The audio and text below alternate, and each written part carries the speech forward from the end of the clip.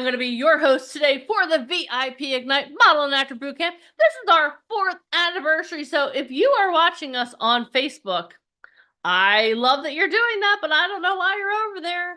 If you're watching us on YouTube, same thing. You're going to get a lot of information, but you know what thing you need? You need to be seen.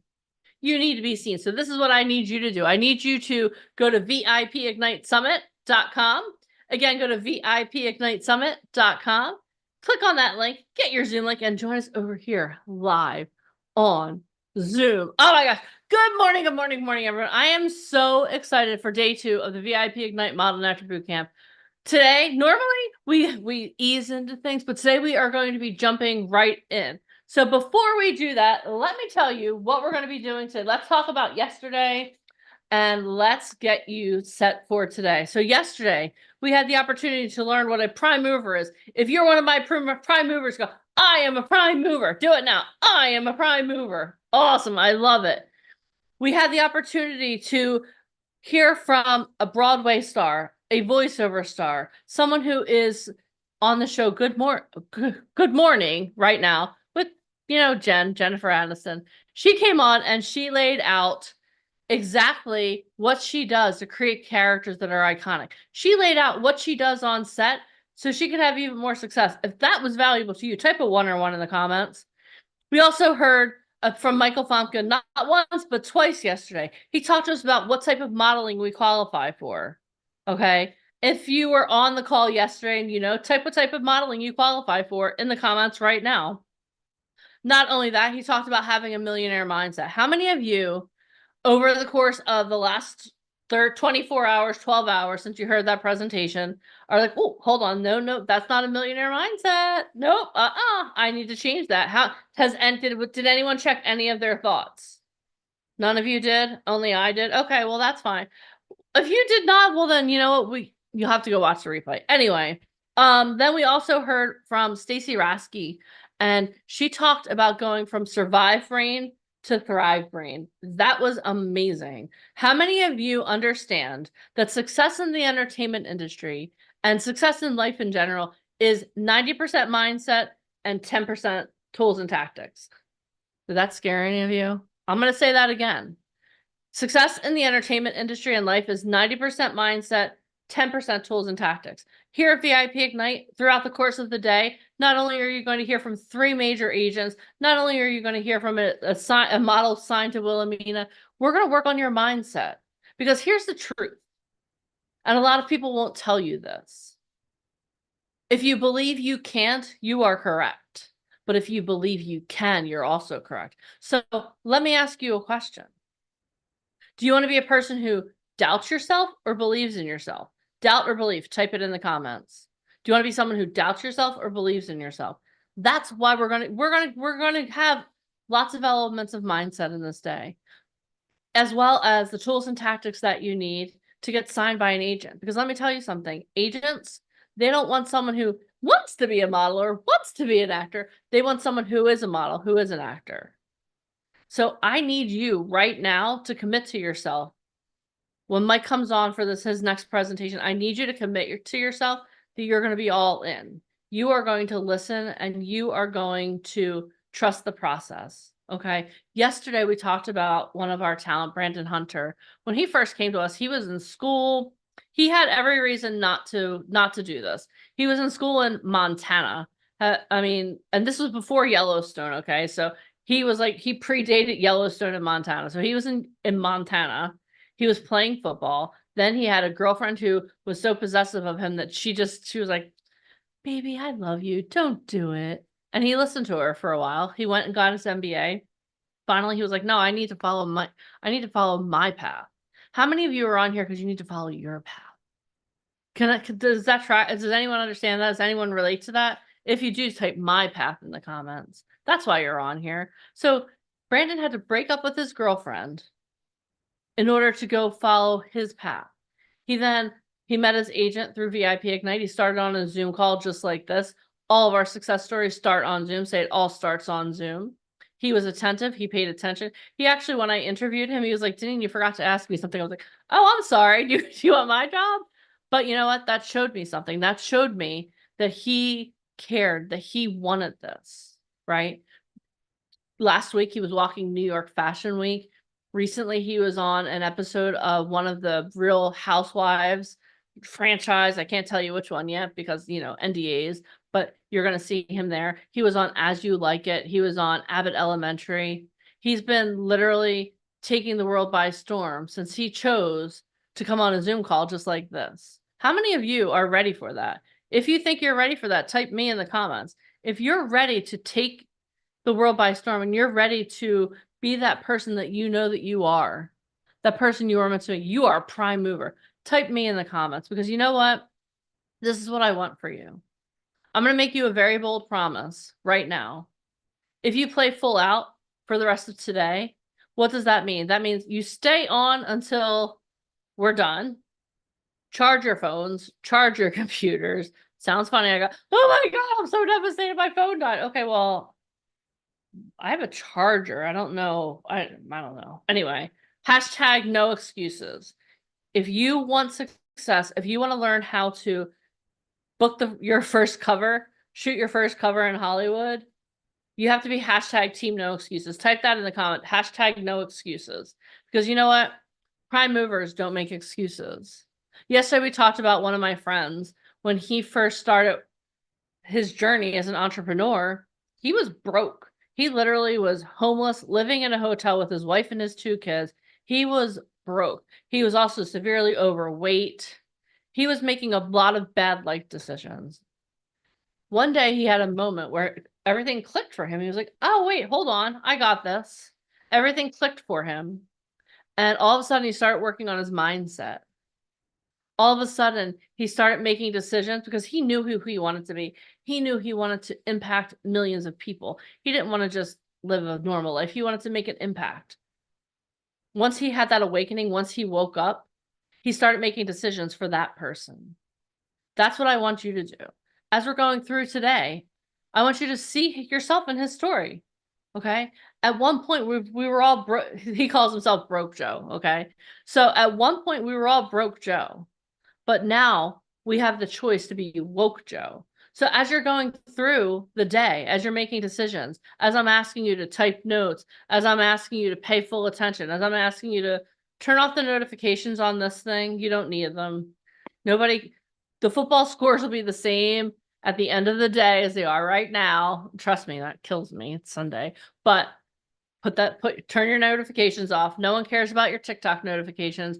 You're not going to die if you don't check your phone. Put it down because woke people don't check their phones all day. Broke people do. Woke people stay on, they take notes, they pay full attention, they interact, and they're excited and they bring the energy. So let me ask you a question right now. Are you woke or are you broke? If you're woke, let me see your energy right now. If you're woke, let me see your energy. Okay, I love it. Well, Jessica's doing a dance. Jamie Hatcher's doing a dance. You guys are amazing. Are you guys ready? Are you guys ready for our first speaker of the day, Mr. Michael Fompkin? If you are, let me introduce him to you. And then he's going to talk to you about something that, let me tell you, this is information you all want. Do you trust me enough to lean in when he's talking? Because this is information that you want, okay? So Michael Fompkin is a visionary entrepreneur and investor who has founded and funded companies across entertainment, technology, and social impact sectors. As a Broadway producer and investor, he has been honored with over 38 awards, including 6 Tony Awards. In 2013, he won the Tony for Best Play. Beyond Broadway, Michael is the founder of Truth Management, one of the fastest growing talent management firms in the US. Through Truth Management, Michael has empowered models, actors, and musicians to unlock their potential and connect with top influencers in the entertainment industry. His firm has catapulted talent into major TV shows, films, and fashion shows domestically and worldwide. An innovator at heart, Michael has over a decade of experience pioneering new techniques in online marketing and brand building. He is regarded as an expert in leveraging digital platforms to build an influence. In addition to his entertainment and business ventures, Michael has dedicated himself to social impact programs, including Operation Underground Railroad. Through strategic partnerships, Michael and VIP Ignite have helped to free over 3,500 women and children from sex trafficking globally. In addition to all these amazing things, Michael is also the author of the Amazon #1 bestseller in arts and entertainment book, Finding Fame. He has also co-authored a book with Brian Tracy, and he's currently co-authoring a book with Michael Gerber. Everyone give it up for the one and only Mr. Michael Fomkin. Hey guys, good morning, good morning, good morning. Happy Sunday to everybody. All right, let's get started because I want to make sure we have a lot of speakers today. So I got like 20 minutes, 15 minutes to go over this with you guys. Let me just bring this up because I thought this was kind of important to go over. I haven't went over this in a little while with everybody. All right, everybody can see my screen? Yes, Jamie Hatcher, you can see it? Perfect, thank you. Okay, so a lot of people always, when they're getting started in the entertainment industry, there's always questions about having the right marketing materials and the right photos. And, we see a lot of times, I think the biggest mistake people make is they get involved with companies that just don't have the quality and the consistency of what's needed. So I just wanted to give you guys a little bit of a guideline on just kind of how to do that and just speak about, a couple of other little topics and so forth. And plus, I know everybody's excited about our next event that's available. I'll go over that a little bit now, and I'll go over that a little bit later. So for those of you who want to kind of continue the journey with us and be able to come out and meet with people face to face and live and so forth, I'll go over how that actually all works for those of you that are brand new. So first thing is, we spoke about this a little bit yesterday, is find your why, right? Know the reasons why you want to be involved in the entertainment industry. Like, come up with a purpose, right? Have that big audacious goal. It's like we talked about yesterday. I want to build a school. We're involved in different charities. Like, what's something you could do, right? Buy a home for your parents, be able to retire, travel around the world. Like, come up with a goal, write it down, right? Even if it seems impossible today, it doesn't mean that it will not ever happen. We've been doing this now for 18 years. This is obviously our fourth year anniversary for doing the boot camps live online and Zoom.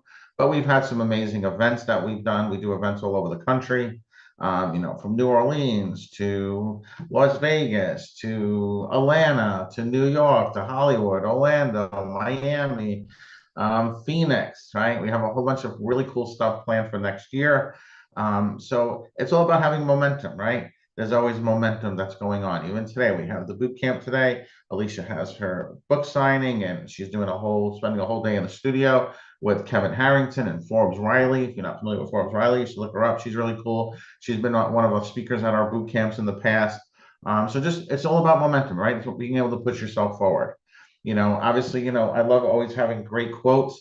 You should always have great quotes in your life, picking up great books, right? Spoke about this yesterday. One of our business partners, Tony Robbins, great friend of mine and Alicia's. People who succeed at the highest level are not lucky, right? They're doing something differently than everyone else.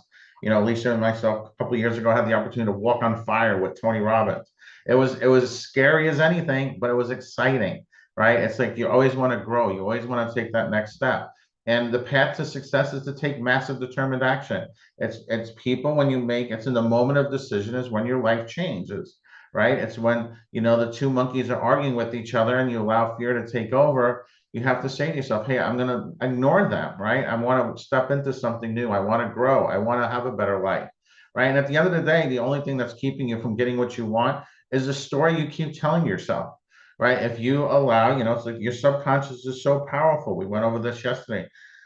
Is whatever you tell yourself, that's what it believes to be the reality. So if you're always leaning into the excuses of why you can't do something, your life's never going to change, right? And that's literally 98% of the world will never live the life of their dream because the story they tell themselves. When you tell yourself a new story, you change one word, then a sentence from I can't to how can I, adding in that one word changes everything. So you have to start telling yourself a better story. You're hearing it from the speakers. You're hearing it from the people here. You're hearing it from our success stories. So you yourself have to step into that plan of action, right? What is the action that you're going to take? And at the end of the day, it's about finding your tribe, right? Love them hard. Here we have our prime movers and our fearless rebels. So, the talent that we've been doing this for 18 years, the talent that work with us become friends for decades. They get Airbnbs together. They help each other out. They're taking the classes and coming to the masterminds and the workshops and doing all these amazing things. That's what you want to do. You want to surround yourself with people who elevate you and believe in you. right? We have what's called our inner circle, right? We consider it a family. For some of you guys, we have a lot of our inner circle members on here. We do really cool things where we go to New York, we go backstage with the Phantom of the Opera, we take tours of Warner Brothers Studios. For those of you, Ryan, if you those of you not familiar with Ryan Colby considers himself like an expert chef. One of his big dreams is to be on one of the cooking shows. So we have an event coming up in Atlanta, literally in a week and a half.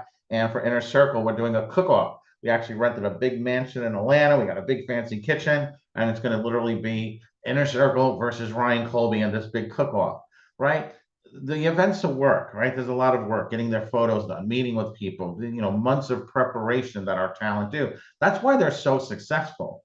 But when you come out to these events, you also want to have fun, right? We want to do things that are fun, that are creative, that, build bonds, build relationship, because that's what life's all about, right? It's about having relationships. It's about the people that you meet, right? So let's talk a little bit about time for expansion. Who's ready to expand? Right. So, when you want to be successful in this industry, it's having the right resume, the right tools. For a lot of you guys, when you're first starting out, it's like, how do you create that resume? You have, every single person who starts in life, you have things that you're just good at. Maybe it's speaking from stage, right? Maybe you're a great salesperson. Maybe you're good at time management. There are all things that you can do, right? That you can put together. It's just taking the time, right? One of the things that we study when you're an actor, or if you're watching, movies, Star Wars or The Lord of the Rings, are all great stories through history. They follow what's called the hero's journey, right? I was actually watching Bruce Almighty yesterday, and it's about Jim Carrey, and he gets to meet God, and God says, he complains to God that things aren't going right, and God tells him, Morgan Freeman plays the role of guy, says, you know what, you're in charge now. You can be God for the day. I'm taking a vacation, right? And when he first offers this to him, he refuses the call. So in the hero's journey, like you think about Luke Skywalker, right? When Luke Skywalker and Ben Kenobi met Ben Kenobi, says, "Hey, we're gonna go fight the Empire." Luke's like, "No, no, no." Or if you think about the Lord of the Rings, right? When Frodo, Gandalf says, "Hey, we're gonna go, throw this ring in the volcano." He's like, "No, I just want to stay here." So when you watch movies or you watch TV shows, there's what's called the hero's journey. People go through that, right? It's people, you go from the ordinary world to that call to adventure, right? That's an opportunity. Right now, you guys are on that call to an adventure, right? You're here, you showed up, right? But then there's going to come a point where we say, hey, we're going to give you this opportunity to come out to Hollywood, to work with us, to do these things. They're going to be people who now all of a sudden lean into fear. That's called the refusal of the call, right? No, right? But you have to say yes, because then at that point is when you meet your mentor. That's when you meet people. And this is a Hollywood. This is classic literature, classic Greek literature. These are what makes great stories. But you can apply this to your own life. And then there comes that moment when you say yes and you go from the ordinary world to the extraordinary world. You cross that threshold, right? And you're going to be tested. There are going to be days that are hard. There are going to be days that are difficult. There are going to be days that you may want to quit. You're going to have enemies, right? But then there's a reward, right? There's a resurrection. You change, you transform, and you see that, right? Even in this weekend, right? For some people, you made the decision to be here, and you're going through a transformation yesterday. You're going through a transformation today. So like these are all there. There's so much you can learn. Like if you want to be successful, you want to be a model, you want to be an actor, you want to be a musician, you have to learn the craft, right? If you're going to be a musician, you have to know how to write music, right? If you want to be, a director, a filmmaker, you have to understand how to write scripts. You have to understand script analysis. You have to understand character development. As an actor, you have to understand monologues, right? As a model, you have to be comfortable in posing in front of the camera, right? There's all these skills that you need, right? Everyone wants an agent. The real question to ask yourself is, how do I become the person an agency wants to sign? That's what we do. We get people signed. We get people to the level that they need to be, whether it's truth management, all the great things we're going to be doing over the next 12 months, launching different programs and opportunities. We've created a new system called a casting generator, where talent are based upon their stats and experience will be able to be matched up with castings from around the country, all automated, all done through AI. See, for the past 18 years, the one thing that we've always done has been at the forefront. The things that other companies will eventually discover, we've discovered years ago. But we're leveraged and we're supported by the best people in the industry. There's no other company out there like this. Okay. And we've been doing this since 2006. Later on today, Deneen will show you some of the success stories. She'll talk about them. You know, if my assistant is listening, she can drop a link to the Trello board. I think there's over 1,000 success stories in there, maybe 2,000, 3,000. We have over 10,000. If anybody's really great at organization, let me know, because I have no way to even organize 10,000 success stories. So we put them all in a Trello board, and every day it's updated. You can literally access it. It's the same Trello board I access to pull images from. And you can see every day there are new images being added every single day, 4, 5, 6, 7 times a day, right? But there's all these other things that you guys don't see, things that go on in the background. You know, somebody like Deneen, right? And the company, you know, we support companies like Operation Underground Railroad, right? A portion of our proceeds go to help kids be freed from sex trafficking, right? We're involved in different organizations. We help, we have a bigger why, right? And there's a reason why, right? When you have that why, it gives you the power to get up. It gives you the power to overcome your obstacles. It gives you the power to do anything you want in life. Okay. You know, later Deneen will talk to you about, you know, one of my favorite success stories, Medea, right? She was 61 years old. She was a church secretary. She was making $30,000 a year. She was interested in modeling and acting. She kind of dipped her toes in the water, but she followed the process, right? Brandon Hunter, they just had an article about him. He's just walked New York Fashion Week. He's in movies, and huge success story of ours.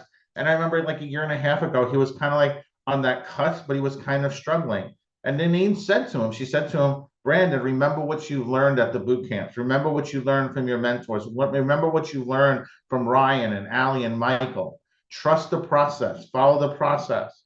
And it was so amazing because literally that article, they asked him what was the key to his success.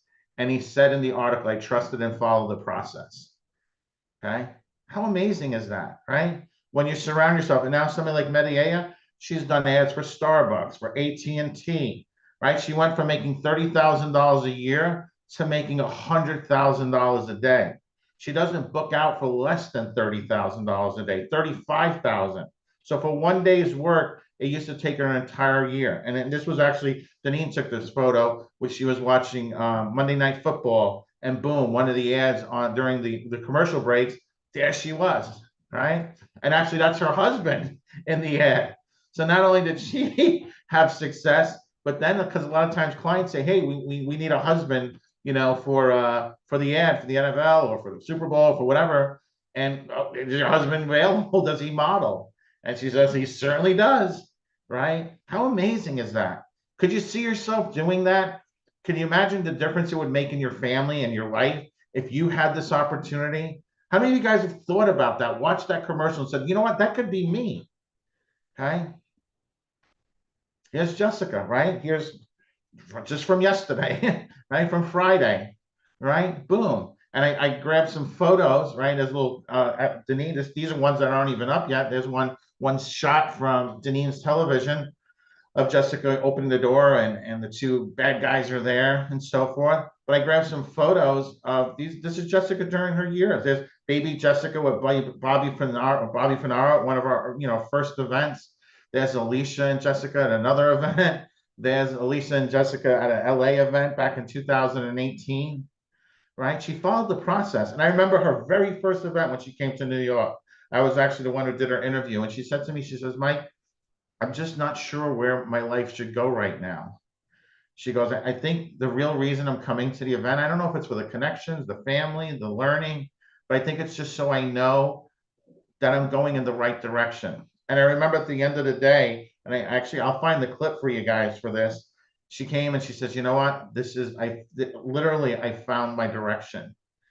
Okay. A week later, she was doing a Kodak commercial. That Kodak commercial was played in Times Square. It was played in the back of every taxi cab company. A lot of you guys might not remember Kodak, right? They were like a huge company at one point, kind of lost their way, like so many people sometimes do. But when you have a support system in your life, a place where you can keep turning and coming back to, there's nothing that's not impossible, right? When you're on the right team, when you're on the right team with the right players, you go to the Super Bowl, you go to the World Series, you go to the Stanley Cup, but it's having the right team. And that's what we've built here.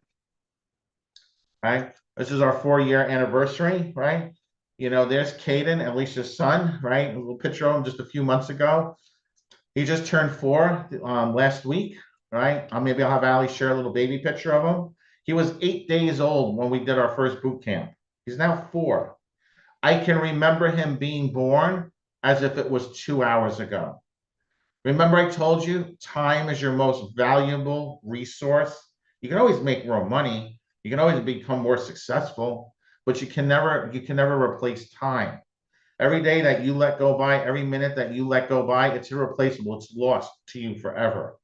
Okay, and I'm sure a lot of you as parents can relate to this, right? Maybe you have children now that are in college. Maybe you have children or grandchildren or children that are grown up. I can guarantee you, close your eyes, you can remember the day they were born. You can remember the day they first learned how to walk. Time goes by that quickly. If this is something you want to do later today, you're going to be given that opportunity to move forward. You say yes, you lean into it, you overcome your fears, right? Because this is how you change your life. Okay. Our next big event that we're opening up to the public, this is our 4-year anniversary boot camp, is Hollywood. Okay. So we're opening up the Hollywood event. This is the big one. This is there's only 2 events that every single person on the entire planet, when it comes to VIP, they want to be at, is an event. We do experiences. We have an event in Atlanta coming up, and it's an experience. I'm not going to go through the details between the difference between an experience and an event, but this is it. This is the big one. I'm opening it up this weekend, and that is it. This event is almost at capacity. Our talent that have been with us for 2, 3, 4 years, they are already all booked and ready to go. Okay. But I'm going to open up a very limited amount of seats for people to be able to go to this. I will talk about that later today, but that is our next big event. Okay. I always like to say, I always love going over different quotes and so forth. We were just out recently with Greg Reed. Greg Reed is the author of 3 Feet from Gold. I've been friends with him for 14 years. He is a phenomenal writer, business leader. He hosts events called Secret Knot. These are events that are, $50,000, $100,000 to attend. Some of the most powerful people in the business entrepreneurial world, speaking from stage world, come out to his events. But there are things he says. He says you're the same today as you will be in 5 years, except for 2 things: the people you meet and the books you read. That's what changes you. It's the books that you're going to read. It's going to be the people that you meet.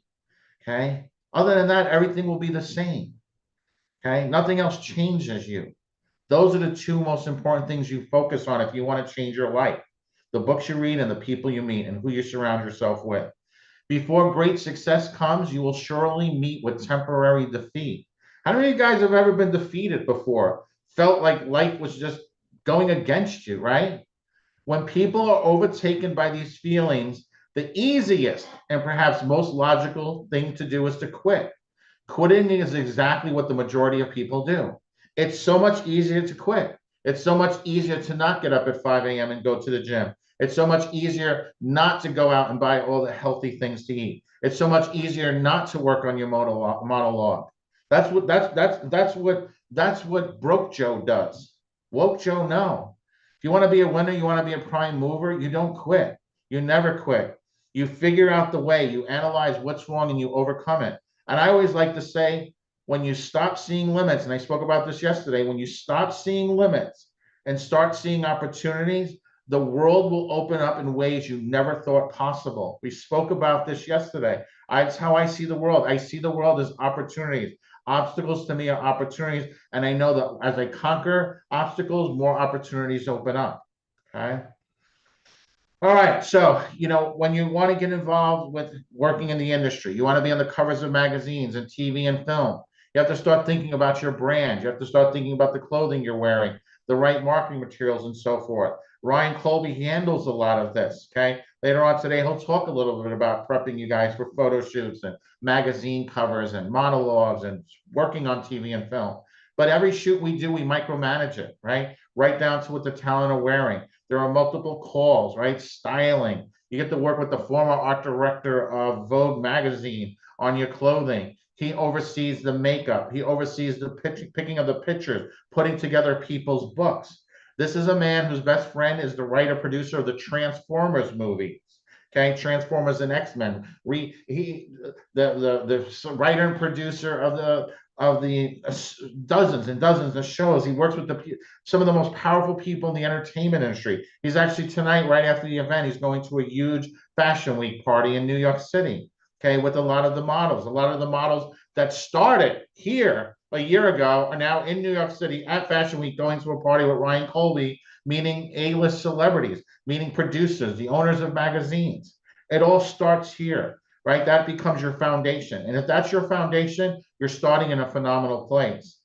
Okay. When we do our photo shoots, there's a lot of preparation, a lot of time goes into them, a lot of thought, right? Well, which talent are coming? Where are their strengths? How are we going to promote them the best way? What are the right images, the right photographers? We go out, we get $1 million studios, right? In all of our locations. We go out and we get the right makeup artists, the right celebrity photographers, celebrity makeup artists, and so forth. So if you're trying to do photos on your own, this is what you want to do. And so many times people try to invest in photos. It's the first thing people always run out and do. And I've seen people spend 500, 1,000, even $5,000. And I'll see these photos from these crappy companies. I'm sure we're all familiar with them. I'm sure somebody tried to slide into your DM trying to say to you, come out and do these photos. And then you show up and it's like some college student there that was just literally hired a week ago because they're just putting people through through a system, right? They're in and out, in and out, in and out. There's no time. When you're working with somebody like Ryan Colby, he's worked on sets that are 100, 200, $300,000. He's following the same practice, the same thing. If you want to get photos, these are the types of photos you want to go get on your own. You want the attention drawn to the person. You want the right lighting.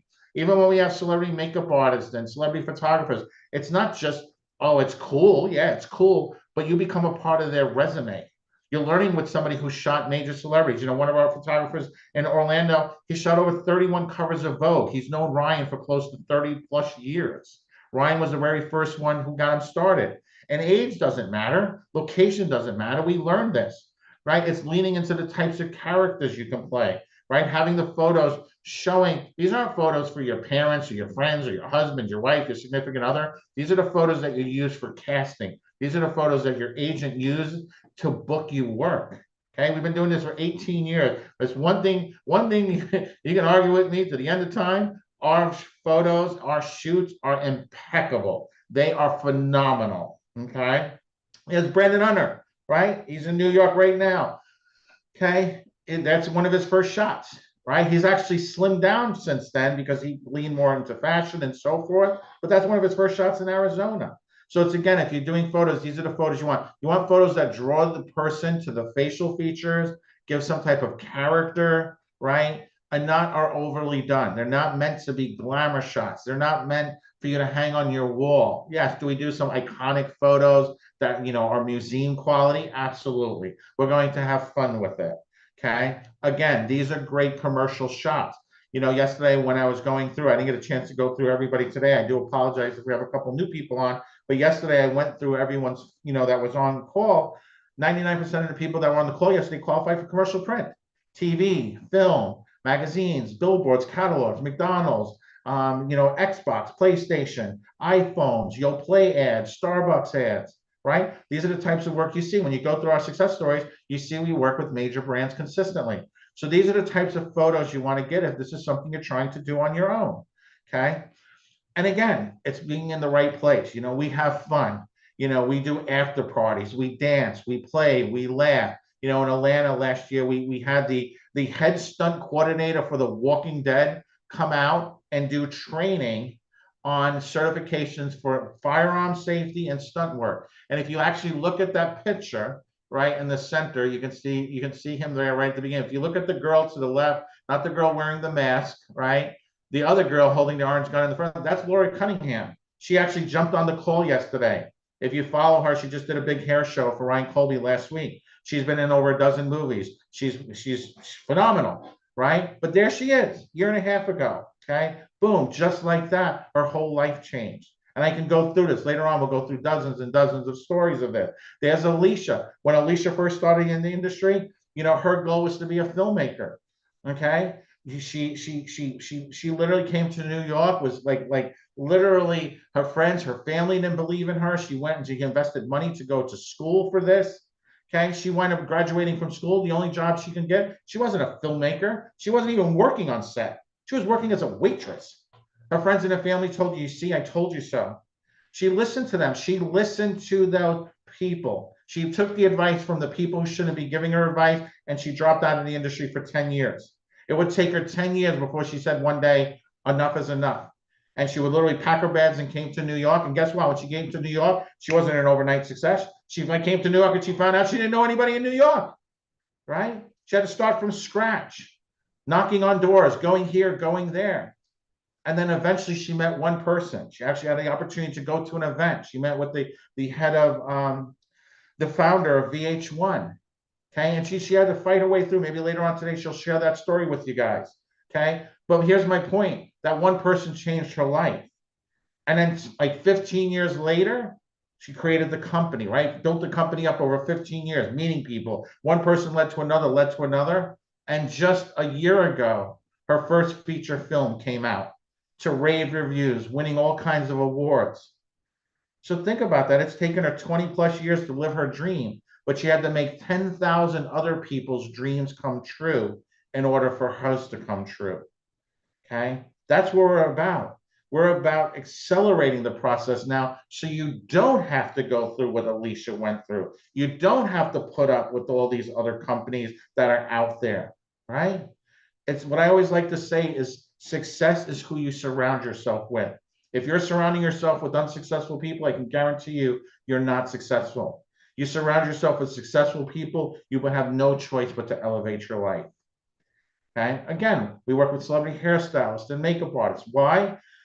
Not just because they're the best, but because now that you become a part of their resume. Our talent make friends with these people. Now, a week from now, the makeup artist who's like, oh my God, I'm doing a campaign now for Claire, Marie Claire, and or some other designer or some other brand. Oh, I was just on set with this one talent from VIP. They were great. Let me make a recommendation. Now, when they share your images on social media, talk about social media proof. Now your images are being shared on the post of celebrity photographers, celebrity makeup artists.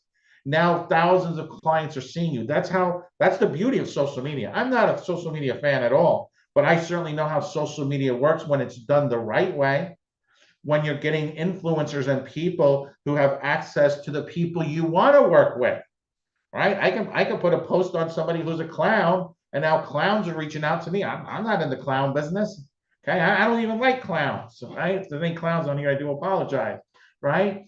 Okay, but my point being is, you use social media, we leverage that. So now you're getting a great experience. You're getting the best photos. You're getting the best training, the best access. But now you're also getting the exposure, just like that.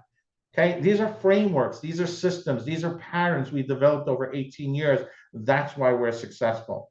Because at the end of the day, having the right photos, a picture's worth 1,000 words. Casting directors see thousands of photos every day. They have the ability to know who can book a job or not just by looking at their portfolio. So if you want to stand out from the thousands of freelance models that are discarded every day, you must make sure your photos are of excellent quality and they grab the attention of the casting director. That's what you want to do. You want to be able to grab that casting director's attention. You're going to get to meet agents and managers and people in casting all throughout the day today, right? That's why we tell you, be on camera, smile, because they're looking. I get the text messages, we get the calls. Okay. So again, having the right photos. This is what you want. You want the attention drawn to the eyes. You want to be able to pop, right? You want to be able to see the characters this person can play. It's an art form, right? It's just like anything else. That's the investment these photographers make in their equipment, their lighting, their lenses. Trust me, I'm a super fan of photography. Okay. It is an expensive hobby, let alone career. Okay. So you want these things done right. And not only it's just not going out and spending 10, 20, $30,000 in equipment, but learning how to use it, understanding the power of light. Okay. At the end of the day, your goal is to grab that casting director's attention. Okay. So again, having the right photos, knowing what you're leaning into. Are you leaning into commercial, editorial, right? Lifestyle, right? And again, age doesn't matter, location doesn't matter. Here's some great examples, some great photos, right? This is what you're looking for. These are great photos, right? You see your eyes' attention. You're not being distracted by colors or patterns or jewelry, right? These are all things that Ryan Colby oversees and he handles. Okay. Okay. Excellent. All right, so now here's another example, right? So here you have a great looking girl, right? She spent probably about $1,000 on these photos, but these photos are terrible, right? And I can tell you why, right? I'm sure when you first like kind of glanced at them, your eyes were probably drawn to the glasses, then the yellow, then she's wearing the striped shirt like Popeye. Her hair is all kind of frizzy and so forth. Like they're off centered, right? They're not centered correctly. Like look at these, right? And now look at these. You're a casting director. Put on your casting director hat. Put on your agent hat. Put on your client hat. We're booking an ad for an ad for Coca-Cola. It pays $14,000 plus 20% commission, $16,000 project for the talent. Okay. You look at this is what you're going through, and then you have this. Or you can go with this. It's just I don't know the person yet, right? The agent says, "Hey, here are the recommendations," right? And because the client calls the agent, and then the agent says, "Hey, here are the people I can submit." And then you see this, right? Now, is there a chance she could be picked? Absolutely. But is it 99% or is it 1%? Right? Here's another example, right? Attractive woman, right? But I'm sure, again, your eyes are drawn to the pearls, to the necklace, right? I don't know who did her styling or her makeup, but like, this needs to be redone, right? And this looks like, oh, she could probably play the role of a realtor, right? That's probably what she paid for these photos. I wouldn't be surprised. But if I saw those big realtor ads or something, I don't know. I'm just not a fan, right? It's not professional enough. Again, her hair just again, and people spend a lot. We see this all day, every day. People submit photos to us, to Ryan, to the people we work with. Right? Here's another one, cute kid, right? Disney-ish, right? But again, the glasses are distracting, the striped shirts, right? It's not done to perfection, right? In this industry, you're competing against others. You're competing against other agencies. You're going to keep competing at lots of other people. If I can make the job where you stand out, where you pop, that's how we get people on set. That's how we get people booked. Okay. Again, here's another example, right? Attractive woman, right? The picture on the right, the one with the kind of the lumberjack shirt, is kind of cute. I wouldn't use that as a first photo, but I could definitely use it.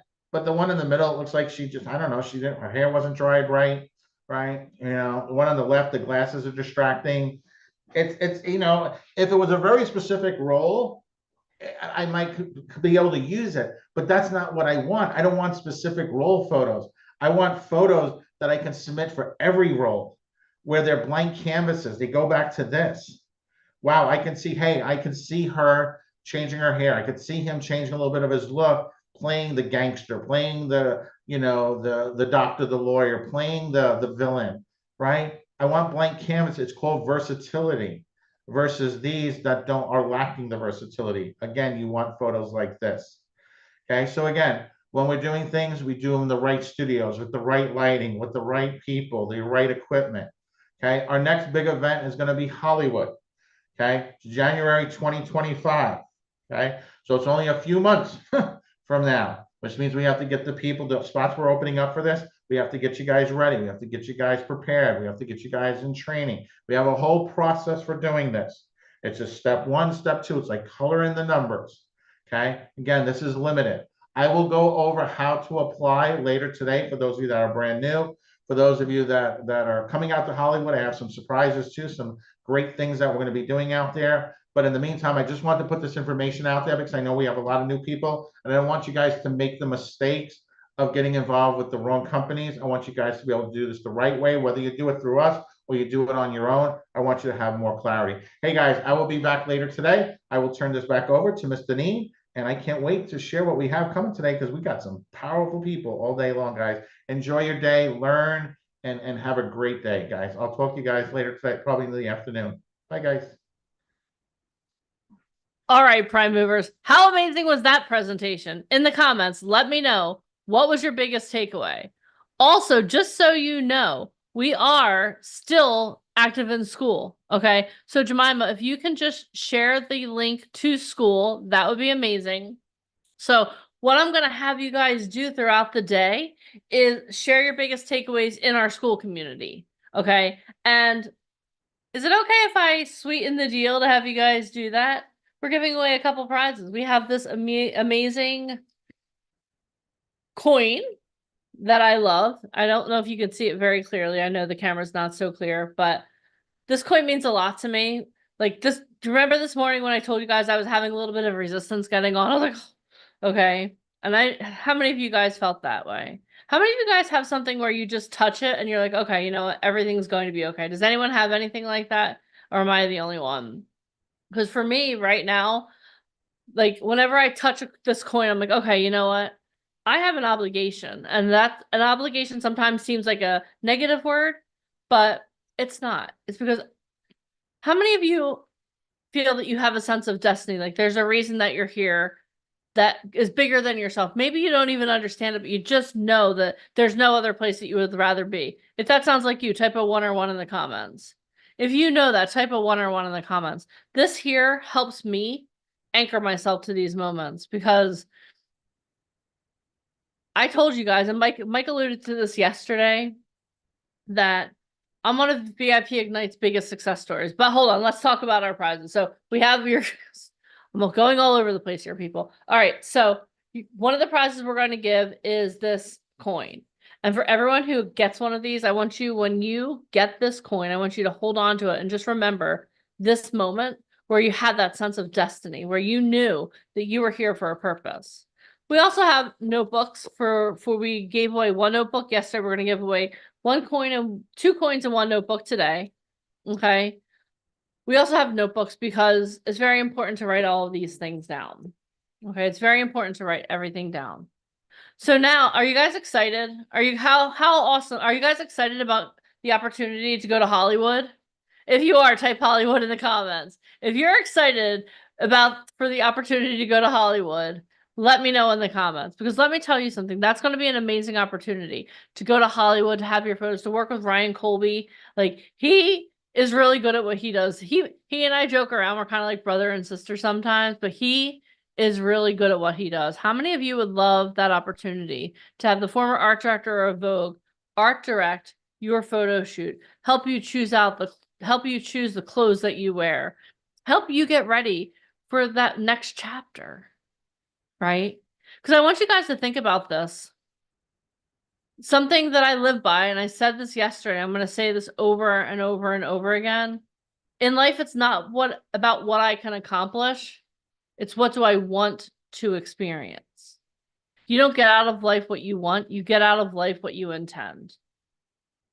What are your intentions for today? What are your intentions for the rest of this weekend?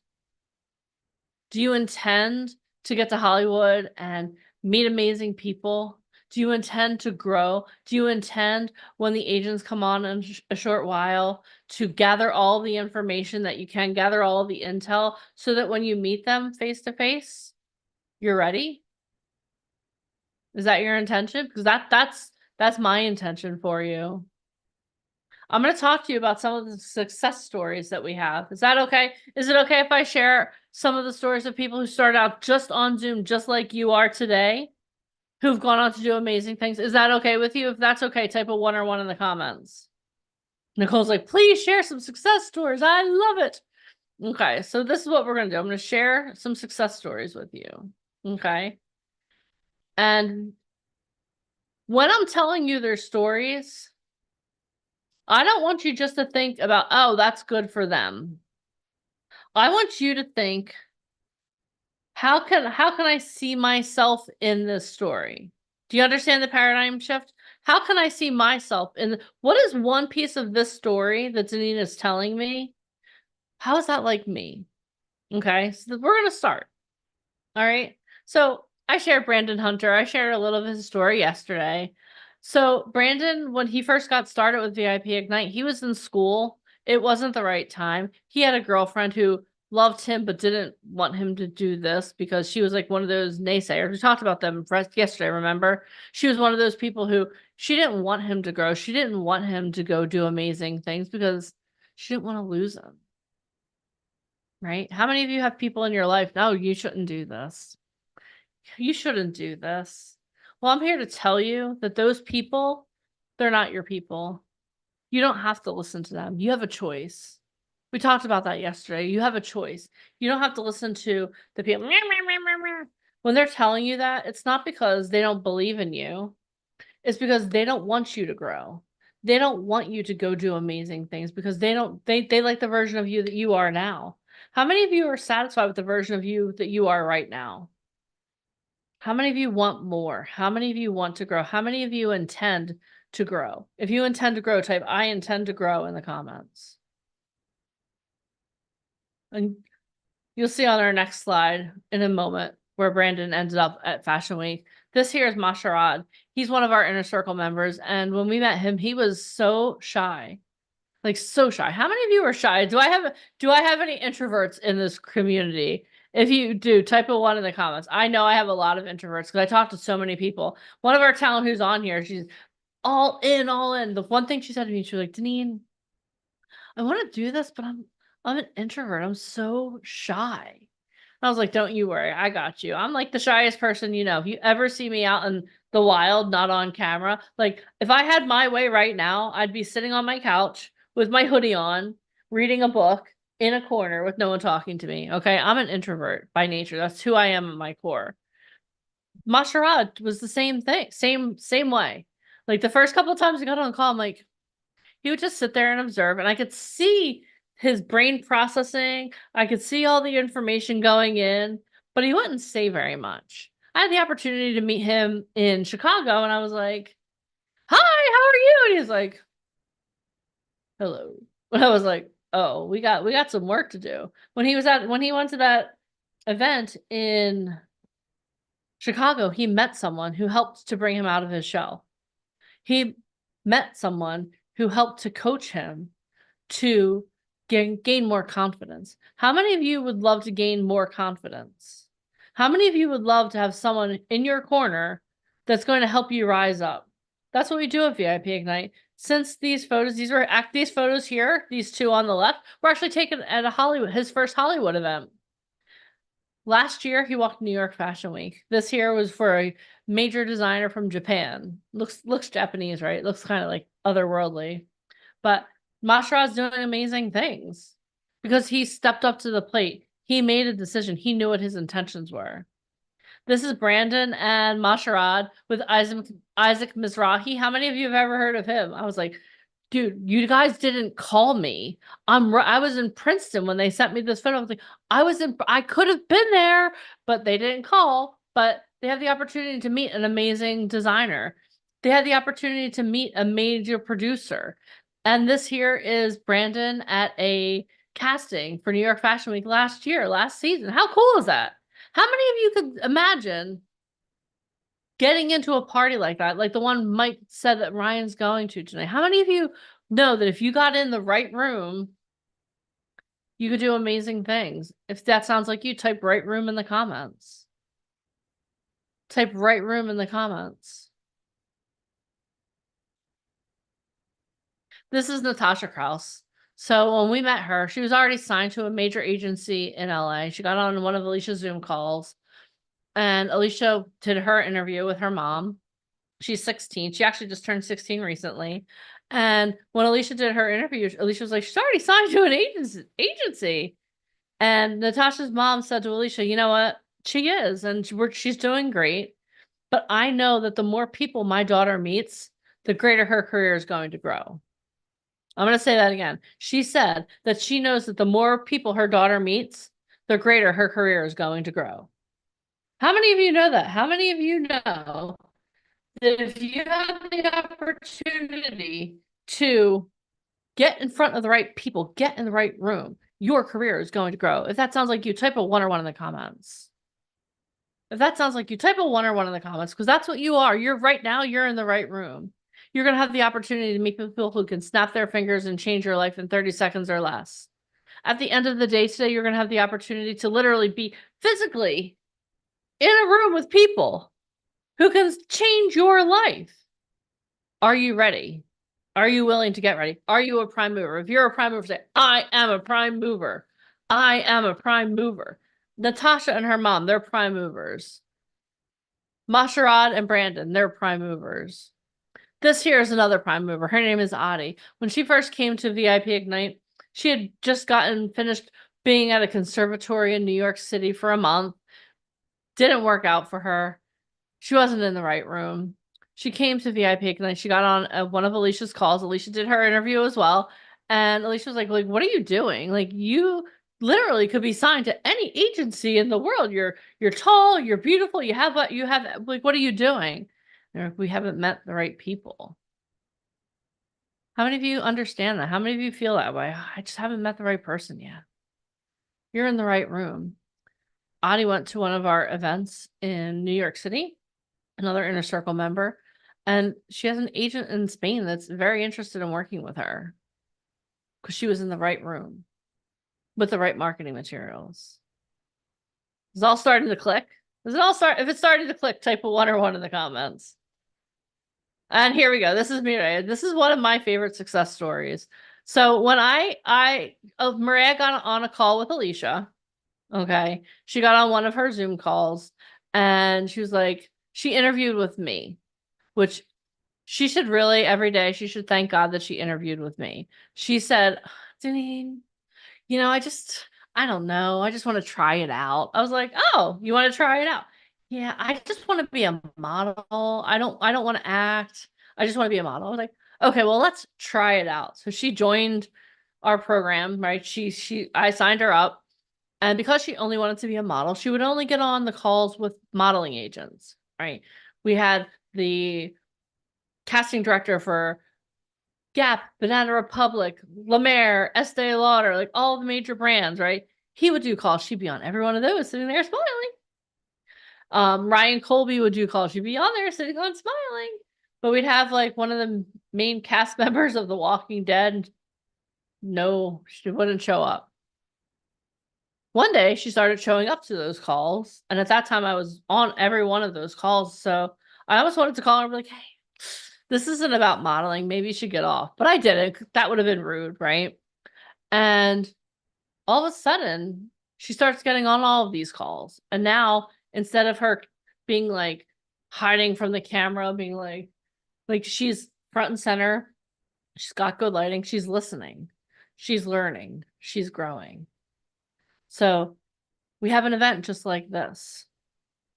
And all of a sudden, she gets a message from one of the agents, and the agent's like, hey, I want to set up a meeting with you. Huge agency, huge commercial print agency in LA. She calls me, she's like, Denise, what do I do? I'm like, you set up the meeting. You set up the meeting, Mireya. She's like, okay. So she did. Next day, she goes off to their office. She meets them in person because she lives right outside of LA. She and her husband drive down. She calls me at the end of the meeting, Denise, he wants me to sign a contract. What do I do? I'm like, you sign the contract. How many of you want that problem? Denise, what do I do? A major agency that you recommended, like, wants to sign me. What do I do? How many of you want that problem? If you want that problem, type me in the comments, right? I want all of you guys to have that problem. So she signs the contract. And then I'm sitting there innocently watching football 6 months. So it took 6 months. Everyone typed 6 months. From 6 months from the day she signed with us with no experience to being on an ad for NFL apparel. I freaked out. It was the opening night of football season. I will never forget this. I'm sitting there. I think I was probably eating some wings, just sitting there. I'm like, oh, and Mike's like, what's wrong? I'm like, we signed her. That's our talent. That's our talent. I was freaking out. I will never forget that moment in my life. Since then, and when we first started working with her, she was literally making $35,000 a year as a church secretary. We had the opportunity to meet with her agent not too long ago in Las Vegas because they're in Las Vegas and in Hollywood. Her agent said that they won't book her out for less than $35,000 a day. How many of you right now can imagine making as much in one day as you do in 1 year? I'm going to say that again.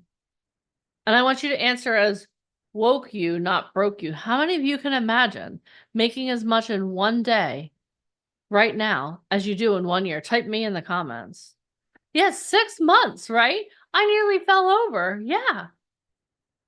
And since then, she's been cited all over people. She was in a Starbucks ad during the holidays. She was This one in the middle here, she was on a billboard in New York City. A billboard in New York City, you know, the center of fashion in the United States, with an iPhone ad and Verizon. This got us in trouble because we were like, oh my God, this is our talent. And her just like, no, she's supposed to be faceless. Don't tell everyone what her name is. But you know, we were excited. Like, if you were me, how excited would you be? Would you be so excited? Like every time I tell this story, okay, come on, let's all just get to Hollywood right now. Can you tell I enjoy what I do? But that was her. And then another thing is not only that, but she's also on pharmaceutical print ads all over the place. Her most recent job, she is bilingual. Her most recent job, she was in a Yoplait ad that ran in the US and in Spanish speaking markets. That ad garnered her 6 figures, over $100,000. Wrap your head around that. How many of you can trust the process, put in the work so that you're earning 3 times what you used to make for one job? 3 times what you made in a year for one job. How many of you would love that to be your life? If that sounds like you, type a 1 or 1 in the comments. And the thing I want you guys to understand is that this is possible. We're not telling you stories that, oh, maybe one day our talent. This is the success that our talent are having now. All these success stories started on a Zoom call, just like you're on right now.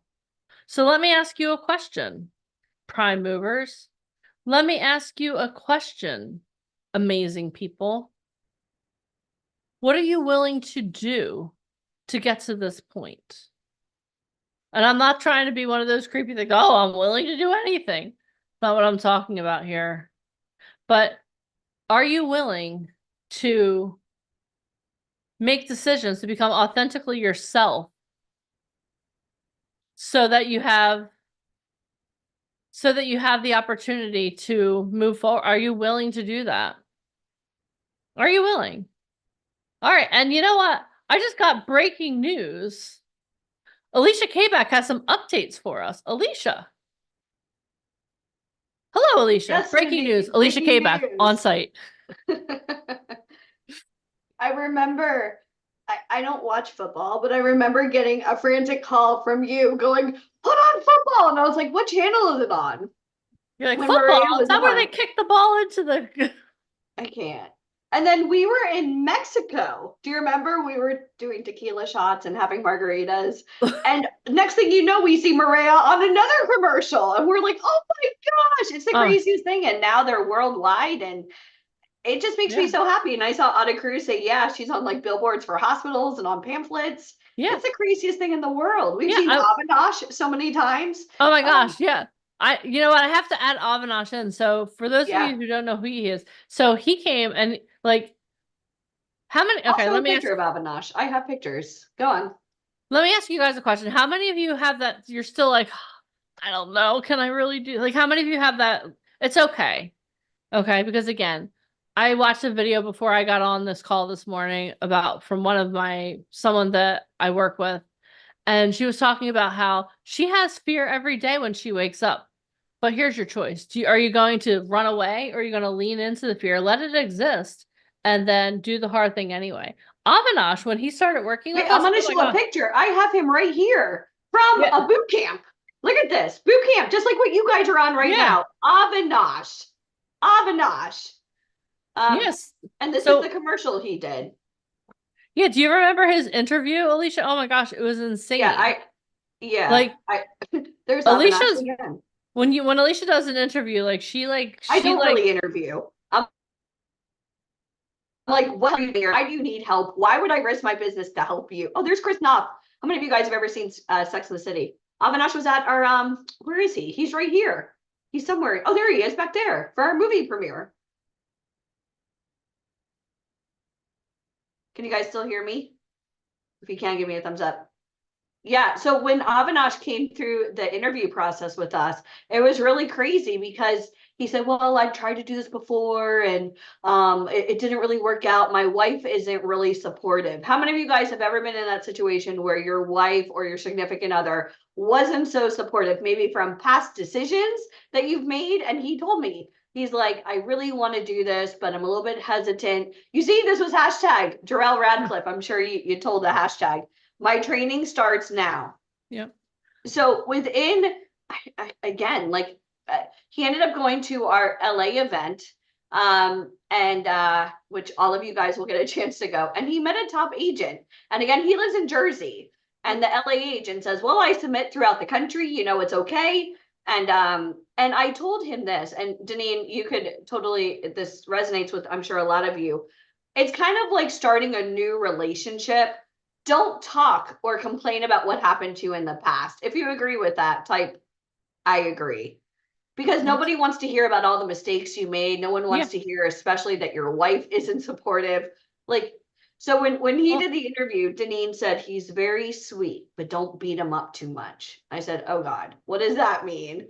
And he said, "Well, this is what I've done, and I paid for photos and I haven't gotten any work." And I'm like, "Well, did you ever think maybe it's because you're not in the right rooms?" And he said, "What?" And he said, I said, "You've been sitting up on websites hoping and praying somebody's going to find you. Like, that's not how the business works. If I put you face to face and you were live, do you feel like that would help you?" And he said, "Absolutely." I'm like, "Well, that's what I do. We are completely different." And he said to me, "I need to talk to my wife." And That was the wrong answer, but I was like, "Okay, well, can I talk to your wife? Because I want to know, like, how did she even manipulate you to think that as you can't make your own decisions?" Yes. All right. Go ahead. I'm sorry. So there he is doing his little walk. Yeah, he does. He's amazing. But I know I love Avinash and he got in the right room. But I know that you have a specific story you want to tell right now about being in the right room, Alicia. So I'm going to turn this over to you because I have to prep for our next guest. Okay, but if you could tell them that story about being in the right room, that would be amazing. I got Everyone give it up for Alicia K-Back. Morning. Hi, how are you? Okay, yeah. So just like Avinash, face to face is everything. And I'm going to tell you right now, face to face is everything. And some of you that read Finding Fame, I don't know who has or who hasn't, but years ago, I had a dream that I wanted to make movies, and that was my ultimate. When you're 6 years old, you're told you could do anything you want to do, and then when you get a little bit older, reality sets in where you're like, "Oh crap, I can't really become president of the United States or become, an Olympic gymnast." My dream was to be a filmmaker, and through trials and tribulations, when we decided to create VIP Ignite, we were so tired of like people getting taken advantage of. I graduated college with like a double major in TV and film and communications, but I had no idea what I was doing. And one thing that I truly value is waitressing and bartending. How many of you guys have ever waitressed or bartended? And it's great if you've ever done those types of jobs because you're live. You're 100% dependent on your personality, right? Being able to just walk up to people and have conversations. And people would always say to me, like, "Oh, you're so smart, you're so bubbly, like, oh, are you going to school?" And I'm like, "Oh no, I completed college, I graduated with a double degree." And then they would look at you going, "What are you doing wrong?" And it got kind of embarrassing to say I was still a waitress, but I value that time waiting on tables because it's really helped me in predicaments where I have no idea what the heck is going on to be able to shine. How many of you guys, when you go to parties, and I'm just going to ask you outright, as you guys can tell, I'm very blunt. How many of you have problems just walking up to people and starting conversations? Anybody?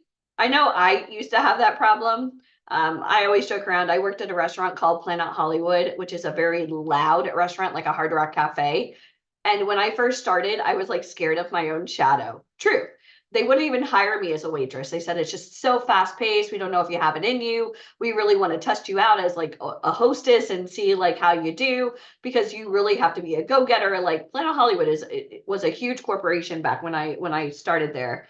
But it really helped me project my voice and kind of just acclimate to my surroundings. And it really helped me. And I ended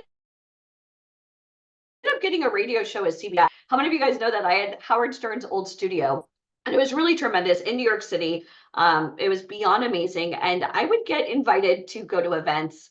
And one event that we were invited to go to was John Glenn. How many of you guys know who Senator or astronaut John Glenn is, right? The first man to like orbit the moon, I guess. But when CBS had with having press credentials, you know, you could typically like send off your press credentials and you're like, oh wow, something's coming up with NASA. Oh, I really want to go. Now, just so you know, like I don't know a lot about like NASA by any means. Michael Fomkin, as you guys know, is my business partner. He's very left brain, right? I'm very right brain, like, oh, let's party, let's do a tequila shot. Michael's very like analytical and plays by the book, and he's super smart. But Michael had sent in our press credentials to NASA, and somehow we got approved. How many of you guys would be freaking out if you got approved by NASA to go do some press coverage? How many of you guys would be freaking out like me? Anybody? Because that's pretty like, oh my God, I'm like, what do I even do? Like watch Apollo 13? How do I even prepare for this? And I'll show pictures because I'm on my Facebook, and I'm always on Facebook. It's so bad, but so good. So next thing I know, I'm getting these like press credentials for NASA, and I'm freaking out. I'm absolutely freaking out, going, oh my gosh. So the weekend of this thing, we had lived in New York City at the time. We had to drive to Ohio. We couldn't really afford flights. So Michael's like, well, let's just drive, right? It's going to be a nice drive. Let's just get up early and just drive. Okay. The night before, we're supposed to leave to go to like the most amazing press like event ever for like NASA. Who gets walking pneumonia right here? And I'm like, I can't go. And Michael Tompkins like, oh no, you're going. Like, Dayquil it out. And like, not only am I like super, super sick, which already I'm making excuses that like maybe we shouldn't go, right? But then like now we're driving to Ohio in the middle of a snowstorm. I have walking pneumonia and the windows won't go up. So like I would literally have to hold the windows up so the snow wouldn't come in. How many of you guys have ever been in that situation where you're just like, and you feel the worst you've ever felt in your life, but you have this huge, tremendous event. And Michael's like, when do you think you're ever going to get a chance to go out there and like meet John Glenn or even be like in the same vicinity as somebody that like NASA, right? And so we finally get to Ohio, and I'm sick. Like I'm sick as a dog, like just running a fever, nose is running. You just feel like you're knocking on, you know, death's door. And here I am, and again, I'm already so nervous. Like I made index cards. How many of you guys remember making like index cards where I'm like, NASA, what does it stand for? Who is John Glenn? You know, like, and I made these index cards, and like I'm like practicing driving because I don't want to seem like a fool when I get into the right rooms and I'm not prepared, right?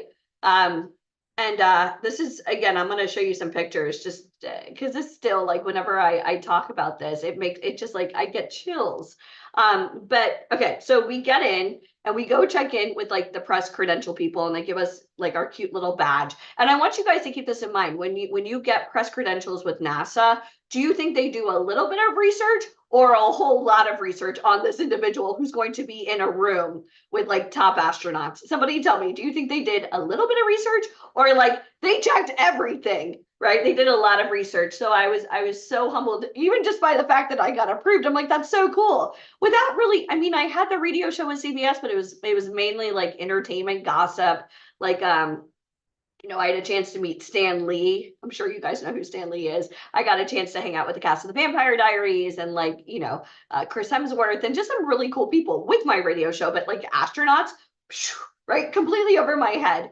And so we drive out there, we get our press credentials, and I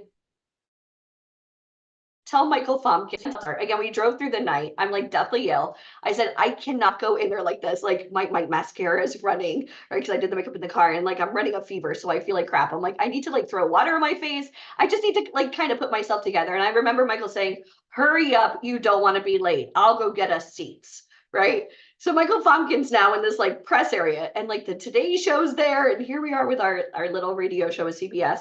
And I'm in the restroom, and I'm getting text messages from him going, where are you? How many of you guys have ever been in that situation where you're like, oh crap, like I've got to clean up and quick, right? So I'm like so worried, but I also don't want to go in there like hacking up a lung.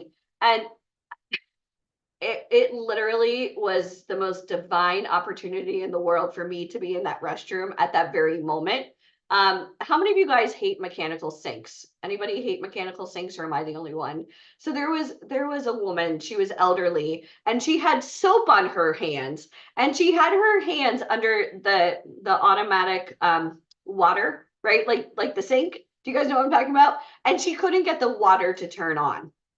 And here I am, I'm like, trying to clean my face off, like my nose is running, I feel like crap. But there's this like woman, and she's elderly with like soap on her hands, and she keeps putting her hands underneath, and she looks at me, she's like, am I a ghost? Why doesn't this thing pick up that, like, the sensor? Like, I just want to wash my hands, I need to go. And I said, oh, let me help you. Right, this is a great story, this is a true story, and this is like, this just shows like our character, my character, and like what Michael, you guys will see the synergy. So I'm in the restroom, and like, what am I gonna do? Like, just go off and like leave this poor woman like under the sink with soap on her hands? Like no. So I decided I said, let me help you. And I kind of moved her, and I said, okay, here you go. And I literally held my hands there so the water can hit her fingers. And she was able to clean up, and she goes, oh my gosh, thank you, thank you. She's like, I'm so sorry, my husband's gonna kill me if I'm late. I go, I totally know the feeling. And she goes, oh, well, what are you here for? And I said, oh, well, I'm with CBS Radio, and I told her a little bit about my business. She goes, oh, that's great. She's like, my husband is at the press conference as well. And I said, oh, that's so amazing. Well, I look forward to seeing you. Will you be here all weekend? She said, yes, yes, yes. He's very involved. And I just said, oh, that's wonderful, right? So I finish up, she goes on her way, I finish up, and Michael's like, where are you? And I see this woman sitting at the front of the room, waving at me, going, Allie. And Michael's looking at me like what's happening, right? And it's Annie Glenn, John Glenn's wife, who I met in the restroom. Scale 1 to 10. How much did that change my life to be in that restroom at that very moment? Thank God the sensors did not pick up her little hands. And she waved at me, and she said, sit next to me. What? Oh my gosh. I guess her daughter was supposed to be there, but her daughter had hit, again, it was like a nor'easter. And she said, I have an empty seat. Do you want to sit next to me? And I said, yes. So Michael was like, how did you do this? I'm like, I'll see you later. Like, the officials are sitting up front. And I did. And she was so sweet. And she said, oh, well, when are you going back? And I said, oh, we're technically going to head back like tomorrow. I said, we drove in from New Jersey, or where were we? New York City. And I said, we drove in, we're only here for the day. And she says, oh, well, I'd really love to invite you to lunch.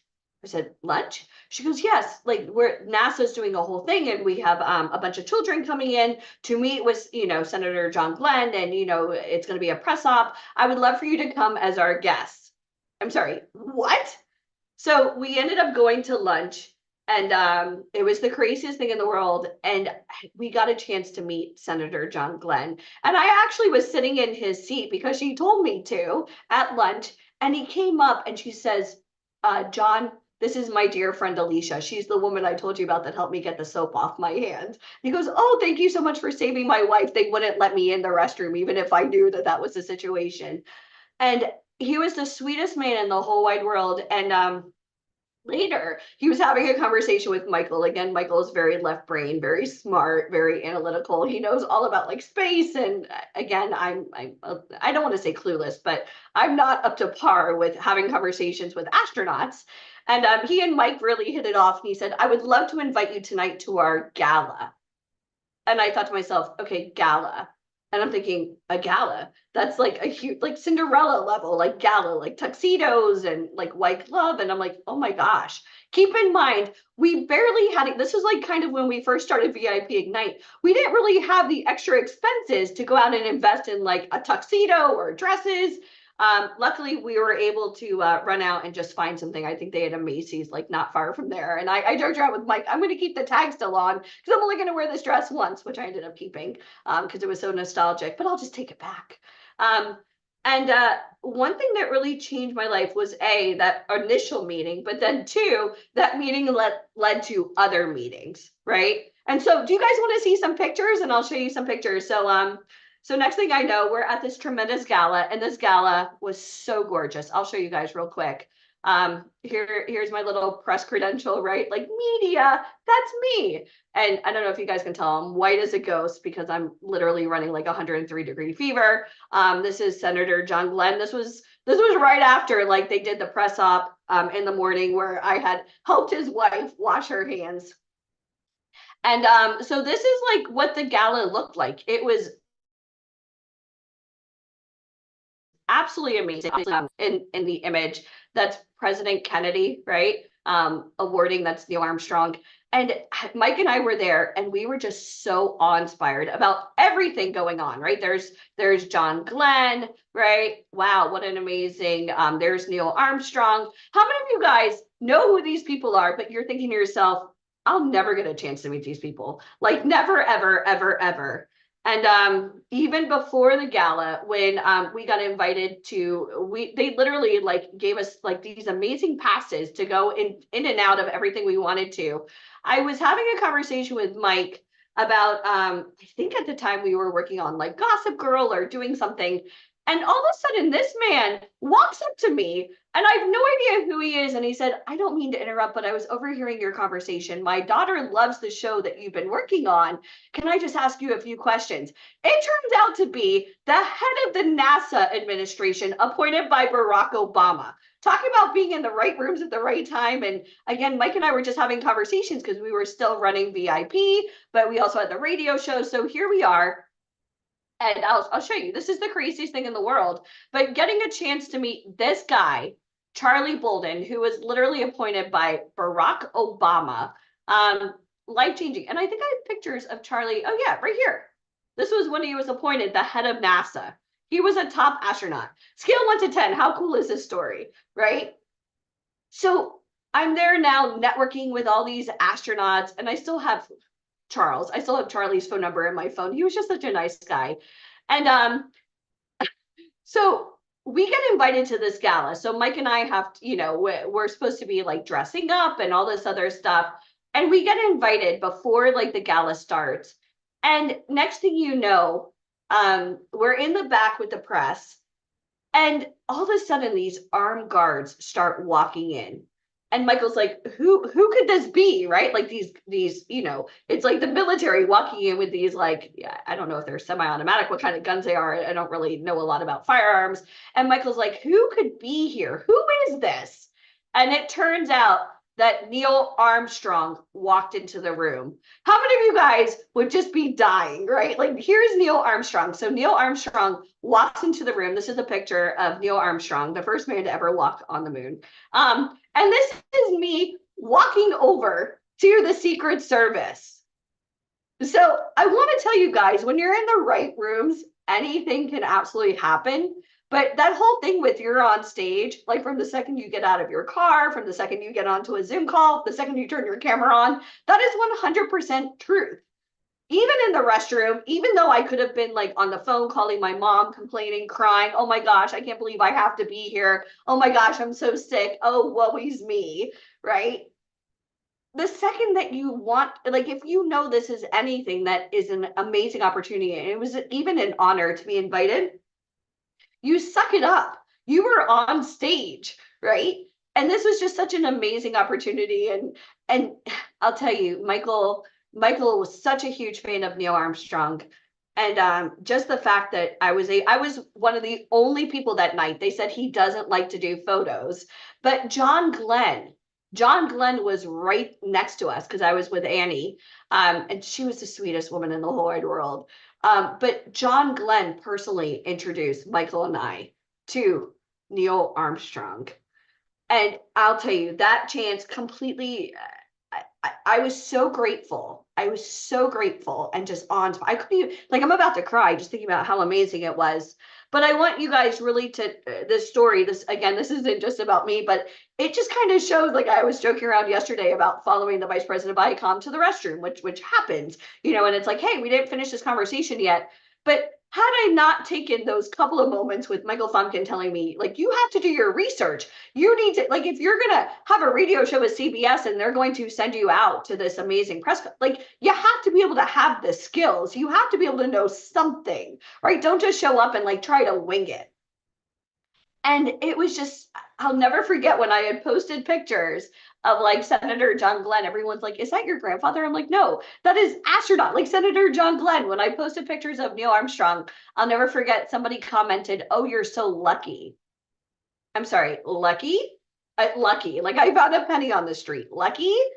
No. If you read Finding Fame, you would know that Michael and I started this business with like no money. We maxed out our credit cards. We risked everything for an opportunity to live out our dreams, helping people. Like we risked everything. There was no luck. We drove like 15 hours, like to be there. We had a radio show with CBS. The only reason why we got the radio show was CBS was because we were in the entertainment industry showing people like what not to do and what like going over all the red flags, trying to keep talent safe, going over scams, going over everything. And that's how we ended up getting the radio show with CBS, not because we were lucky. And then from CBS, that's what led to us applying for press passes, getting approved by NASA, being at the right place at the right time in the right rooms, but being true to yourself. And I'll never forget when somebody said lucky. I was like, F you, lucky, lucky, like no. And how many of you guys feel like if you got a chance to be in a room, and it doesn't have to be with NASA, but like with a top agent, we've had the vice president of Warner Brothers casting for all of North America, X-Men, Academy Award winners, Emmy winners, Grammy winners, top A&Rs, some of the biggest names ever. How many of you guys feel like me? Like, yeah, I could research it. I could follow them on Instagram or Facebook, but getting a chance to meet them live, oh my goodness. And so like I'm not some magical unicorn. Like I didn't wake up and like, oh, I was handed anything. Like we risked everything to start VIP Ignite. And I really I want to tell you that again, because if you have a dream, just like I had a dream, you can achieve greatness, but you need to know the rules of the game. You can't throw spaghetti up against the wall.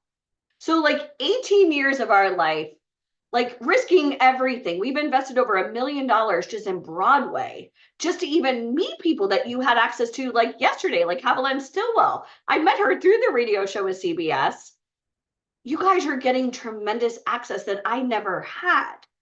Even as a college student, I invested 6 figures. I graduated from college and I felt like such a loser because I was waiting on tables and everybody around me was laughing, going, why did you have to go to school for film? Why couldn't you just do this? And I'm like, well, maybe that's your dream. That's not my dream. But honestly, it was a blessing that I didn't get a job right out of college because I wouldn't appreciate what we do today, nor would today even happen. Because had I not gone through the struggles that I'm sure everybody else is going through, had I not had a chance to wait on tables to learn how to even use my personality if I'm not the smartest one in the room, like, thank goodness we failed so many times to now know what works, right? And I'll tell you, like over the years, I've been to like restaurants and I've seen, pictures of Neil Armstrong, and it's a great conversation starter, like anytime I get to do anything. But I hope that, did you guys like those pictures? Could you imagine like just walking up to Neil Armstrong, like, what do you even ask? Right. And he was the nicest guy in the whole wide world. And I've put myself in a lot of situations over the years, not by luck, but by success breeding success. They always say success leaves clues. And, this is just one scenario. But, just as far as building a brand, we talk a lot about proximity. Yes, proximity is super important. I was in proximity, even just being able to go into this like huge event where he was being honored and, even going as press. But there's a difference between people that show up and other people that make it happen, right? I do with a lot of impersonators. Oh, I want to be famous. I am a model. I am this. I go to, the fake showcases, the fake runway experiences. That's awesome. Your friends and family probably have no idea. Like, I'm sure they're like applauding your efforts. But for somebody that's legitimately in the industry, like we see it and it's humorous. Like, and I hate to sound like that. Like, I want to see people living out their dreams, but doing it with real effort. So that's a story I wanted to share with you. And sometimes, I joke around when I don't know what to talk about, or anybody ever asks, like, who's the coolest person I've ever met, or have I ever met celebrities? Yeah, of course I have. Yeah. How do But you how does top that an help you? astronaut? Yeah. So and Deneen, that like I have no fear now of speaking to people. Like when I got a chance to meet Al Pacino, Dude. I learned so much from meeting Ed Bennett, the vice president of Viacom. I never start with "it's such an honor" or "I'm a huge fan," because he would be like, "kiss the ring" and like move on. But being able to have real conversations when you're face to face, and it has changed my life. I know it's changed everybody's life here at VIP Ignite, because we could build tremendous programs, but if we put you face to face with people that are on an extremely high level, like we have an agent coming on who literally represents some of the stars of Stranger Things and The Walking Dead and Tim Burton's Wednesday and like some of the biggest TV shows and major motion pictures ever. Like so many times people will just make excuses as to why they can't be great because they're afraid to even try. Right. And I hope that was an inspirational story. Having the worst possible luck between the car and the sickness, and just and then just showing up and just being your true authentic self. Yeah. But I wanna ask you guys a question really quickly before I get booted off, because I know we have. You're not getting booted off. You're actually putting our next guest on the hot seat. Really? So. Oh, okay. But if you look at the people that surround your life right now, and I want you guys to think about this. Like, even if you shut your eyes for a second, think about your friends and family on Facebook, or who's in your phone, the people that you constantly turn to for advice. How many of you guys are like, well, maybe if I look at my life and where I am now, maybe there's a reason why I'm in the situation that I'm in? How many of you guys have ever thought about that? Maybe you check your bank account, maybe you're not living out your dreams. How many of you think that maybe your peers, your echo chamber, as we'll call it, have maybe led you in the wrong direction? Has anyone ever felt that way? Just by proximity, right? So, being in the room, it isn't just about proximity. It's about aligning yourself with people that are going to challenge you, inspire you, and most of all, elevate your vision. And I want you to think about that. The people that, like, when you close your eyes and you think about who you go to for advice all the time, are these the people that are what you want to be, a life that you feel that you deserve or want? Do they inspire you, elevate you?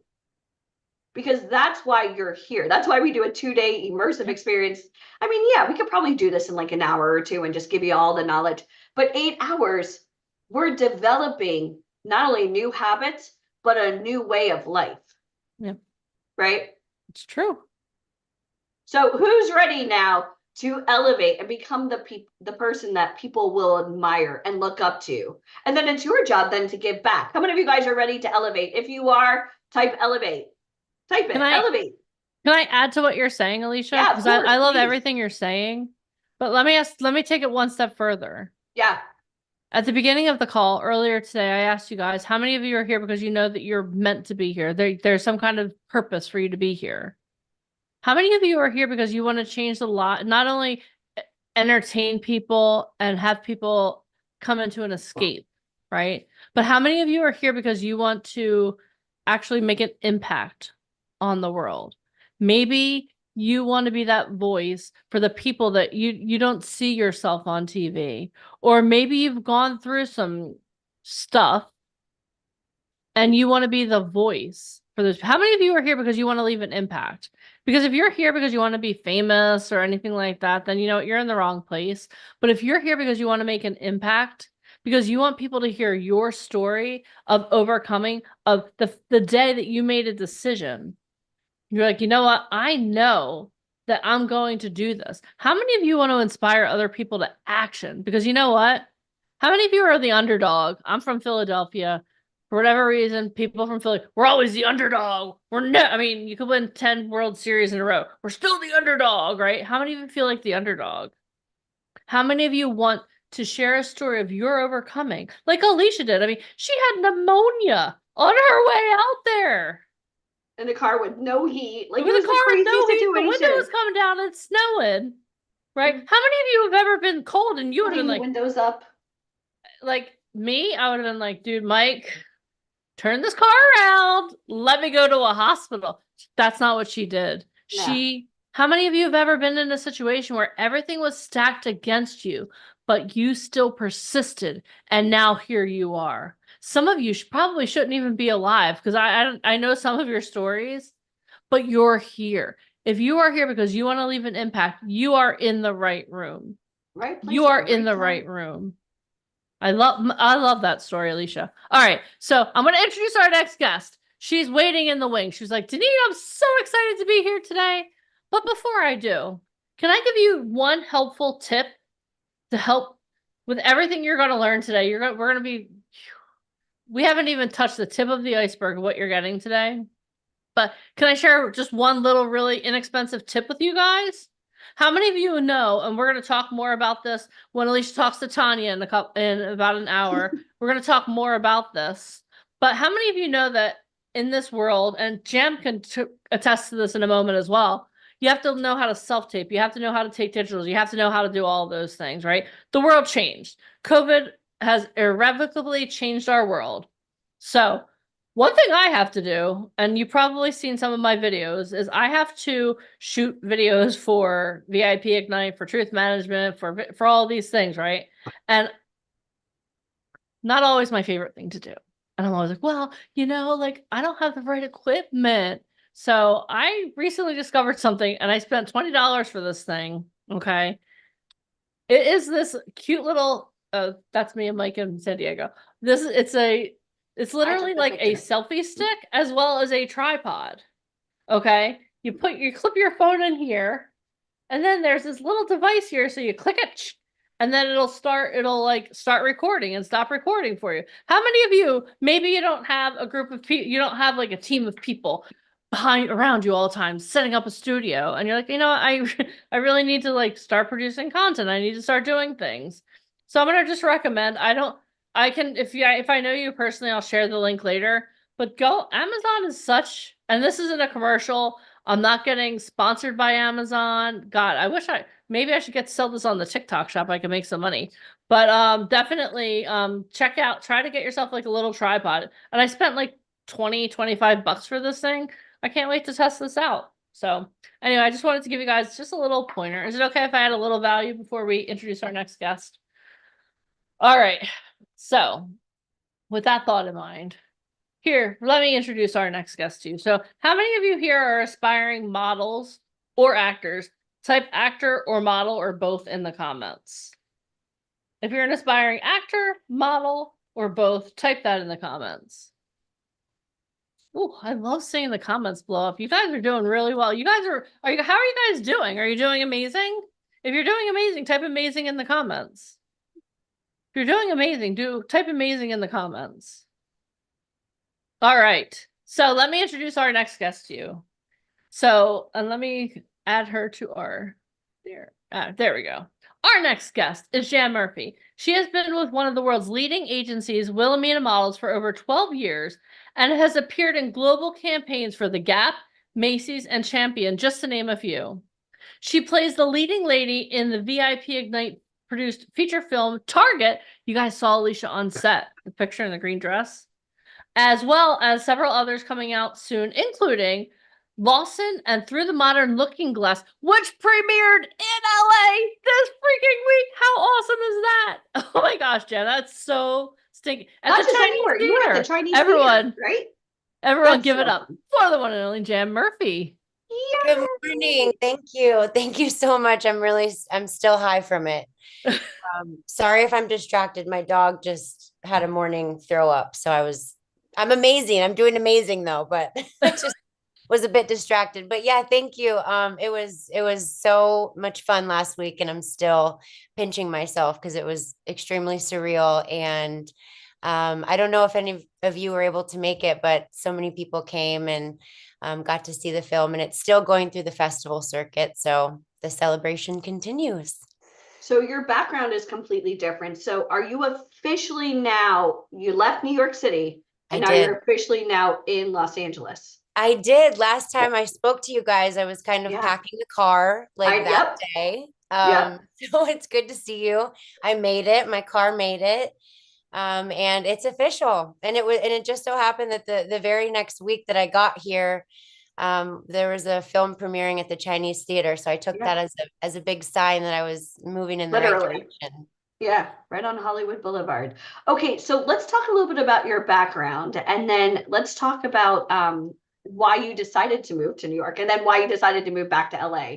Because you started off essentially as a model, correct? Or did you always want to be an actor? I had always kind of saw myself doing that. It was something that I knew that I wanted and could do. I moved to California right out of high school, and I remember kind of going to like a boot camp and with a manager, and I was like, yeah, give me sides, you know, I'll do any character you want, and I did it. And the way it came out, it was just totally flat, and it wasn't like what I thought I could do. So I just hadn't done the work yet, but I ended up falling back on what I knew, which was personal training. That's what both my parents did.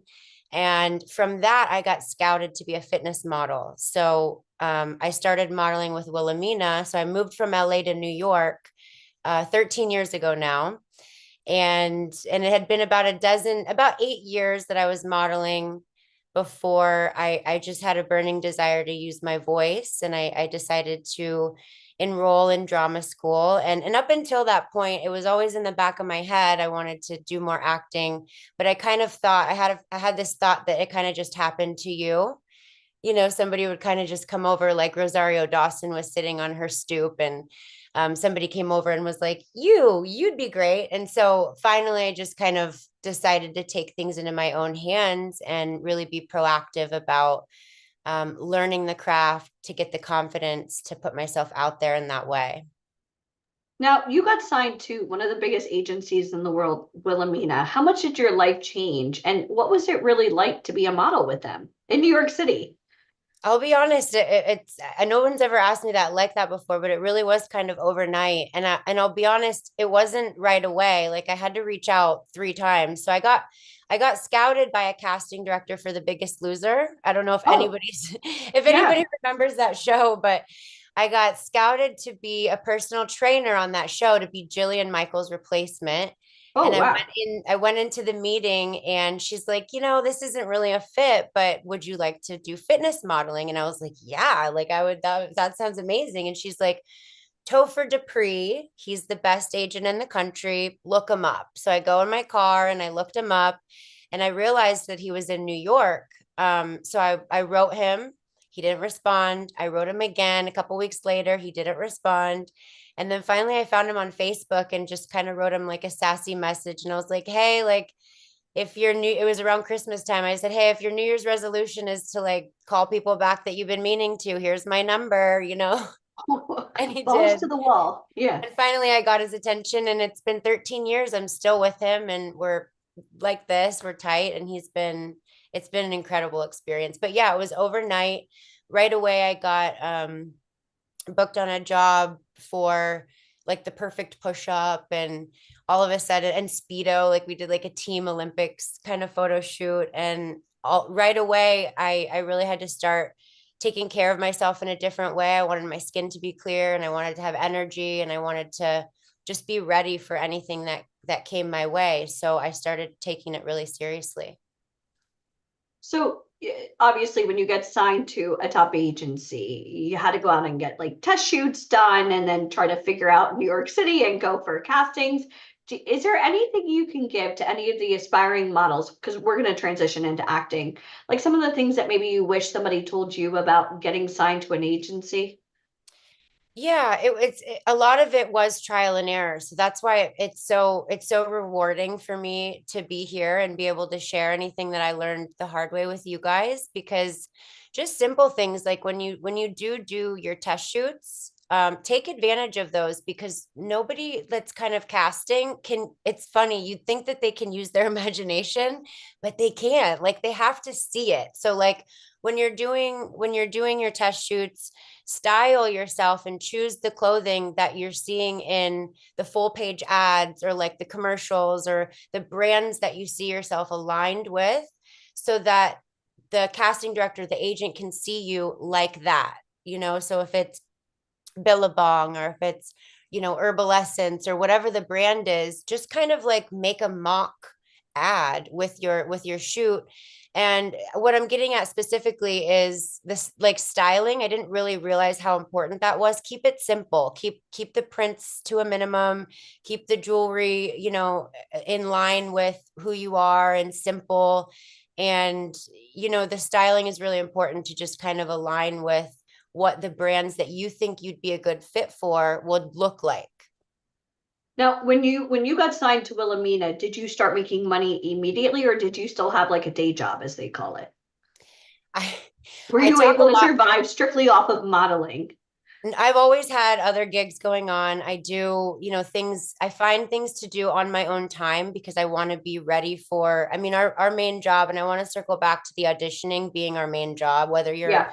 doing modeling or acting, it really is 90% of where you're going to spend your time and energy.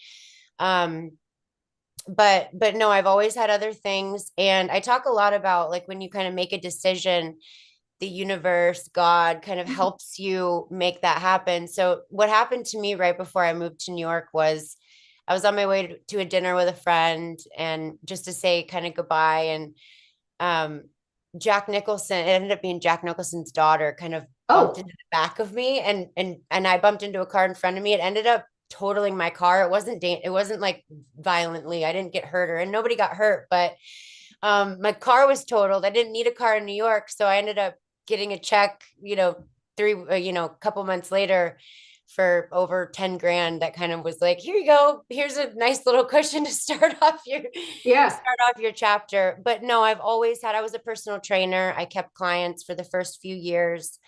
That's something that requires a schedule though. So that got really difficult to maintain with the unpredictability of this So your career. agent obviously wants to make commission, and they're submitting you out for castings, and you're like, oh, well, I'm supposed to work with this customer. Like Yeah, it's an ongoing, yeah. it is And then really you hard. feel And like a jerk. a Yeah. lot of people talk about it's difficult to juggle. It's difficult because I'll be honest, agents, they want you to be available. On And call. yeah, Yeah. they basically, you're always on call, and they don't love like you going on trips. And it took me a really long time to like be able to, you have to book out so that they don't submit you to things, to clients that think you're going to be available, because they're submitting all the time. You don't even know what they're submitting you for.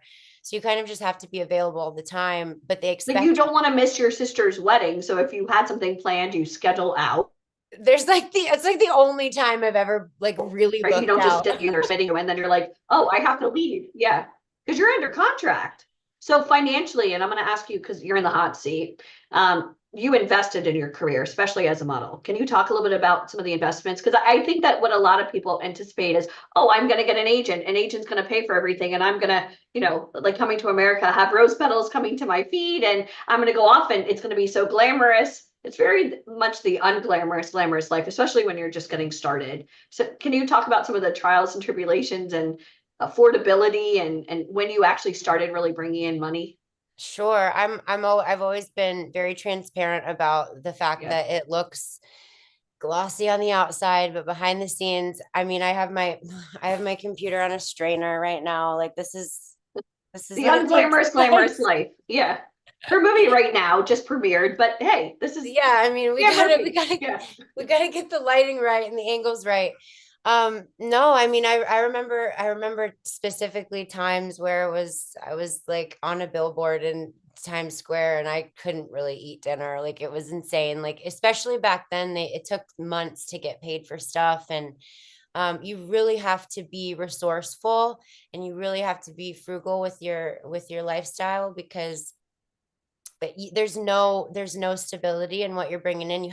If you're going to do this, you have to do it because you love it, because it's not stable. And you have to have other things going on. And talking about kind of investing in yourself, I've always kind of had a different look on, um my stepdad, for example, will talk about like saving money in certain ways, and I tried to, but like for us, we kind of have to invest in certain things. Like, I don't know, when I went to the Gap audition, for example, I was like, I'm going to go to the store, I'm going to drop a couple $100s on an outfit from Gap so that I arrive looking like Yeah. the A poster child. Yeah, exactly what they want to see in the ad. And of course, then I didn't know the tricks where you can kind of just return it after you wear it.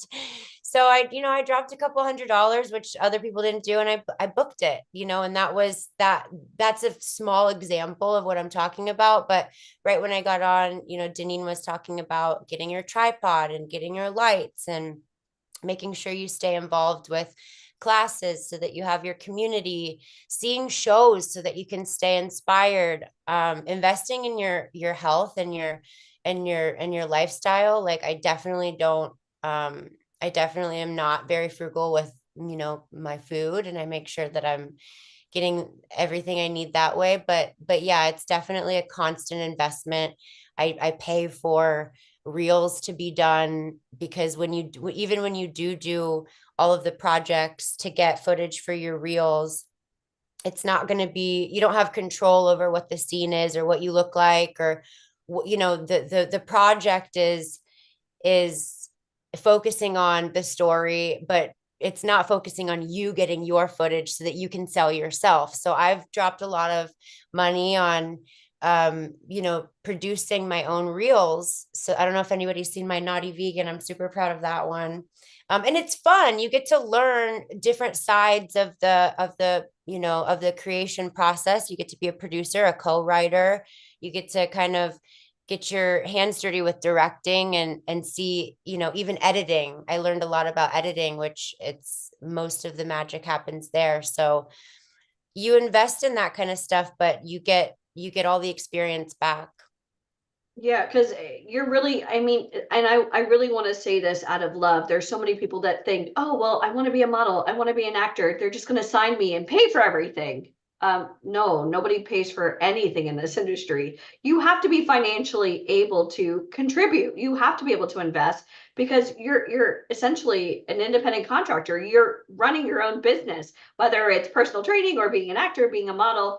And the goal is to recoup the money that you're laying out. So even in perfect marketing, maintaining your hair color, your skin, I mean, these are all investments, training, to be able to then get submitted out and hopefully pray that you book that job because you put in the work and you put in the time, and then from there able to pay yourself back. Does that make sense? Exactly. I mean, I just started last year with an agency in my hometown area, coming from the Midwest, which don't, discount these, obviously the biggest markets are New York and LA. But don't discount local agencies, because I've gotten a majority of my stuff from Ohio, and the Midwest. And what's happening with that is, to circle back to kind of investing and making sure that your finances are in order. I'm booked as a local, and I've said this before, like, you've asked me where I'm based, and I just basically say wherever the job is, because you can kind of make that call based on the rate, because I'll pay for my own flights, and then you have to pay for that stuff out of pocket. They don't, in this industry, like, you don't have to get paid for 90 days. So, focus on keeping your credit good and keeping your finances in order, because you're going to have to be paying for your own flights and Ubers and accommodations. And then you're getting that money back and making smart decisions. The rate has to be enough to pay you back for that stuff, and also, clear enough to make it be a job and make it be worth your while. So yeah, you really have to I remember when I first started, I didn't know that. So that's a huge thing to know. Like, Wilhelmina sent me to, I don't know where I think Milwaukee. I think Kohl's is in Milwaukee. So they send you to Milwaukee, and I get there and they put me in the hotel, but you have to put your own, have to put your own credit card down. So Yeah, for incidentals. make sure that, you can clear the 250 or whatever, that they're going to require deposit. when you get there. I was like, oh, okay, You'll get it back. But if it yeah, doesn't go through, you're but like, it has what to am I be going to there do? to be able to take. So these are things I didn't really know, and I was kind of just doing the best I could at first. And I'm still learning. There's always stuff to learn and get better at. So when you left Ohio to move to New York, did you have any naysayers, or was everybody really excited for you? Well, I actually moved from Ohio to LA first. Oh, to LA. Okay. But when I moved from LA to New York, I kind of squashed any naysayers before I even went, because I decided I was really scared. It was a huge leap of faith. And I kind of had deja vu 12, 13 years later doing this again, just now coming back here. But I kind of just told a white lie to everybody. And I said that I had booked, because when you get signed with an agency, there's no guarantees, You're just now on their books. You there's haven't booked nobody's anything. People saying that think they're you're going to make money definitely going to make immediately. money. Yeah. Right. So I kind of lied to everyone and said that I had already booked 3 months of work just so Oh, that nobody could say anything to me, because I had to keep the like my eye cushion. on the prize and focused. And circling back to kind of, manifesting and stuff like that. Once I got there, I don't know if anybody knows like the beach body videos, but I got hired on to do beach body videos, which ended up being exactly 3 months of solid work, which has never happened again. You planted So the seed. Yeah. your words are powerful, your thoughts are powerful, and you really have to just kind of believe in yourself, or no one else will.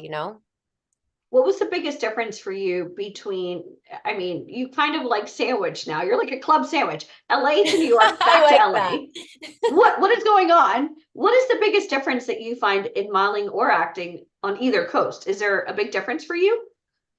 I mean, I just got back to LA, so I'm just getting back into it out here. I think it's pretty similar. I think on both coasts. I think you just have to really be yourself and let your true self shine, and not try to be what people are looking for, because then they might miss out on what you really are. So I think it's pretty similar. I think New York might be more modeling and LA might be more acting, though. I think that's true, this as the statistics show. So here's a question I'm going to ask, and I again, pure transparency. The first time you were in LA, that was before like Zoom and self tapes, where you were physically getting in the car and driving to all the locations, and then you went to New York, and then obviously you were in New York for the live auditions and castings. But now, since I hate to say the C word, COVID and the pandemic, in 2020, do you miss like the old way where you were going in live and getting to be like using your personality and like your cute little nature and like walking in and kind of making connections with casting directors? Or do you kind of like being home or traveling and being able to just self-submit? I love it now. You do. Okay, so I go love it over. now. I have a dog. I don't want to commute. It does make it more difficult. You have a lot more competition because people are sending in tapes from so many more places than people could make it in person. But there's a level of control that we have with with sending in self tapes, which I could talk about for so long, because it's like I said, 90% of how I spend my time. You really have to put the time and energy into getting your setup right, making sure that it's really important to have good lighting, and you can have control over those things, and you can edit. You don't have to send in the first time. I think it does take away from the experience of meeting somebody, and your aura kind of being met. But if you do this long enough, you can let that shine through on a tape, and just really be cautious of what you're sending in. Cut out what you don't need.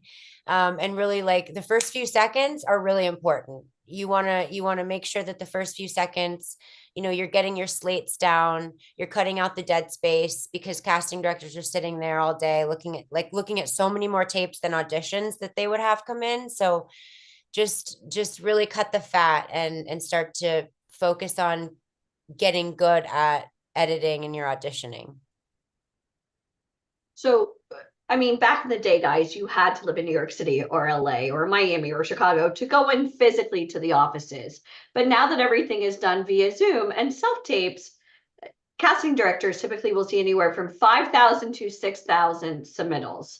And the very first thing that they look at is a headshot. So, can you talk a little bit about your modeling portfolio versus your actor's headshot, or do you use the same images for both?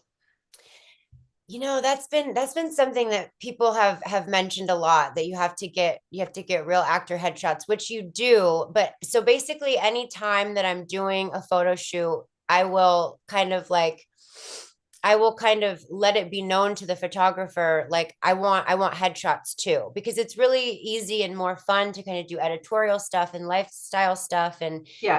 make a scene and make a story out of the photo. That's kind of what got me into acting, was all the time that I was doing photo shoots, I was kind of Is making modeling essentially your improv? I mean, it really is like, the good ones. Yeah, yeah. you can tell the difference if you're just standing there in the clothes, or if you're kind of making the story in your head. Why is this character in these clothes? Why is she standing here? Even if it's a white wall, like what is happening around you? So that was why it was kind of an easy transition for me into acting. But yeah, I don't know. I forgot the exact question you said. But do you use the photos for like your modeling?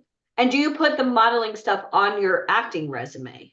Like, If do the it's two ever intertwine for you? absolutely, absolutely, because you are the character, and there's a multitude inside of you. So anything that can show a skill set, I love to kind of always, I do yoga, and a lot of my stuff is fitness. And those are the things that are going to set you apart when an acting casting director or agent looks at your stuff. Yeah, they want to see your headshot because that is typical and that's what they need to Yeah. send in with things. But they want to see your personality. They want to see your different, talents, and they want to see how you can be set apart, even if they don't say it. Like sometimes when I'm submitting myself for something, if it's like an action thing, I won't even put my headshot as my main thing. I'll put like a photo of me Kung like fu. kicking, Yeah. doing some karate moves, just so that I can cut through the noise of it's 4,000 per every audition you have. Like the statistic is there's 4,000 people you're up against. So you've got to find a way to cut through the noise. So sometimes I don't know if it's a good idea or not, but I just kind It of seems to be working. You seem to be doing okay. Yeah. I take a lot of shots though. Like it looks like I'm working so much, but you have no idea how many, shots I'm taking. I'm auditioning most days of the week, and, getting ready and setting my stuff up. And I've developed a really thick skin about, like, I don't even want to call it rejection, because I just kind of do it and put it out into the ether and post a little bit onto my Instagram, and maybe somebody will see that and think it's okay for something else. So I use every audition for something, whether it be just practice or to save a clip of the tape because I liked how it turned out, and it could be used for something else. So Yeah, you never know. you So one never thing I kind of want to go over, and you hinted upon it, is rejection and mindset. I Mhm. deal with so many talent over the years that they have one bad experience and they're broken. Like there's no going back. It's like a porcelain little doll just in a million pieces, and it's too hard. But like for you, it's not even so much about, it's just a way of life. It's a lifestyle. And how many self-tapes are you doing in a day or in a week or in a month? Do you know that? Because here's why I'm asking. If you get one no and it breaks you, like real actors and models, they're doing multiple, which is why they're not so affected by just one. Yeah. So I mean, I realized that it's kind of like an armor I put on, and it probably, came from, growing up or something, kind of just it's almost a little delusional, probably. you heard You it just here. you Yeah, just have to like really believe that it's not personal. Always, continue to strive to be better at what you do. But if you don't get it, like, listen, it could be because I'm 5'7" and the actor is 5'3" and I can't have the girl taller. It could right. be because they decided last minute they need somebody that looks totally different. It could be that my voice sounds like I'm from a different region than what they want to be working with. I've gotten a lot that, you're too pretty for this. We can't have somebody working for Puma that's not relatable. So I'll just tell myself that I'm too pretty. I'm too pretty for that But one. So I'm just lying to myself that's all what the time. Jessica Biel dealt with, the same thing, and she was very honest about it. She's like, people didn't take me seriously because of my looks, and Halle Berry had the same thing. Charlize Theron had the same thing. So it's a blessing and a curse It's a thing. sometimes. It's a Yeah, it real, is a thing. it's a real thing. So sometimes with certain auditions, I'll really like rough myself up. Sometimes like too much. I'm like, okay, that was Just don't shower for days. yeah, like just gritty. I'm getting a little Rudy right now. I kind of like it, like you just kind of go with it and really try not to take things personally, because you won't survive. And that's why it's very important to have a community, have your people. How important is networking for you? I mean, it's really important. I wanted to make a point today about the premiere that I just had at the Yeah, Chinese Theater on Hollywood Boulevard. You know, this is so incredible, so amazing. I got that without an dream. agent. Yeah. I got that through my own network. And same thing with the Target movie. I did not get that through an agent. You know, I didn't I really didn't even audition for that. I got myself involved with some I also do some songwriting, and I went to a women in music event and I met someone there that ended up knowing Thomas Waits. And you know, I was networking not even in the film and TV industry. I was in music, and that ended up turning into my first leading role in a feature film. So you never know who you're going to meet. And I think it's just as important. It's literally 50-50. It's your own community and the relationships that you cultivate and the people that you meet that you can get opportunities from, and also an agent, because I didn't get that film through an agent. I saw it on my own casting network, somebody I knew. I auditioned again. And to anybody else, it would seem like, you know, everything's coming from an agent, and, you know, I'm just kind of getting fed auditions, but half of them are things I'm getting from my own community. And anytime I can be out there, and it's tough, you know, especially since COVID, like we kind of want to stay in our bubble and just do our own thing, but you have to get yourself out there and get out of the screen and really meet people. So, since we are in a world where we are doing self tapes and Zooms, can you give us, for anybody here that is an aspiring actor, you're not physically going into the offices to audition any longer. So, you're doing a lot from home. So, a Mhm. lot of times people aren't seeing results because they're doing what they've always done, which is why they're getting the same results. Can you go over some self taping tactics that you use to, I mean, it's a crazy business that we're in because now you're your own lighting, you Yeah. know, you're your Yeah. own cinematographer, photography, makeup artist. I mean, there's so much that's going involved. So if you wouldn't mind just going over self tapes. Sure, absolutely. To back up just a second, if you're going, it is a lot of energy. In fact, sometimes casting directors or agents will be like, "It's an easy one," and I'm just like, "Please don't say that. You have no idea. Nothing's easy. We have to set up our whole thing. Women, we have to get ready. You know, like none of it's easy." So because of that, I've become a lot more specific about what I'm even going out for, because I know it's taking my energy. So the first thing I look at is the rate. If I'm cool with the rate, then I'm going to read the breakdown.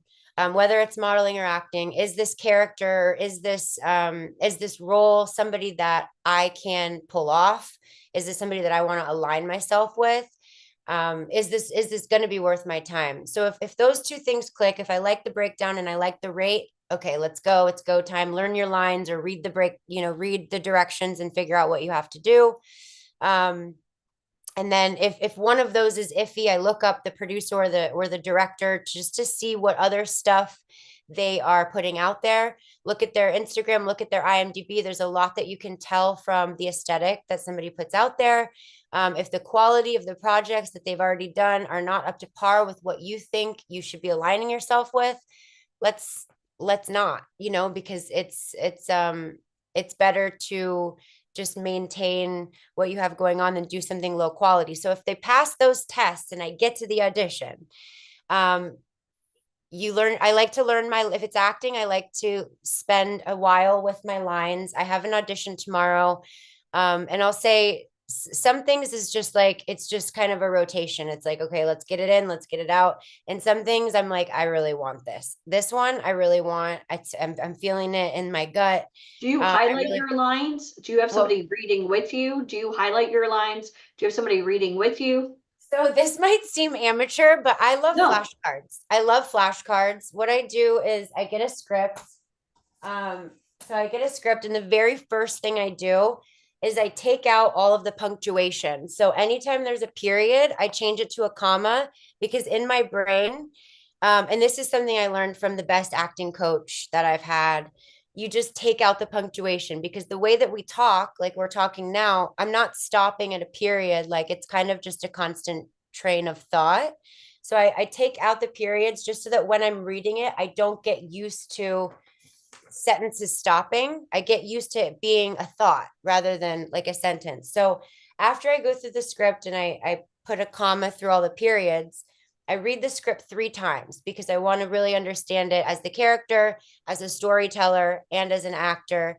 And then once I do that, I get flashcards and I chicken scratch it because I almost feel like I trick my mind into thinking it's not that serious. And when you're memorizing, you don't want to be memorizing inflection or how you're going to do it. You want to just simply be memorizing words so that by the time you do get online with a reader, which I'll get to, you can know the words so well that you're present enough to allow something real to happen, because reminder acting is not like pretending, it's actually feeling something. You know, the camera can tell if you're just kind of faking it. You have to find a way to connect to the words or the story and or the character, and let something real happen. So that's only going to happen if you know the words really well inside and out. So there is I mean, for a while I was using Friends, like we'll get on Zoom. So I'll set up my tripod in front of a window. Always have the tripod as close to the window as you can. I love natural light. A lot of people use ring lights, but I feel like I can see the circles in my eyes, and I really want to maximize using natural lighting as much as possible. It's just much softer, and it reads better in my opinion. At my other place, I would put a ring light outside of my balcony door because the window kind of made like a beauty filter, but directly on your skin it looks a little, I don't know, gray or something. So I'll set up my camera in front of a window, and then I'll put my laptop, like you guys are my reader, I'll put it over here on you can get like a computer stand on Amazon for $40. So you put your computer over here, you put your tripod here where my laptop just was, because when you're auditioning, you want your eyes to be like, if you're the camera that I'm filming from, you want to be here or you want to be here, depending So you're on. never looking into the camera as though you're having a conversation. Right. Okay. That's Are you guys learning anything here? We that's just like learned about lesson like that's index like lesson cards, number 1. angles, lights, scale 1 to 10. Because you're here because I want an agent. I want to be on the cover of a magazine. I want to start a Yay. movie. I want to walk the red carpet. Well, you get rewarded in public for kicking butt in private. So these are great nuggets. Look at you. Keep going. Okay. And always listen, always keep your powder close because you don't want to be shiny. That's distracting. So yeah, so depending on which side is your best side, you want to have like, so you want your eyes off camera, like here. You don't want to be too far to the side. You don't want them to lose your eyeballs. Like if they ever say profile, like you don't want to be here all the way over here. You want to just be just straight off to camera, Like a not looking 45 down. degree. Yeah, like not looking down. They want to see your eyes, not looking up. When you're slating, right to camera. Hi, I'm Jan Murphy. I'm with Heyman Talent and I'm 5'7". Cut it. Go straight to the audition. And I usually do that after the audition because I'm so focused on getting the points in the directions, you know, that you have to hit. And I'm in the character and I'm in the, you know, I'm in the zone. So after I'm done with all those things, then I'll come back and I'll refreshen up and I'll say my slate. But the slate is the only thing that you want to be really talking straight to camera for. And then if you're doing an acting audition, eyes straight to the right or the left. And then for modeling, you can look, if it's like a model video, you know, typically the modeling video, if anybody ever asks you for a modeling video, maybe like one ear back so they can see the length of your hair, and they want to see you straight to camera, and then they want to see you to the side and do like a kind of serious face, but always keep a little milk in your eyes, like a little secret, little like maybe mischief, I don't know, whatever your thing is. And then to the other side, and this side they want to see your hair up so they can see your neck, and then eyes back to camera, big smile, and then hair forward, and then they always want to see your hands, keep your nails nice and clean, and then here, and then they want you to step back and show your whole body. So that is basically a model slate video. But for acting, they typically just want, hi, I'm Jan Murphy, I'm 5'7", and I'm with Wilhelmina Models, or whatever, you know, the 3 things are that they ask you to say. I'm loving it. And, you know, these are things that you've learned over the years. Like, let's go back to your first self-tape, like pandemic. What was that like? Because I remember even for us, like this is our 4-year anniversary. Like my little boy just turned 4, and our very first online Oh boot my camp. God, he's 4 already? This is little Kaden, guys. He's Oh my God, 4. little superstar in the So making. sweet. And we it was such a scary time, like not to talk about myself, but moving from New Please. York down to Florida, having the baby, transitioning a whole live company where everybody was coming into our offices. Now we're like, shit, we got to learn how to do Zoom. What? And like being able to pivot and adapt. And then I remember like the first Zoom calls, like, what a mess. Oh, And such a as an mess. actor, as a model, like, I mean, you were out of work for the whole business stopped. Oh And yeah. as it started picking back up, like this just became a way of life for you. Yeah. So I mean, I remember even before that, I remember my first tape with Wilhelmina with my agent there. I sent him something in. I had to like go in a park and like do something. And he calls me, he's like, "What is this?" And I just gave him too much. Like yeah, that's the other thing is like you could have the biggest agent in the world and like they're not your babysitter. Like you really have to, they're he's not there to train you. You have to come like self-trained, like ready yeah, to I mean, I go. ask They as don't few have time. questions as I can to him because I Yeah. realize that he's not there to, teach me how to do it. You take notes and it's trial and error when you kind of do something wrong, don't let it happen again. But he's the one that told me like, it's not common sense. Like some people will start, they're like, okay, I have to have a white wall behind me, so I'm going to do it like this. This is not how I want to look. I want to look like that. So like it's more important to have good lighting than just a white wall. So you have to kind of, decide what's most important for the time, but I gave him just too much stuff. I wasn't editing yet. That's why I said like it's not their job to like look through 7 minutes of tape and tell you which one's the best. Like you have to be Right. your own manager. You have to make your own judgment calls. Did you know how to edit, or were you sending it in to professionally have it? Like, what were you doing? I mean, I Because use now you're doing everything. Before it was like, I'm just going to eat right and work out and just be cute. Now you're like, oh shit, like I have to figure out my own lighting. I have to figure out the backdrops. I have to figure out sound. I have to figure out all of this stuff. And it's me now going against 4,000 other people. right. What? It's a production. Yeah. Every day's a production. I mess up the room every day and clean it and like, it's Where's a the whole dog? thing. Yeah. Um, but no, I didn't, it wasn't common sense to like have the light behind me and I'm sorry, I forgot the No, question. but I like your very first Zoom or your very Oh, first the telescope, editing. like the things that you've learned. The This is why editing. you're one of our coaches, because you like trial and error. Don't try to reinvent the wheel. Go with what works. Go Right. with what works. Right. I use iMovie and I can even do it on my phone, but basically my post audition process is I take the tapes and again the reader I can use a friend, but there's a great app called We Audition. Yeah. It is the best thing I've done for my own craft. Even since school, maybe more beneficial.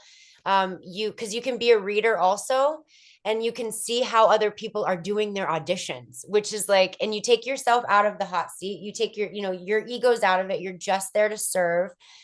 You can put your Venmo in, and people can like tip you coffee money and stuff. So it's some people do it for free, but big actors will go on there and need you and they'll basically cast their audition because your little photo is up there. There's like 15 readers at a time if you put your little thing on and I can pick somebody to read with me and I send them the script kind of like in a chat like this and we read through it once. And like I was saying before, like I put them here and they're my reader and I'm with them here, but I'm filming here and that's called We Audition and it's been a great resource for me, probably the best thing I've done. But my post audition process is I just get kind of I go on the bed and everything's a mess and I'm just like like the not glamorous The side. unglamorous life. Yeah. Yeah, and I go through the tape and I mean I can kind of tell when I'm watching something like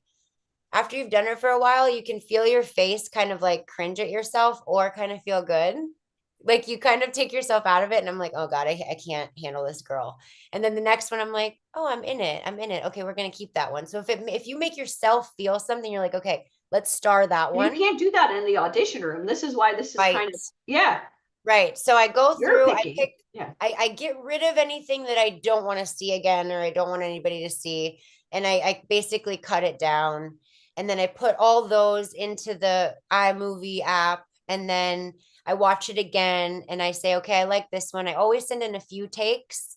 They like to see improv. They love to see improv. So then I'll just cut out, the beginning and cut out the fat. And I've gotten really good at just kind of editing with the split clip button I'm sorry, on iMovie, and I do everything on iMovie. And I was not that great at editing at the beginning, but you're right, it's a whole production. You have to be your own director, producer, makeup artist, stylist, lighting, sound, editor. So Everything. buckle up. Yeah. Everything. And I find that so often, especially now, it's almost like getting broken up with via text, or even like somebody ghosting you when you thought you're like doing everything right as an actor or even as a model. It's so frustrating to not get results and no one's telling you. No Well, one's that's the giving you thing. any feedback. Zero. You'll even be on hold. Like, I can't tell you the amount of times. I mean, you'll be on hold, and like when you're on hold for a job, your whole life's on hold. You're building your plans around it. You're holding back on holding plans around it. And a lot of the times I have to reach out and be like, hey, like, was this confirmed? It's 3 days away. And they're like, oh yeah, I was released. And I'm like, okay, thanks for letting me know. Like, it's my newest thing is my mom's house in Columbus. I've kind of pimping it out for photo shoots because my agent started sending audition for houses. They're like, does anybody have a house? So my mom's house was on hold for a Scott's commercial. What? She literally like took out everything on her dressers and generalized the room, took down photos. I went there right before I flew back here. I just had a job there. And I said, the room looks different. And she said, well, like, we were on hold for this job. And I was like, oh my God, let me write them, and they're like, oh, they are over budget for the quarter. So they're not doing the shoot anymore. So that's the kind of thing that it's like, it has nothing to do with the house, had nothing to do with the talent. The Over company was Yeah. over budget for that quarter. So they're pushing back the shoot.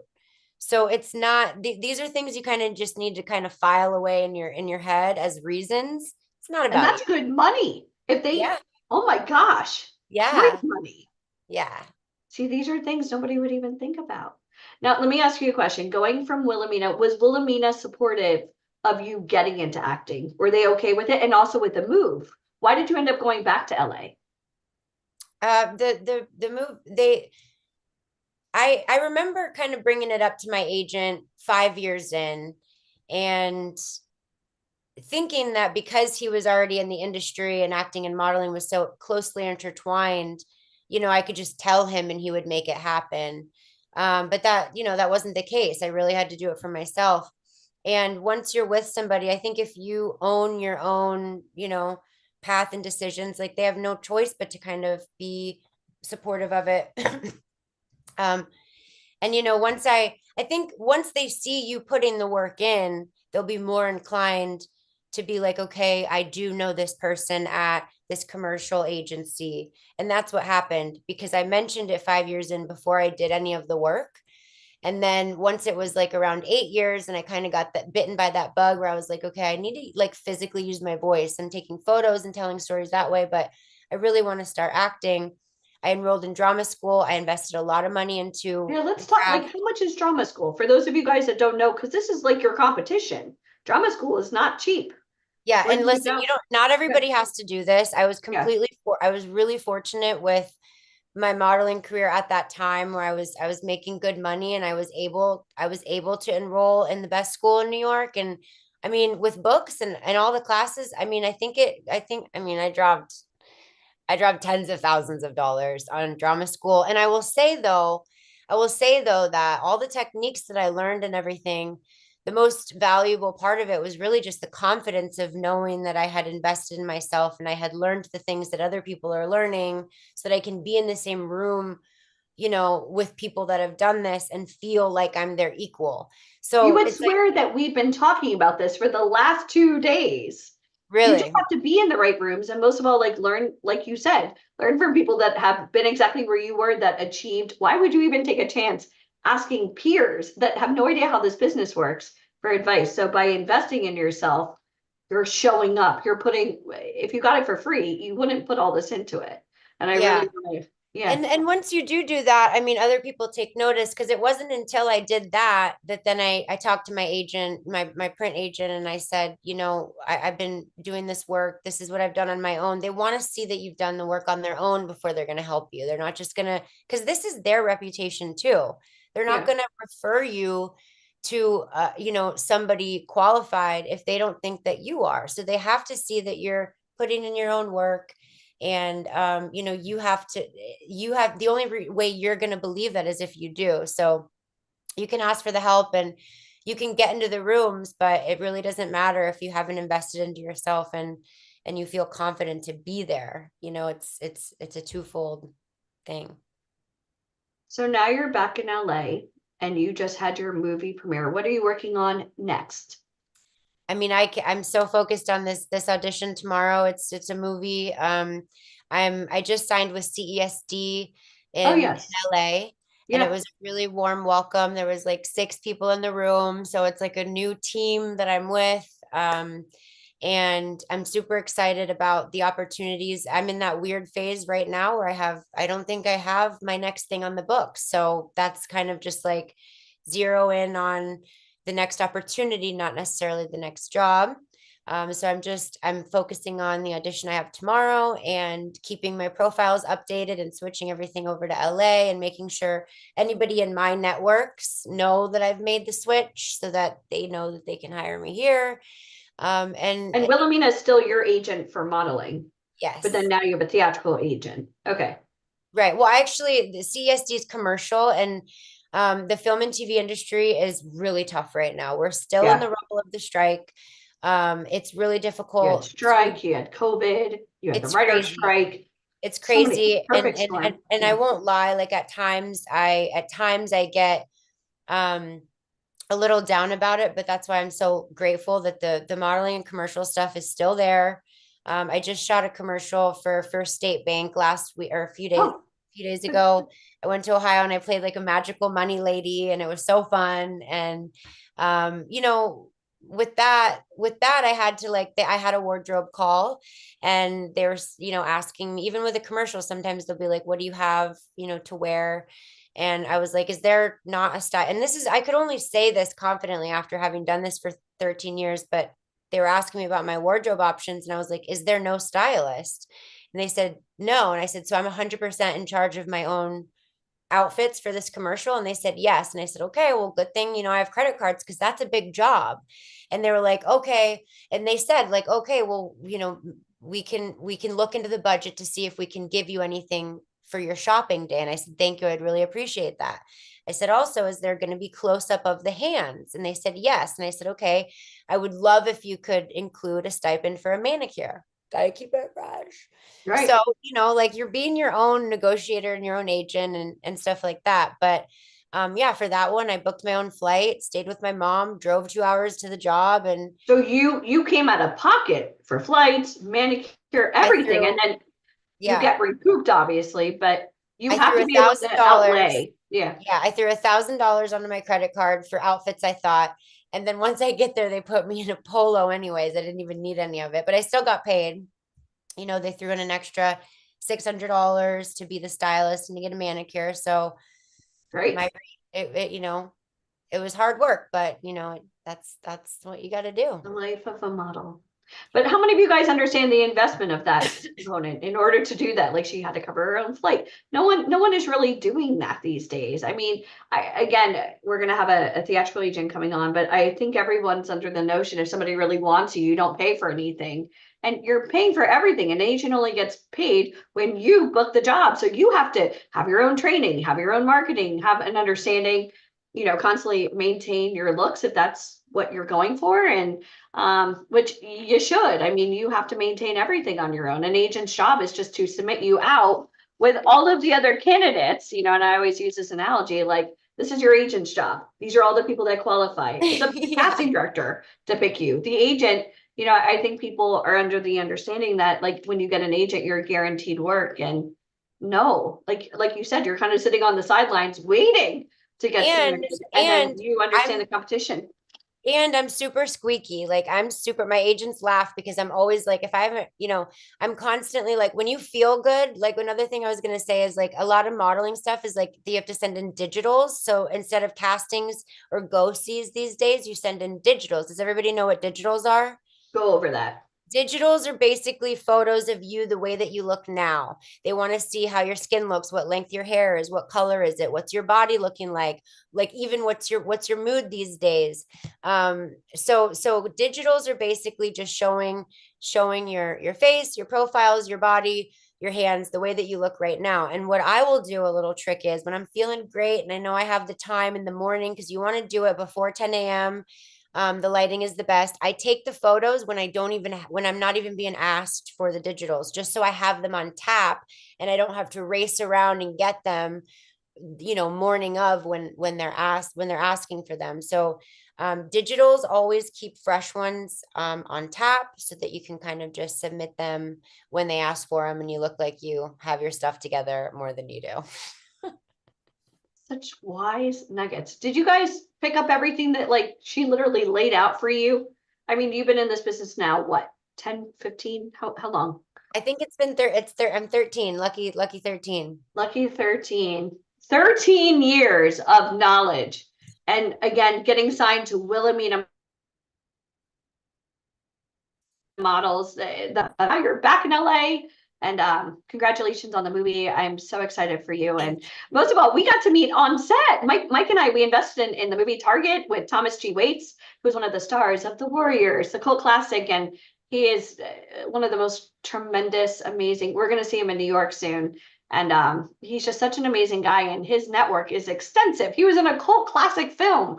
And he knows everybody. He was like the next De Niro. He also studied at Juilliard. I mean, his pedigree is phenomenal. Learn from what successful people do. I've had a couple of you reach out to me, and I'm always happy to answer any questions. So I'm just gonna drop my Instagram in the chat there. Feel free to DM me if you have questions. I love keeping in touch with you guys, and this is super rewarding and fulfilling for me. So thank you for having me and allowing me to share.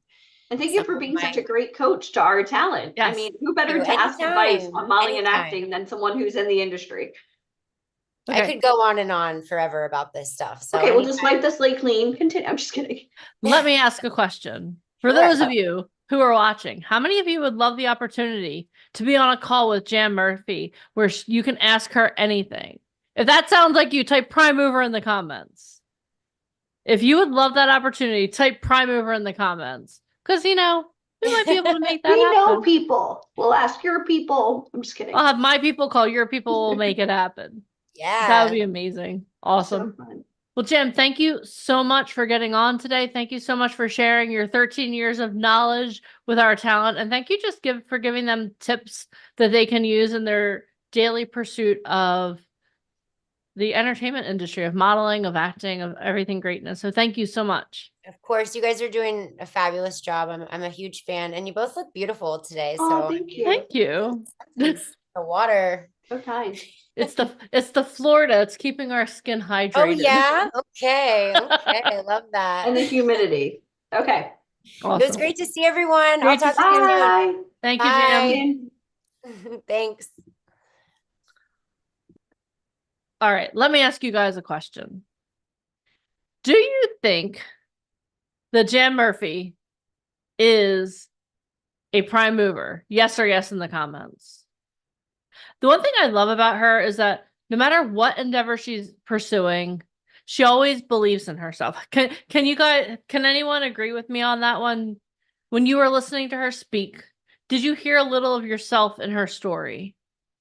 Maybe you don't live in LA, maybe you don't live in Ohio, but did you hear her tenacity?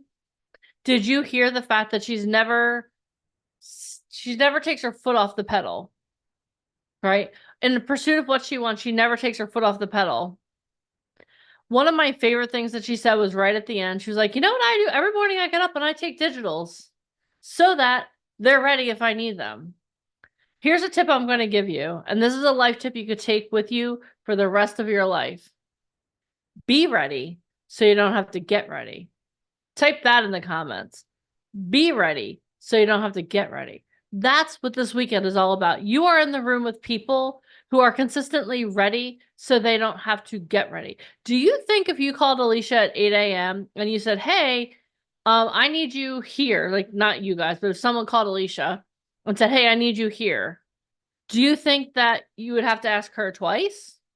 She'd be like, no, okay, just give me the address, let's go. She's been in that situation. Mike and I were in that situation multiple times. There was this time, I'm going to tell you 2 stories, and I want you to let me know if you can relate to this, because for a lot of people getting on Zoom, you guys are like, oh my God, I'm on Zoom. It's so cool. I'm so excited. But there was this time that Alicia got a call. Mike got a call at like 10 a.m.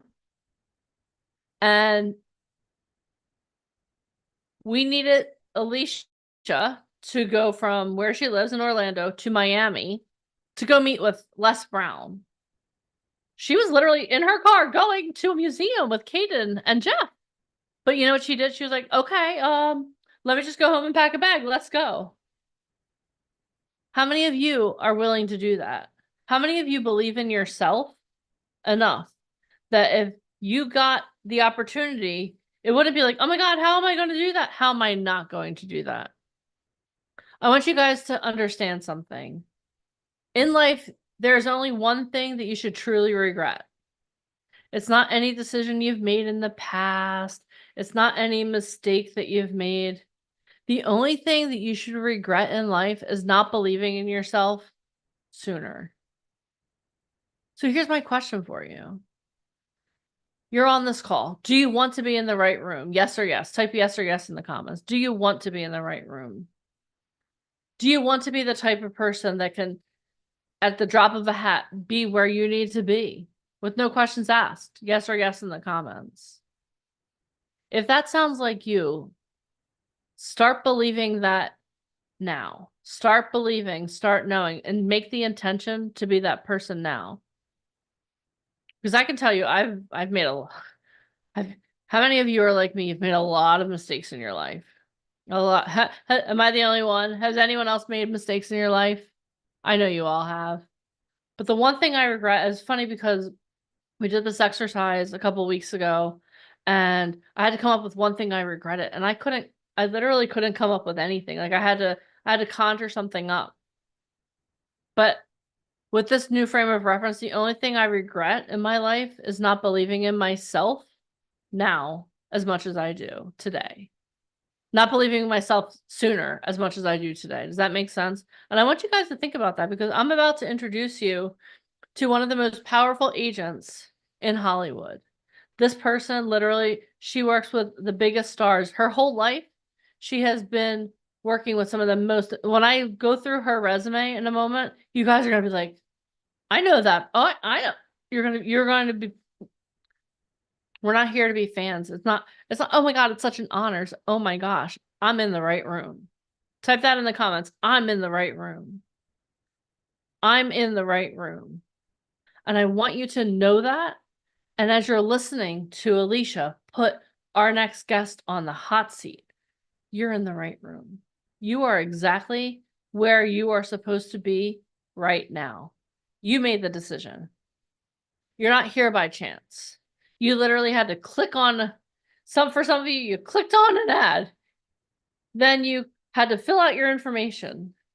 Then you had to fill out your information. You got a Zoom link. You had to save that Zoom link. Then this morning you had to set your alarm. You clicked on that link and here we are. There are a lot more steps in it, but you made a lot of decisions to get here right now. And you're about to hear Alicia put one of the hottest agents in Hollywood on the hot seat. You made the decision to be here because you are in the right room. For some of you, you may feel like Alicia did when she was on her way to Ohio going through the snowstorm. I know it's not snowing, but you went through a lot to get here right now. What I want you to know, and what I want you to remember, is you don't get out of life what you want, you get out of life what you intend. What is your intention for listening to our next speaker? Are you guys ready? Okay. Let me, I know, you know what? I need you guys to stand up and move around a little bit because I need everybody to stop posting their personal email addresses in the chat. Stop. Don't do that. This Do is you a mind if I just go through and delete them? Don't do that. This is a free call. Why do you guys want to network with each other? No offense. You want to network with amazing people doing things. So this is a free call, which means anybody can join this call. I'm sorry, I was tending to Caden sick, so I was getting torn in a million directions. Okay. Mom life. Hashtag mom life. All right. So, are you guys ready? What is your intention? No more sharing your email. I told you guys about that yesterday, but oh, and you know what? Something else too, really quickly. I saw some questions about, oh my God, am I too short? Like I saw some questions about height, different things like that. Let me tell you how the industry has changed. If you're worrying about being too short, I have good news for you. That means that you qualify to be a commercial print model. Okay, Mike went over this yesterday. Obviously, you weren't on the call at that moment, and it's okay, we understand. So if I saw, oh my God, I'm too old. Oh my God, I'm too short. Oh my God, I'm too. The good news is that you qualify for commercial print modeling. So when you think about commercial print modeling, think about Mireya, who I talked about earlier. She's short, she's older, but she is making six figures. Doesn't matter how tall you are. Doesn't matter where you're located, okay? So relax. We got you covered. Okay, so no more, oh my gosh. Like just be in the moment. Don't worry about what you're lacking. Worry about the information that you're about to get. Can we do that? If we can, type a 1 or 1 in the comments. I just wanted to clear the air about that because I know what it feels like. Like before I knew anything about the entertainment industry, I never would have dreamed that someone like Mireya would be making six figures. If you would have told me that, I'm like, shut your mouth. But that's where we are in the industry. The industry accepts people. Okay. So let's do this. Are you guys ready to hear from our next guest? If you are, show me some life here, people. Show me some life.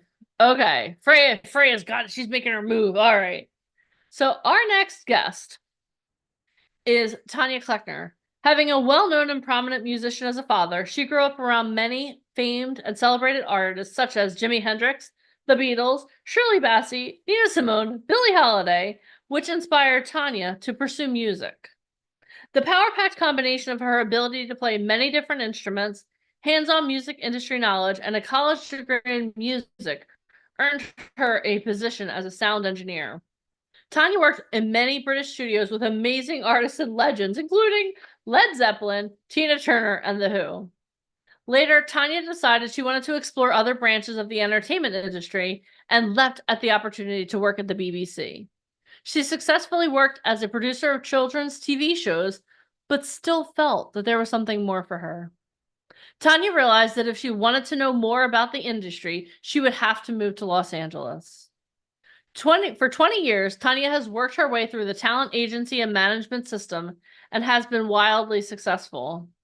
Along the way, she has earned the reputation as a straight shooter and has accumulated a fiercely loyal clientele following.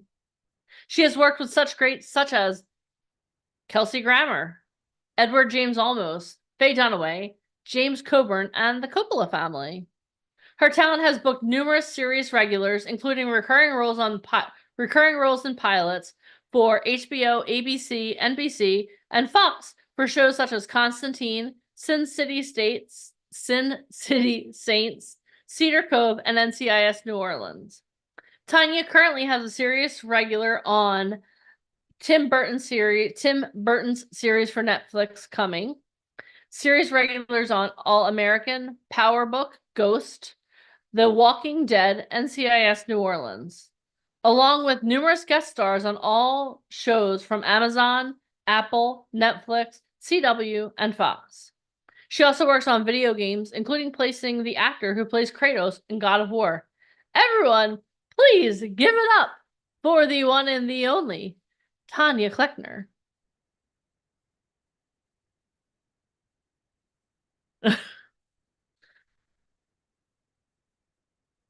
Oh, there she goes. Okay, here we go. Hello, Tanya. How are you? There we go. Can you hear me now? We can. Hello, how are you? Let me just turn you up. Sorry. Hi, guys. Hi, how are you doing? Hi, nice to see you, Hi. ladies. Great to Nice see you. see you. Everything good? Everything's good. We're excited to see you in Atlanta in a couple of I weeks. know, I'm super excited. Not long now. I know. But we're planning on coming back to LA. Oh, you Yeah. are? When? Yes. I'll go over all the details. Okay. Everybody on here wants to come. Who wants to come to LA with us? Hollywood. Everybody It's nice says, and I want cool an here agent. now. Well, Heat we're wave gonna is go. over, thank goodness. So it's not as hot here now. So Good. that's good. Good. That's good. But January, end of January. Oh, is the okay, next- cool. They'll be Yeah. close to my birthday. Oh, good. We'll celebrate. Party. There you go. Party. Always Okay, time for a good. celebration.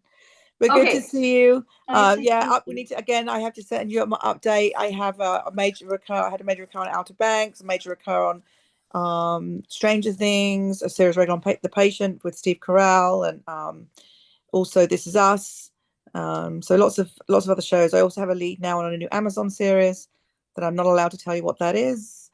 We just booked a nice actually Mara, we booked a nice regular on a big soap, nice big contract role. Again, we're Good. not allowed to tell you who or Nope. which one it is until it'll be about a month that'll be announced. And then I booked the lead on the new Mafia game that trailer just got released a couple of weeks ago, so I'm allowed to announce that now. So lots of good things happening. Hollywood has not slowed down for you. No. I mean, we were talking. Well, thank goodness it's picking back up since we got through the IATSE strike, and now obviously networks and streaming services need more content, so things are really starting to happen again. So because there was a bit of a, excuse my language, shit show for the past year, so yeah, we need to start booking more jobs. So it's a good thing. And they're looking for more content. Can anybody help with that? I mean, everybody on here wants opportunities. Well, okay, yeah. So we went over, Denise went over your bio as far as the music side and a little bit about your dad. Do you want to, and I feel like we do this all the time, but there's new people on this call. How many of you guys are brand new? Brand new, never been on one of our Zoom calls before. If you are, type brand new. I see Lisa Rose is brand new. Hello, Yep. Lisa. I see. And Altrina, Kevin. All right, so we got a lot of brand new people. Okay, so we're gonna go start from the beginning. A little bit about your childhood, who you are, who your dad was, and how you transitioned. My dad was a musician. He was like in a musician's band, or they were kind of like a musician's band, if that makes sense. So they're in and they used to play in a residency in a club in London. And so because they were such amazing musicians, people like the Rolling Stones and Nina Simone and Shirley Bassey, the Beatles, John Lennon and Bill Wyman were huge fans of theirs, would go and watch them play all the time.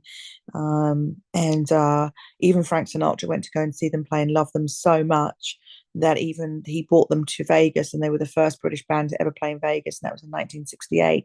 And they played with Frank Sinatra, and then my dad even went on tour with Frank Sinatra.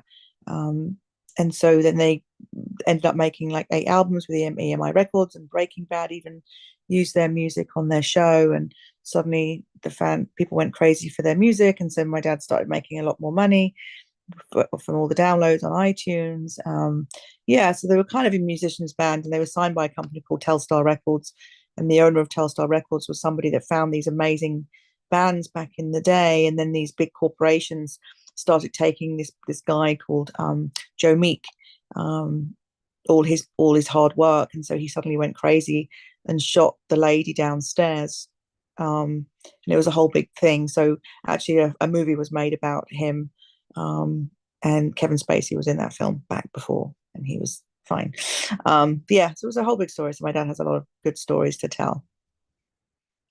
I was telling my story about Neil Armstrong, but Frank Sinatra. Oh, yeah. I mean, when you hear those stories, I mean, you live them.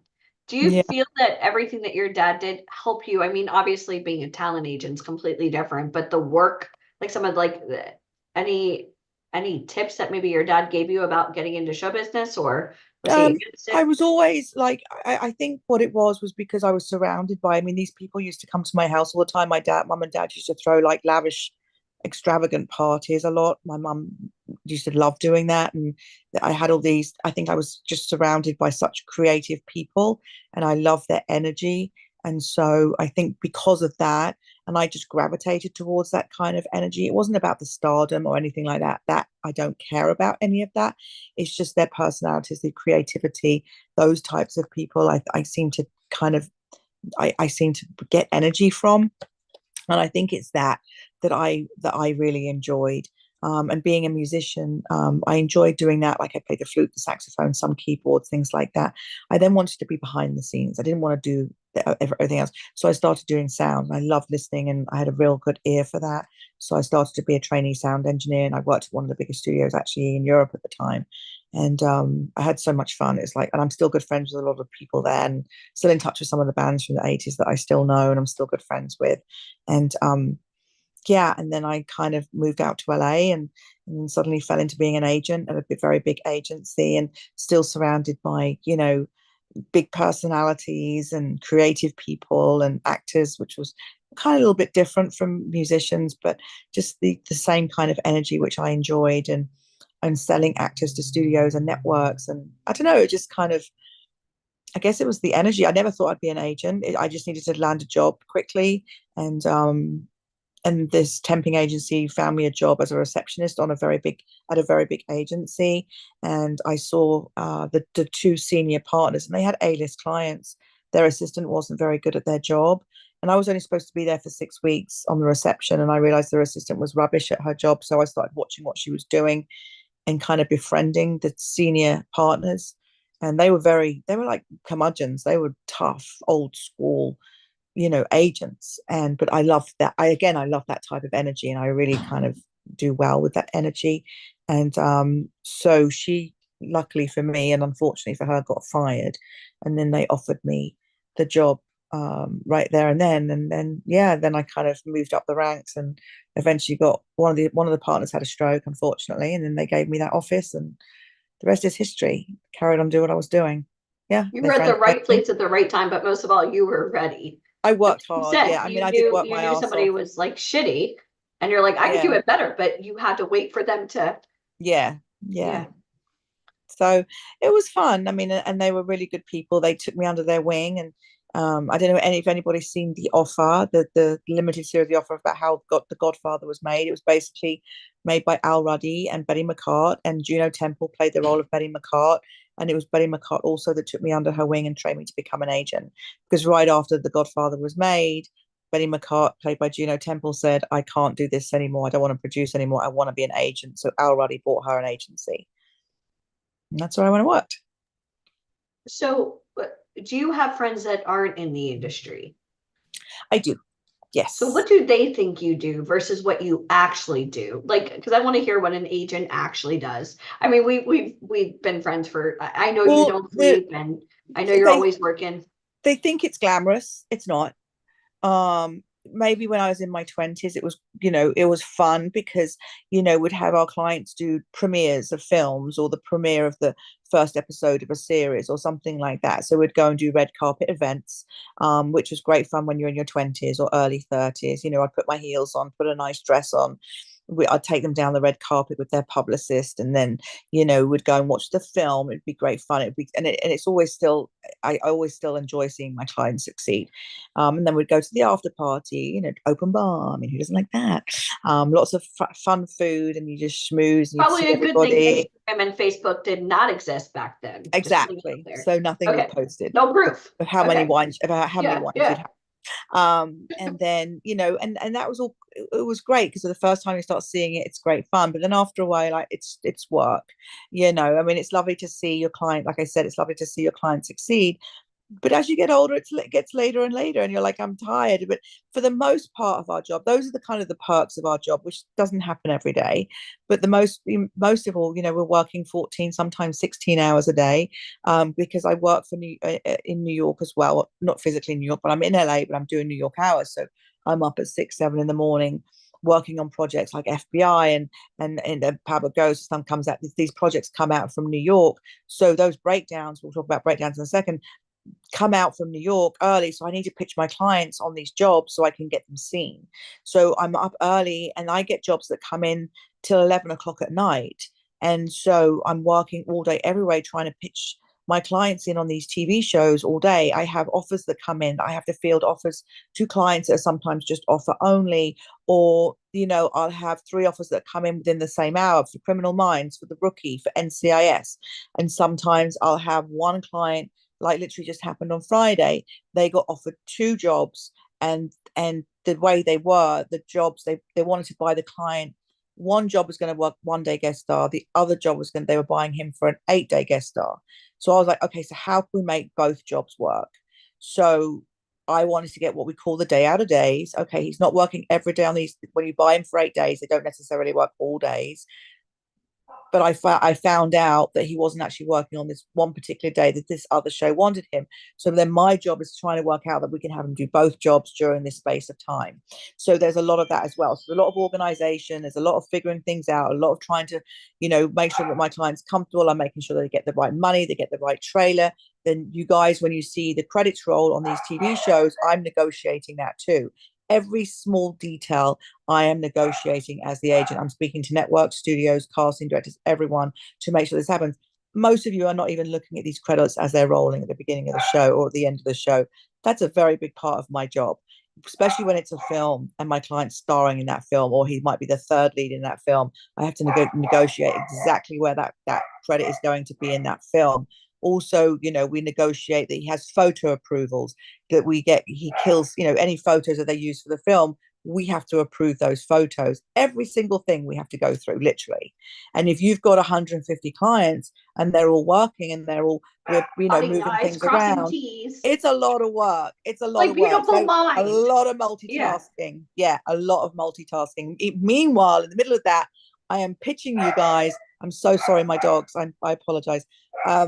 I'm pitching you guys. I am pushing to get these auditions, and then sometimes you guys can't make the audition on time, so I have to try and get you another time. It's crazy. So it's a lot of hard work. It's not as glamorous as people think it is. I'm a businesswoman. I'm a saleswoman. I'm pulling the hair from my head at times, but the rewards can be worth it when we book a big show. Yeah, and agents make 10%, correct? Only 10%. You guys make 90%.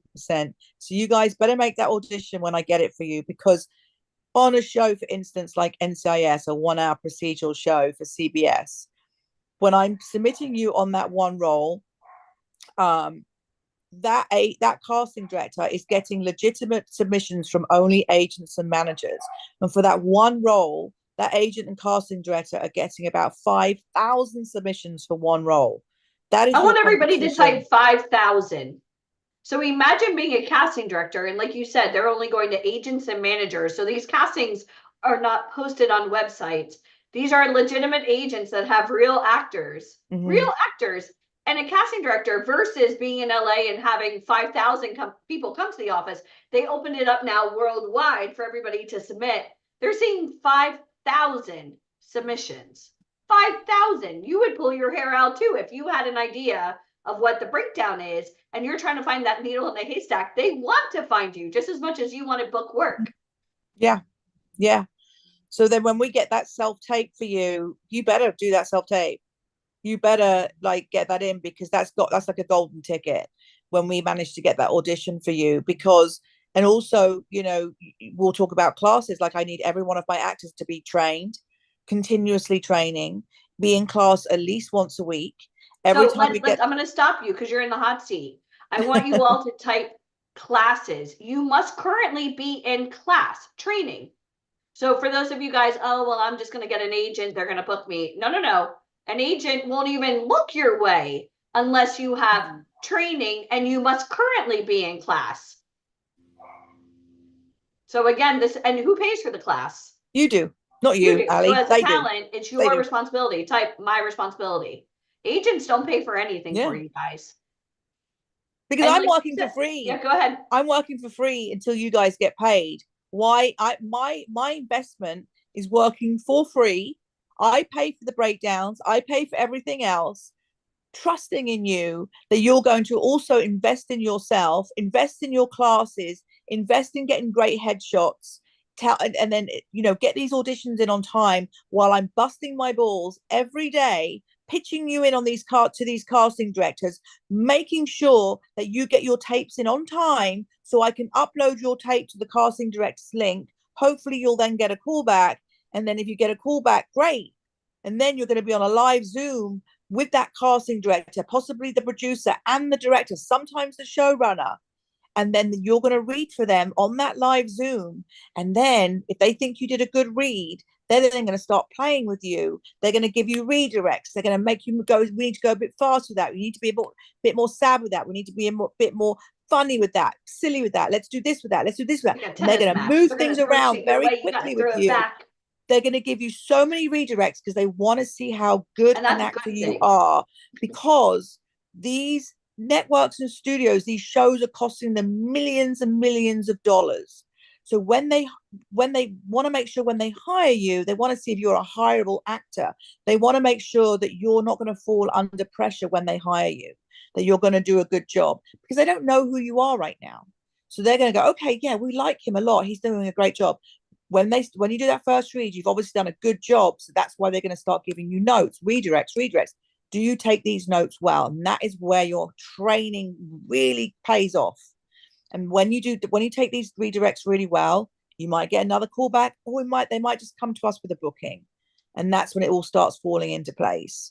That's why classes are important. Somebody had said, what if you went and you studied theater in college, or you took classes in college? What are you doing today? I've had people come from Tisch. Amazing school. Amazing. Yes, that prepares you. But they come to LA and they still take classes. You still take classes weekly. It's like being an athlete. It's like being a musician. It's a muscle. You continuously train. You cannot stop training. I've had actors that have come from college. It's a great thing to come, get a degree in acting, of course. Yeah. Do you have to have a degree in acting? No. But I think it's good to have. Don't have to have it. I've got people on series that don't have a degree in acting. But, I've booked a lot of people as a series regular that don't have a degree. I've booked people on series that do have a degree. But you have to continuously train. Like Ali and I always say, Al Pacino still has a coach, one of the best actors in the world. That says everything, right? So also, I know I can tell when one of my actors has stopped training because his or her tapes become lazy, and I can tell, and their callback ratio goes down. And then they'll tell me, well, I haven't had enough money, and and I'm like, okay, well, you got to change it up, or start working with another actor, or try and do it. Get a day job. Yeah, exactly. Make that money to invest in classes so that you can make money. Because if they're not booking, they're bench warmers, and we don't. It's an investment. It's an investment, and then when you start making these jobs, it pays off. And like I heard you mention about doing commercial print work or on camera commercials and things like that. If you can make money doing that, that's great, and that helps pay for your classes and things like that. But you are not outlaying any money, so I'm gonna put you in the hot seat. How many of you guys are ready for this? If you're ready, go like this, like we're feeling the burn. Ooh, that fire is so hot. I could do this to her. Okay, so everybody says I want an agent. So what do you look for? So training, yes. What else must you have in order to start submitting somebody so that you can both make money? What do you need? Talent. I mean, you've seen me when I've come to see you in person, and I'm like, oh, I like the look of them. She watches everybody. Before you say a word, she watches everybody from like the back corner. Yeah. And she's watching you in your natural habitat. Because sometimes for me, it's like also marketability. Are you marketable for me right now? Yeah. Are you somebody that would fit into my roster right now? So I don't want too many at the same time, of course, right? And no agent does, and no manager does. Are you the right fit for me? And sometimes I'll say, oh my goodness, they would totally fit for me. And I'm like, please be able to act. Please be able to act. And sometimes they're just she wants you to be able to act. Yeah, of course. I'm rooting for every single person that I see. Have you ever met somebody really quick that ever said, oh, I don't need classes, I'm a natural? Oh, yeah. And I'm like, so special. Yeah. Yeah. Or I've had somebody say to me, she actually read for me and she read sideways. I go, what the fuck, is there any children on here? What the fuck are you doing? She goes, well, I look better. You can tell why we're friends. She literally said, I look better sideways. I'm like, really? Oh. Is that a lie? Are you winding me up? Is this like candy? And who said that? Your friend? This girl? I don't know. I said, no, turn straight on. I need to see your full face. No one's filming you sideways. And then she did a read for me, wasn't good. And then I said, just tell me what do you want to do? What do you foresee? She goes, well, I only ever want to do film. I'm Oh, like, okay, well then good for her. nice to meet you. Goodbye. First of all, anybody that tells me they only ever want to do film can go, because most money is made in TV. Of course, I'm going to put you in. I'm going to push to put you in films as well. It's not like I'm not, but I want people on TV. I want them on series regulars. That's how I make money. But regardless of when Wait, I isn't see it crazy now? Because TV used to be frowned upon, like, oh, TV. you were either TV or film. It was either. Yeah. Now you TV and film, and now streaming services and limited series is just Who changed pays the most everything now? now. Is it Apple that pays the most? Who pays Apple the most pays now? well, Netflix, but the bottom line for those though are like Apple and Netflix. They only have like 8 episodes, 8 to 10 episodes a season. Now they're like doing 8. It's like England. England Emily do in 6 Paris. to I can 8. binge watch in one day. And I'm like, that's Exactly. it. I mean, I who have to wait doesn't? a whole nother year. Yeah, but Yeah. now, like, Emily in Paris, they're doing half of it and then they have to wait Yeah. for the next half, right? So they're starting to do that now. But so that like Netflix are doing like 8 a season to 10 a season, same as Apple, same as other streaming services. Whereas if Hulu. you do Yeah. like a 1 hour procedural on CW CBS, or yeah. ABC or CBS or Fox, it's like 22 episodes a season. But you could get the same money. 22/8. Yeah, exactly. So the only plus side of that is you could, if you're doing 8 episodes, you're making, say, if you're making 40,000 an episode, you've got a bigger hiatus to go off and do other projects. You can go do a film, you can go do guest stars, you can go do a movie of the week, you can do a mini series and things like that. If you're doing 22 episodes, yeah, you're making more than double the money, but you have less time if you want to go off and do a film or do things like that. The money's never too shabby anyway. You can still live nicely on the money on an And eight if episode. you're signed to like a show, let's say like a Virgin River or Stranger Things, are you allowed to work with other networks if you're You on can work, Netflix? yeah. Okay. You can work with other networks, but you just can't do another series regular. Okay. You're not allowed to do another series regular because you're exclusive to that series. What you can do is you're allowed to go and do like a small recur. So maybe you can go and do an NCIS, Like a Millie Bobby like Brown, a couple for of example. episodes. Stranger Things, Yeah. and then she also does. Yeah, exactly. Yeah. So sometimes dependent, you can, if you do find like a limited series during a hiatus, as a one-time limited series, sometimes they'll be a bit funny. It depends on the contract. You can go to that network, you go to business affairs and you ask their permission. And then they want to see the role. Is the role similar to the character that you're playing? No, absolutely not. If the role is completely different, it's not bad for their brand, they'll more than likely let you do it if it's like a limited series. But you have to go and ask their permission. And then sometimes they'll say, yeah, no problem. I had something happen where we had a client on a series and we wanted him to do like a limited series. But because there was 8 episodes in the limited series, they said no. And we're like, why not?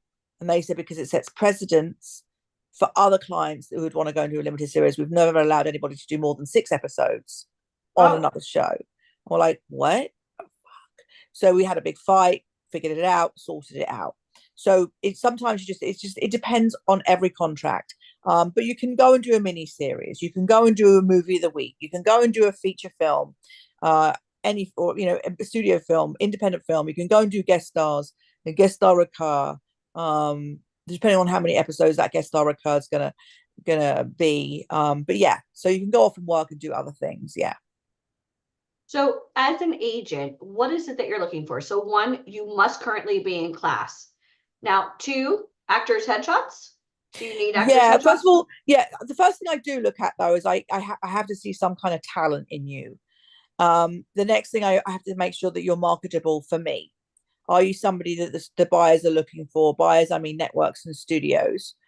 If I think you did a really good read, and if I've given you redirects and you've taken the redirects well, the next thing I'm going to do is I'm going to give, talk to you, and I'm going to have a conversation with you, and I'm going to see if there's likability. Or do I like you as a person, or are you arrogant? Are you not a nice person? Is this somebody that I can work with?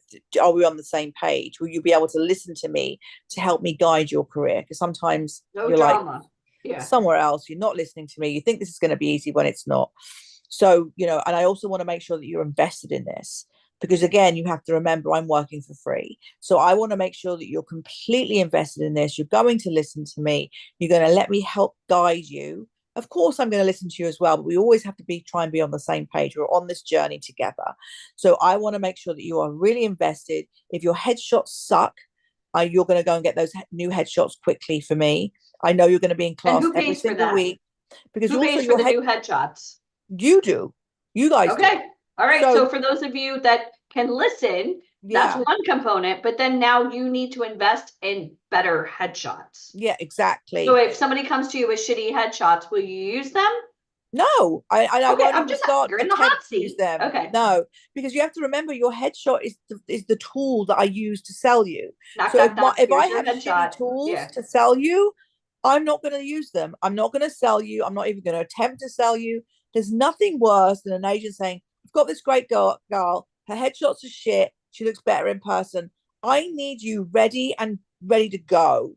Well, I there's need 5,000 competitors. Like that right. headshot may I'm knock, not knock, knock, get you in the door, but then your acting ability will keep you there and potentially book the job. right. So I'm not those going of to you have to. that have headshots in the past, if they Yeah. suck, you're gonna have to get new headshots. I Does that don't make want to sense? have If to that makes sense. explain That you makes to sense. everybody. I don't want Yeah. to have to explain you to these casting directors. I want you ready to go. And you Right. should be ready to go if you're invested in this. And that's the bottom line, right? Yeah. So I Because if need you're to not find going to people that book are work, ready. why wouldn't you spend the money to get better headshots? Okay, so headshots are the calling card. So when you get a breakdown, and I'm gonna ask you to break this down like beautiful minded because you're so good at this. These breakdowns that you're getting for like Stranger Things and The Walking Dead and all these big shows, Wednesday, are these castings for these speaking roles ever on websites? No, Okay, no. so I want you all to type no A very website. rare time they do Yeah. put something out, but it's very rare. It's when they're looking for someone that they can't find, very difficult, or they're looking for someone who's got the most unusual skill that they're having a time finding. But a rarity, it's normally like clickbait, trying to get you in. Okay, now you need to pay us money to do Those are this, the and companies that advertise Stranger Things, and you're like, oh my gosh, I get to star in yeah, Stranger Things. No, dude, yeah, fake. It's called clickbait. Like, here's a yeah, fishing rod, here's the string, here's the worm. Let's see how many gullible people bite. yeah. Millions. Which is why, and I'm not going to name the companies. You guys, I'm sure you've seen these ads on Facebook and Instagram. Not real. Marvel, Cobra Kai isn't looking for you to star in their next Yeah. season. You can audition. Clickbait. No, do Clickbait. your research, folks. Do Yeah. your research. Like you can book stuff on websites like indie films, student films, web series. Yeah. Awesome. Good for you. And But like again, do speaking roles, again you though need an with agent. those, yeah, Yeah. again with those indie films or short films or those web series and things like that. It's easy to go on imdb.com and look up these people. If they want to put you in an indie film or web Yeah. series, you can look up the producer, the casting director, who are you speaking to? Do your research, find out if these people are legit, and they're suddenly going to pay you. But so many people haven't been paid on this kind of stuff. So just be careful. You've got to look into this. Actually, James Gunn just said something about 9/9 because they were using clickbait to try to get people to lure them, right? It's clickbait, saying It's that they were doing a awful. Guardians of the Galaxy casting. And James Gunn was like, what the F are you talking about? Like, Yeah, no, it's already done. And I would never go to a website to hire people. I only go through no, agents. they're just So assholes. They're just what we taking do with advantage that. of How many of you guys people. are glad you're here on a 2-day free boot camp where we Yeah, have top experts? Because I think transparency, it's not about being like, oh, you're so silly for thinking. It's the knowledge that you need in order yeah. to, this is a Well, game, it's Hollywood. they make Yeah, it look so good and of course so they do. enticing. So of course, right? So people, Yeah, when you guys don't know or understand really how this business work, right. it's not that easy.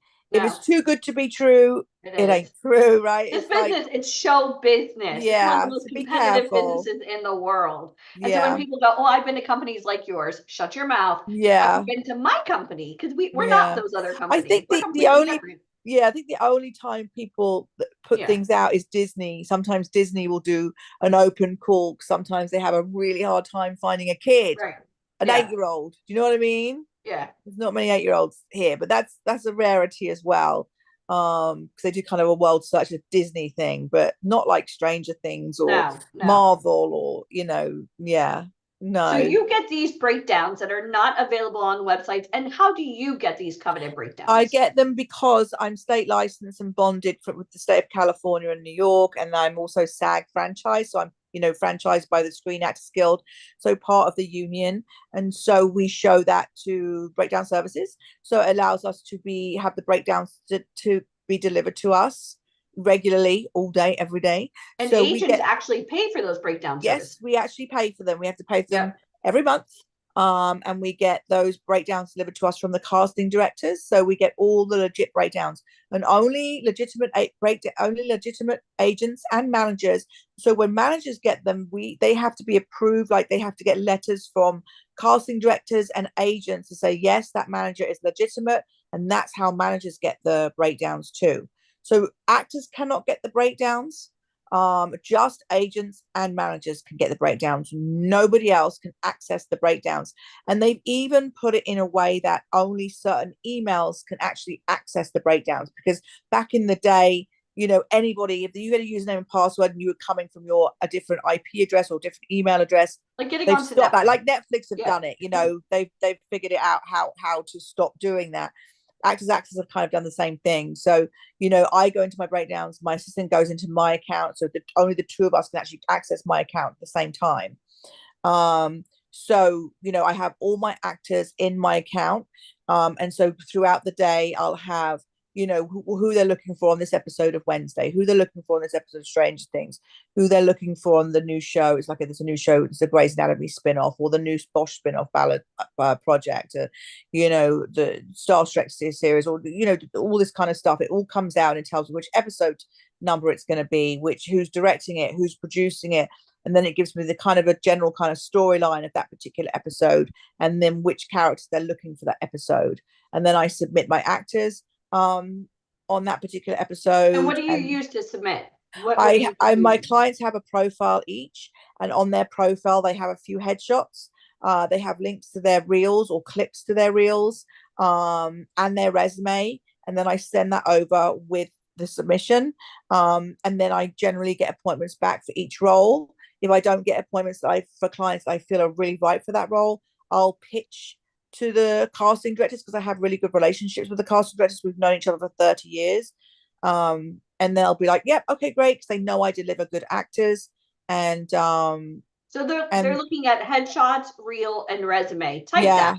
that. Headshot, reel, REEL, and resume. Because I see a lot of people in the comments saying, I'm available. Okay, do you have an actor's headshot? Do you have an actor's reel? And where's your resume? Are you currently taking classes? Are you in training? Yeah, and if you don't have a reel, we can upload like a 1 minute monologue or a 1 minute scene. And what is a reel for anybody who doesn't know? A reel is a body of the actor's work. So if my client has done a nice episode of Grey's Anatomy, and then they've done a nice episode of Stranger Things, and a nice episode of NCIS or Criminal Minds, we'll pull the best clips, the best scenes from those episodes, and we'll put them on one reel. And we'll always make sure that reel is no more than 3 minutes long, and it kind of showcases some of their best work. Sometimes if my actors can do comedy and dramatic stuff, we'll separate the reels. So we'll do a dramatic reel, and then we'll do a comedic depending on the role, right? So the headshot is what the casting director sees first. So it's kind of like when you go on Tinder, and I hate to use this analogy, but if your picture isn't enticing, which obviously my little boy is going to pop up here, this is not an example, but they would see 5,000 images and just swipe. And the ones that they were interested in, okay, this person has a nice look. They match kind of what we're looking for. Let's see if this person can act. Because you're not physically walking into the studios.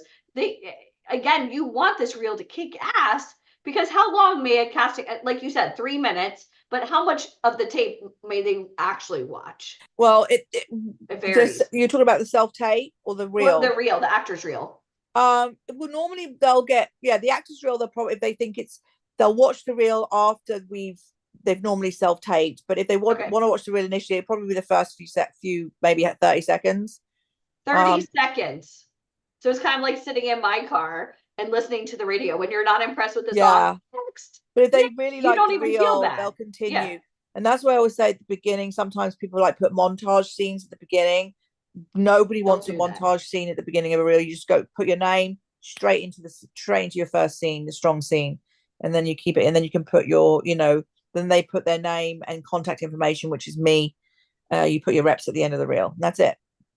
And the casting directors are never talking to the talent; they're only talking to the agency. They always talk to us, and we relate to the talent. Yeah, the casting directors and the talent should never reach out to the casting directors. They come via us, and we speak to the casting directors.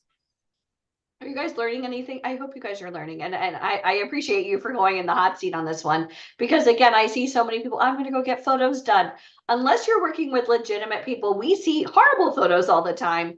Stop wasting money and time. Do it the right way. Or don't do it at all. And it's all about, it's really, it's about your talent. It's about being in classes. And obviously then, if I see somebody that's really blown me away, and I really think, listen, it's about money for me too. I'm a saleswoman. I need to make money. So if I feel you can make me money, I'm that shallow, I need to make money from you guys. And she doesn't care, guys, as an agent, if you've ever booked work in the past, because sometimes there are people brand new, but they're in class. Yeah, you froze. It doesn't matter. Even if you haven't done TV and film, it's okay. Yeah, I mean, I'm not saying I'm shallow, but I do care about my clients, and some of my clients have actually become some of my closest friends. But so I want to make sure that you get the right shit up. You get this going. We're working hard because I'm busting my balls every day to get you seen. And when you self-tape for these projects, your tape better be amazing, because when your tape's great, it makes me look good too. I've worked too hard to build a reputation to casting directors. Literally just on Thursday, it actually made me feel nice. I was speaking to the casting director for a Marvel project, and I said, I really want this client to be seen. They're amazing. And they said, I don't think he's quite right. Like, I found this guy and he's incredible. He's getting callbacks on everything. I've had him literally 6 months, and he just booked 2 jobs already. And you're like having to sell him. He booked Sex Lives of College Girls and then Dr. Odyssey. So, and now I know he's right for something else. And they go, well, I don't think he's quite right for this project. So I wrote back, I go, but you got to see him because he's so good. And then they wrote back, yeah, we believe you. You always send good talent. And this is one of the biggest casting directors in this country. So that was like, oh, I love hearing that. So he did tape. They said, yeah, not quite right, but we absolutely love him. So we're definitely going to keep him in mind for something else. And that's for Marvel projects. So I did that because I just wanted them to see him, to know him. And now they're fans of his. So it's important that, that you do deliver good product, not for you, just for you, but just for me too, because it also makes my job easier, because when these casting directors become fans of yours, it makes my job so much easier that I can get you in the room easier and faster and quicker, and suddenly all these roles start coming in, and then you're the one that we're booking 2 jobs at the same time, and we're trying to fix the dates out so we could do two jobs at once, and it's double the money, right? That's the fun part of my job. I love doing that when I book 2 jobs at once. So Tanya, I'll break this down for you in my analogy terms. Tanya is kind of like the microwave. You are the TV dinner. You're picking the potatoes, you're boiling them, you're mashing them, you're making the Salisbury, you're doing all of the work. Okay.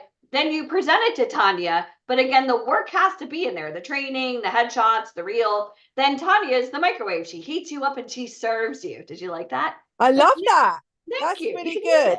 You have to make my job as easy as possible. But she does not train you on how to be an actor. You are coming to the table with training. You have to have your own headshots. And most of all, you need to be able to self-tape. And that's, again, Tanya does not do training in that. Tanya's job is just to submit you to castings, right? Does that make sense? Yeah, absolutely. You'll make, and also if you do send me a self-tape, what I can help you with though is if I see your tape and I'm like, you know what?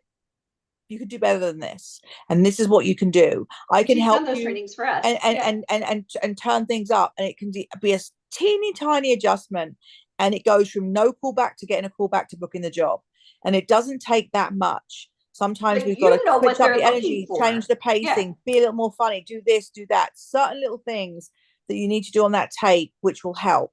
So I do watch the tapes when I'm developing somebody, just to help.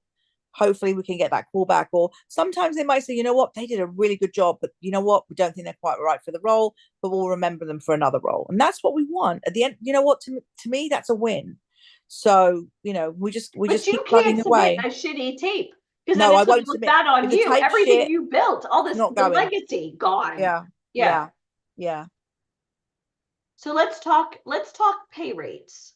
So you were talking about you don't book extra work. Now, let me ask you a question. We've had people on here that are extras, and sometimes they get offended by me saying this, but grow up. Would you ever put extra work on your actor's resume? Yes or No, no extra work. no? I don't want to see any extra work on your resume. The only work I want to see on your resume is a co-star. So anytime you've had a speaking role on a Okay. TV show should go on your resume, or a speaking role on a film can go on your resume. If you've had no lines, no speaking, if your background scenery, that will not go on your resume. Like that pillow back there, not Will playing a not go on your pivotal role in resume. this. No, Scenery, just like no. extras. Okay. So when you're submitting out for roles, what are and I know SAG, everything changed a little bit, but the daily rates. Can you break that down for us? Yeah, if you book a 1 hour guest star, they generally buy you for 8 days. And 1 hour guest star, that's what we call top of show, which is the top rate they'll pay an actor, a regular actor, which is about 10,535 for the 8 days. If you're a star, they'll obviously pay you more, but a standard working actor, there's 8 days. And then, or sometimes they'll buy you for a 1 day guest star, and that can go from 1,500 to maybe 3,500 for 1 day. And those are guest star roles. So they're kind of like the bigger storylines for that particular episode. And then they cut the story. If you become a smaller part of that storyline, but you're still speaking, you'll get what's called a co-star role, and they'll tend to buy you maybe on a 1 day daily rate, which is like 1,204 for the day, or a weekly rate, which is like just over 4,000 for the week, which is still not shabby rate, Yeah. right? And then if it's a half-hour show for a 30-minute show, half-hour show, they'll buy you for 5 days. It takes around 5 days you're going on a Monday. Sometimes you'll do it in front of a live audience. That live audience is generally on Friday. And then it's about 6,300, something like that, for 5 days. I still don't have the actual, because the numbers went up again, and I can't put them in my head. They went up another 4%. But so that's how much that is. If a film, we can do what they call, if it's a studio film and they want to buy you for the run of the picture, and it's a really nice supporting role, it's a good supporting role on a film. For a regular actor, they could buy you what we call as a Schedule F player, which pays $80,000. And that's basically run of picture. So that means you could be there for 3 months, which means that includes overtime, it includes wardrobe, fitting, rehearsal, everything. They're buying you for run a picture, 80 grand, not bad. Or if you've got a smaller role, they could buy you what we call it weekly scale, which is the same rate as a co-star, just over 4,000 a week, because they're not going to use you every single week. So they can kind of buy you for a couple of weeks, then they can drop you, but they're not paying you, and then maybe pick you back up 3 weeks later and carry on paying you again. Or they can buy you for a day on a film, same rate, 12,004. Or sometimes I can negotiate a lot higher rates depending on your credit. Sometimes I can go in and say, no, my client needs 20,000 a week or 25,000 a week or whatever. For a series regular, if we start doing a test deal or a series regular deal for something on Amazon or Apple, we can go in at 40, 50, 60 to $100,000 an episode. Again, depending on your credits, depending how new you are, depending on the show. Is this the lead in the show? Are you part of the ensemble cast? Depending again on which role you are within that show. Same with CBS 1 hour or a half hour. We could go in at 25, 30, 40, 50, 60 plus a show. Again, depending, are you the lead of the show? If you're the lead of the show, obviously we're going to negotiate a ton of money. Or are you part of the secondary ensemble cast? Then again, depends on how much money you're going to make. So when you see cast members from like Big Bang Theory and Stranger Things making $250,000, $1 million, when do they typically get that pay increase? It depends. It normally, if we go for a renegotiation, which I've done many, we normally do the renegotiation in the third season, because the first season you never know where it's going to go. Second season, okay, this show's doing really well. Third season, that's when you've got a hit on your hands. And that's when you go in and start saying, right, now you need to pay more money. Now, so it's what is generally the around the biggest- third season we go back to the studio and say, Sure. but So they're 3 is still the under magic contract. number. They're technically still under contract because when we do a series deal, that series deal is between 6 to 7 years long. So they Oh. are technically under contract still. And those bumps each year are between 4 and 5% a year. You get Okay. each year. Yeah. So what is the biggest difference between a talent agent and talent manager? And do you need both? I mean, you don't need to have both. A talent agent is licensed and bonded and is the legal person that's allowed to close your deals with networks and studios. A manager is not supposed to close a deal with networks and studios. We are the ones that should be doing that for you legally. And a manager has fewer clients than an agent. We're kind of the ones that are kind of churning out the auditions. We're not as hands-on as a manager. I prefer working with managers, but it kind of just makes my job easier because they handhold the actors a lot more than we do because we have so many more clients. That way we can focus on trying to get those auditions for you. When a job comes in, when a negotiation comes in, and if that job travels out of state, I can concentrate on doing the contract, which is what agents are supposed to be doing. And if the job travels to Hawaii or it travels to Australia or anything like that, my client's doing an Apple TV show right now in Australia, and there was a lot of like paperwork to get his visa, to do all kinds of stuff. And I was negotiating the contract with Apple TV, and the manager was basically coordinating the travel, which flight he wanted to get, the visa work, the visa paperwork, because he had to do some tax stuff out in Australia, and I didn't handle that. The manager handled that, and so that took so much off my plate. So you Where I divide and could conquer. negotiate the You other could both stuff. focus on your strong points. Yeah, exactly. So So it does you help were- to have a manager, and I do work with lots of great managers. And one of which is our friend Mara. Yes, who's one of my best Yay! friends. Yes, And we'll love see her and you in a couple of weeks in Atlanta. I Yes, love it when you guys come together. You very much are like Lucy and Ethel, but we she's a are. little bit more nurturing, and you're kind of like me, like this is how it is. But I think that people need that because again, you're the only one. Can you talk a little bit about like contracts and things that you look for and redlining and absolute no-goes? And this is the reason why you need a kick-ass agent. Well, I mean, there's a lot of stuff that you just red line to certain things. I make sure that the money's correct in there. I make sure that you have the correct dressing room. Sometimes they throw in some overtime. It depends. It depends on the project. Depends on the film. This is like I make sure that you guys have photo approval. We certainly don't want to have photos out there that just make you look terrible and you hate them because that stuff's going to be out there forever. Sometimes they want to have social media stuff that you have to do. So I try and limit how much you have to do. I try and limit how much press stuff that you have to do. I always try and make sure that anything post-production after the film or after you finish the series, that is always going to be subject to your professional availability. I just don't want anybody taking the piss out of you. Do you say that in this country? Take the piss out? I don't want them, just to be They've completely done with me for 2 days. you're They're basically good. at their beck and call. That everything has to become to be basically at your professional availability. The once you get in, you do your job great, and then you get out, and then when they need like post production, when they need anything like that, it is subject to your professional availability. They don't own you after that, if it's a film or anything like that. If it's a series, then they do because they're paying you a shitload of money, and rightly so. But if But it's like on for an example, hiatus, Tim Burton, you're allowed you to have go somebody take on a the show vacation. Wednesday Yeah, trying to negotiate the rates, and then somebody moving out of country, right? yeah, To take Wednesday. yeah. So yes, they moved. Well, yeah. So that was, that was part of the deal. She went to Romania to do season one, and you get relocation fees, and they took very good care of her. And how long was she on set for? Like It was for gone those of like us with dogs 6 and months, I think lives, it was. It was about 6 months. It was a while. 6 months. Okay. Yeah, she had a great experience. They took very good care of her. They were like family. Yeah. Yeah. Yeah. And you've been on Zoom calls with Tim. And for me, like hearing from an agent, what are like working with like screenwriters and directors, do you ever represent screenwriters? Somebody had asked. No. I don't do any literary. I don't do any screenwriters, directors, producers. I just actors, just talent. And voiceover. Voiceover. Yes, voiceover for games. That's so let's talk about voiceover. What does it really take to get, I mean, Kratos, God of War, you've worked with Sony and all these big companies. What are you using for submittals for that?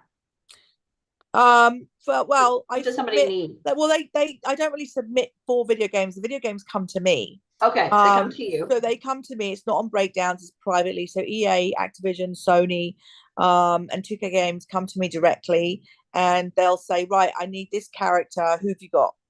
So, and they say sometimes it needs to be a specific height, specific character, like a specific look, or like this. They have a need, like with Mafia, they need an Italian accent.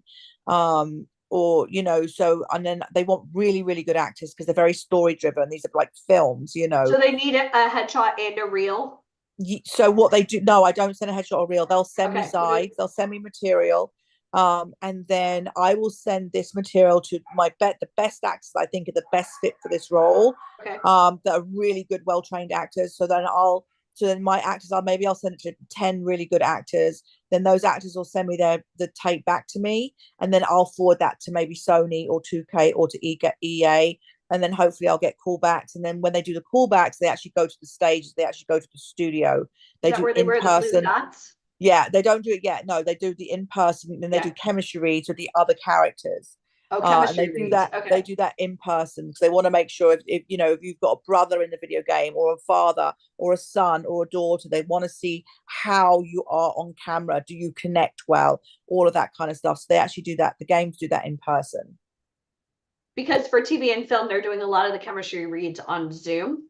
Yes. Yeah, TV film, they're doing a lot of the chemistry reads on home. Some of them are now, obviously, post-COVID, they are starting to do it. Like, we just booked a soap, a 3-year contract role on a soap, and they actually did do the chemistry read in person. So they are starting to go back to how it was to do the chemistry reads in person, because obviously she was playing opposite another guy, and they wanted to see the chemistry on camera and see how that worked out. And that did work out, and she booked it.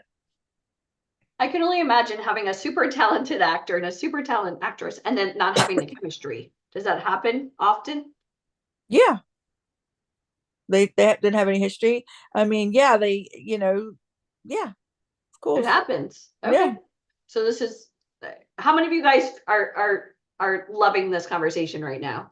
I hope I'm doing you all justice by asking all the questions. I'm like, just off the cuff. None of this is scripted, obviously. Okay, so let's say you have a relatively new actor, like Kingston, right? Hi, Kingston. So I'll pull Kingston up. He has a great look. He has training. He has a reel, but let's say he's never really done any big SAG projects. Is that a deal for you if he's not a member of the No, union? if you're not a member of SAG, don't worry about it. I will just submit you and pretend you're SAG, and I think you're really talented. I'll just submit you as is, and then if you book a job, then I'll tell them that you're non-union, and then they'll just what we do is they'll Taft-Hartley you, and they'll sponsor you into the union. And union, for those of you guys that don't know, union is a membership, and you have to pay for it on your own. It's $3,000 to join the union, and it's $236 and I think 10 cents a year, and it's annual. So for those of you that maybe have friends and family that don't understand, like, it's an investment to be an actor or an actress, but headshots, training, union fees, these are all necessities. It's, again, you're literally launching your own business, and there is no stability. You're living, gig to gig. So I want you guys to understand, like, when you have a top agent, they're doing their part, but you have to do your part, even when no one is watching.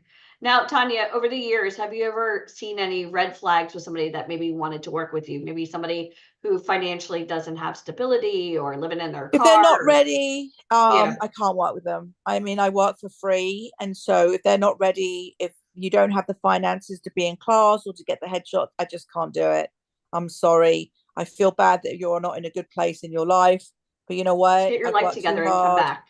Come back Yeah. to me when you're ready. I'll keep if I really feel you're talented, if you know, I'll and I believe in you, but you just can't do it right now. I'll leave my door open for you. I'm not that mean. Get your life in order, sort yourself She's out. never mean. She's just truthful. It's a I'll business. keep my door open Yeah. for you, and just come back to me when you're ready, and we'll see where we're at then.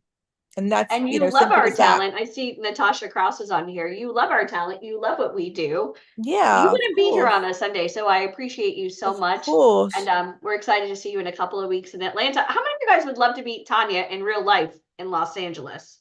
Face to face, right? Can't wait Looks to like a see lot you, of people Tanya. I'm wanna so meet you. excited. I'm so excited. I know Mara is too. We're Oh, excited to be there. Atlanta. Yeah, gonna it's be gonna be a awesome. lot of fun. We're all gonna be together for like numerous days. So I'll bring the wine. Okay, well, I love you. Good. I love you. I love you, Thank you so ladies. much, Give my Tanya. love to Mike as well, won't you? He's right in the Yes. background. He just Oh, heard. oh, good. We'll All see you right. soon. I'll Awesome. see you guys soon. Love Thank you, you. See you in 2 Tanya. weeks. Bye. Bye, Bye. everybody. Bye. Bye. Bye. Bye. Bye.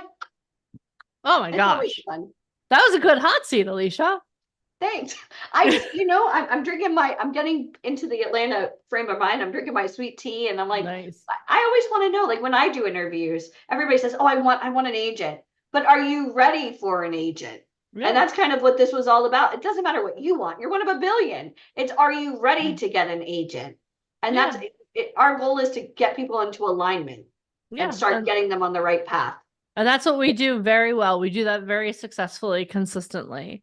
Yeah. Now, I've gotten a lot, I don't know about you, but school has totally changed the game. I've gotten so many DMs on school, and I see people even in the comments. When can we get started? When can we get started? How many of you would love the opportunity to be live in person with Alicia, with Mike, with Tanya in Hollywood? How many of you would love that? If you're like, oh my gosh, Janine, stop talking, get me to Hollywood. Type Hollywood in the comments. Because this is what I want you to understand. You heard Tanya at the very end. Her parting words were, I work for free until you can start booking work. How do you start booking work? You need the right photos. Mike talked about that at the beginning of the day. You need the right photos. Like, you don't want to look like Where's Waldo. You need the right photos. You need the training. Tanya talked about, I heard the word, if we did a transcript of the word training, probably 50 times. I need my people in training. I need my people in training. How many of you are ready to stop talking about this and start doing? If that sounds like you, type do in the comments. Because I want you to understand something. You could sit and you can gather all of this information, and it's amazing. But until you put it into action, it's just information. Yeah, information alone is not enough. You need systems, and most of all, accountability. You need somebody to say, hey, you're doing a shitty job. Yep. Hey, go get your life together. Because Yeah. like she said, she doesn't want drama. No. No drama. Save it for Netflix. So if you're ready to be team no excuses, No and excuses. you are ready to meet face to face with some amazing people, and you are ready to hear from Michael Fomkin about how you can do all of that, type ready in the comments. And I just want you to understand, Mike's going to go over something amazing. After Mike's done, we still have so much more to do. Ryan Colby is waiting in the wings to come and talk to you guys about how to prepare for your first photo shoot for a magazine. Our guest after Mike is literally pure joy. Like, when you listen to him speak, he is going to lift your vibration so high, you're going to have to pull yourself off your ceiling. Are you guys ready for all of this? But before we get to all of that, and again, you guys have been blowing up the comments. You've been blowing up my DMs. Denise, how can we do this in person? Oh my gosh. I know Alicia's and Mike's as well. It's like, okay, you asked, we're ready to deliver. Are you guys ready to hear how to interact with us live in person in Hollywood? If you are, show me your excited faces and give it up for the one and only Mr. Michael Fomkin. Hey guys, how's all my prime movers doing? All right, what a great day today. Wow, that was really fantastic. I was listening in the background, and that was really, really, really cool. So, all right. So obviously we only have so much time to spend together on the weekend, right? It's 8 hours and 8 hours is 16 hours. It's a long time, but it's not enough to give you everything that you need. So if I have your permission, I put together something, an opportunity for you to come out to Hollywood, and I'll go through it with you guys. So if I've had my permission, I'm going to pull up my screen, and that way I can share it with you guys. All right, let me find it. This looks like, let me see here. Right here. Yeah, let me see if I can make this big. All right, there we go. So this is called the Prime Mover Hollywood Experience. And I'm going to go through it with you guys. But I talked yesterday about, a poor mindset versus a rich mindset. And I know Deneen talked a little bit about broke Joe and woke Joe and so forth. And, we're attempting to really elevate you guys, because here's the issue, right? there's obviously an investment, right? There's only an investment of your time, but you have to come out to Hollywood and so forth. You have to get a flight and a hotel and all that fun stuff. And sometimes people right away, that lizard starts creeping in. So I want to pre-frame something for you guys to think about. I've been giving this a lot of thought. And I think I went through this myself, right? Like, you see where we are now, but this is a building process over 18 years. When we first started, everything was always, a concern about finances and so forth. And I made this realization about money, that money is good, right? The reality of money, it's good. A lot of people have a weird relationship with money though, right? There are some people that are very successful in life and somehow they're just not able to kind of make the income that they need or have the financial abundance to do what they want with their life. And when you shift your thinking about money, it's people a lot of times go into this scarcity mode, right? When they feel they can't invest in themselves, right? We all know that investing in yourself is the best opportunity. But when you shift your mindset to realize that at the end of the day, money is just a tool. That's all it is. Money is just a tool. Like, think about this. When you go to the grocery store, right? You spend money for groceries. There's an exchange. You give them some money. They give you some apples and oranges and so forth. And it's a fair trade, right? So when you start looking at money as a tool, then all of a sudden it kind of shifts your perception of money, right? Because at the end of the day, money really, we have disposable income. Everybody has disposable income. When you think about, one of my favorite books is Rich Dad, Poor Dad, and he talks about two different dads, Robert Kawasaki and Sharon Lechter. You should actually read it. It's a really good book if you guys haven't read it. But he talks about the two different personalities. He had two dads, right? Like his real dad and then his kind of stepdad, and they both gave him advice, but the advices were like completely opposite. One leaned into being more of a poor mindset. His other dad looked into being more of a rich mindset. When you look about, like, people have money, they spend money on, movies and video games and, Netflix accounts and, all of these things that provide them like an immediate gratification. A lot of times that's more of a poor mindset where people are spending money. They're going to a concert. They're consistently spending on things that have no future value, right? Even if you think about buying a house or buying a car, right? There's two types of ways of spending money. One is a liability, right? And one is an asset. When you're buying a car, it's technically a liability because now you're paying for something that's going down in value. Now, obviously, you're using the car to get back and forth to work, or you have a roof over your head. But from an accounting standpoint, those are all considered liabilities. People with a rich mindset, they look to invest their money into assets, trainings, seminars. We talked about this yesterday. Those are investments that you make that pay off over and over again. And at the same time, those are investments that free up your time, right? So now you have more time to spend with your family. You have more time to spend with your kids. You have more times to do the things you want to do when you invest your money wisely. So as I go through this, I just want you guys to think about it. I want you guys to have a little bit of a higher level thinking and elevated thinking about how you can improve your life. So with that thought in mind, this is called the Prime Mover Hollywood Experience. This is a limited opportunity, like I said to you guys. This will be taking place in January 2025. And this experience starts this week, okay? So we are hitting the ground running with this. So the first thing that's included with this is what's called the Prime Mover course. So you'll have access. It's going to unlock in school. And like literally, I shoved everything into a box, right? You can see here. I even put Ryan Colby in the box, right? Got Ryan Colby in the box, right? But you're actually going to start this Thursday. You're going to be doing prep calls and training with Ryan, right? So he's going to go over everything from posing and styling, everything you need to know to be agency ready, right? And audition prep.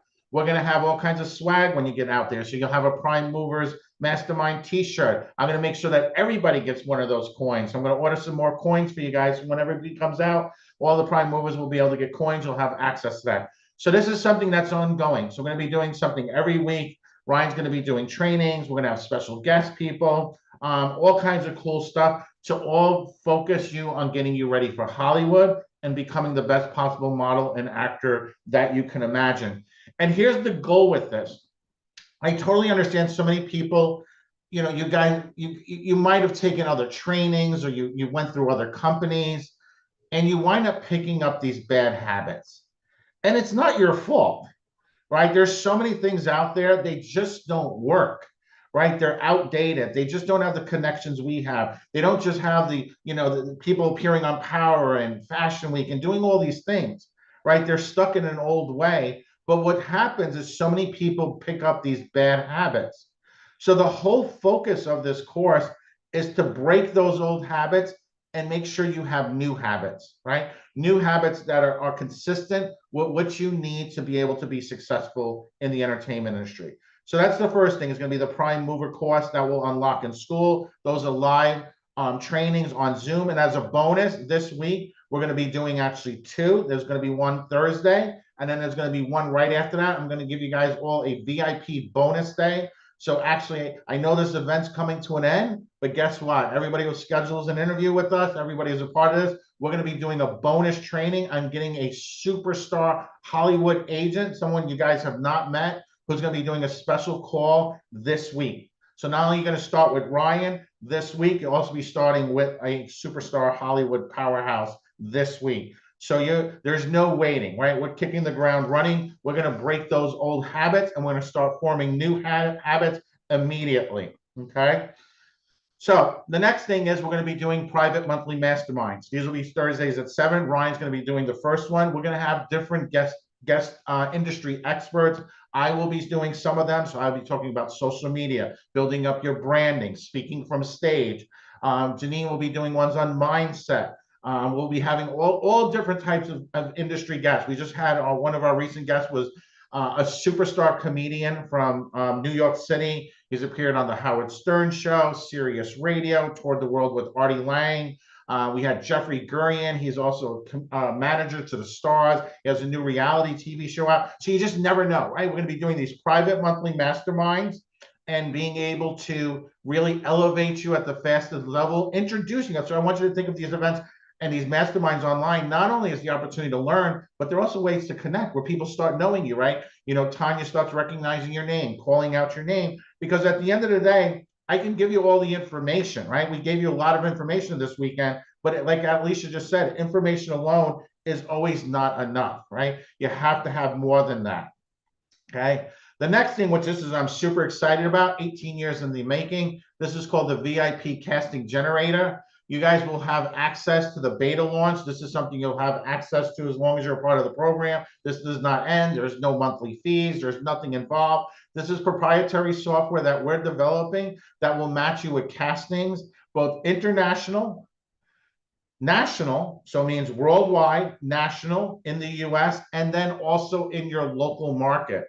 So think about how amazing is that. And what's great about this, I've been testing the software and working with the developers. What's great is I've been putting in random cities. I'm talking to some of the smallest cities in the country, and boom, up come 5, 7, 8, 10. I actually did this the other day. I'm up on the East Coast. I'm in a small little town in Pennsylvania. Like I'm literally talking, there's about 10,000 people in the area. I'm about 2 hours outside of Philadelphia, about 2 hours outside of New York. So I'm right in the middle of two major markets, but it still found 12 opportunities that actually Deneen qualified for, okay? So I actually did a search using Deneen's stats, and up came 12. She was like, what? She was like, oh my God, this is the greatest thing I've ever seen. So I am so excited about this, that this is going to be launching really soon. This will be launching right around Hollywood. So this is something super exciting. You guys will all have access to that. This here is an absolute game changer. And what's great about this is there's no more excuses, right? At the end of the day, you can either make money or you can make it or have excuses, but you can't do both, right? I spoke about that yesterday. So the VIP Casting Generator. You're also, when you're out in Hollywood, you're going to get a 3-look photo shoot. This is going to be all customized by Ryan Colby, okay?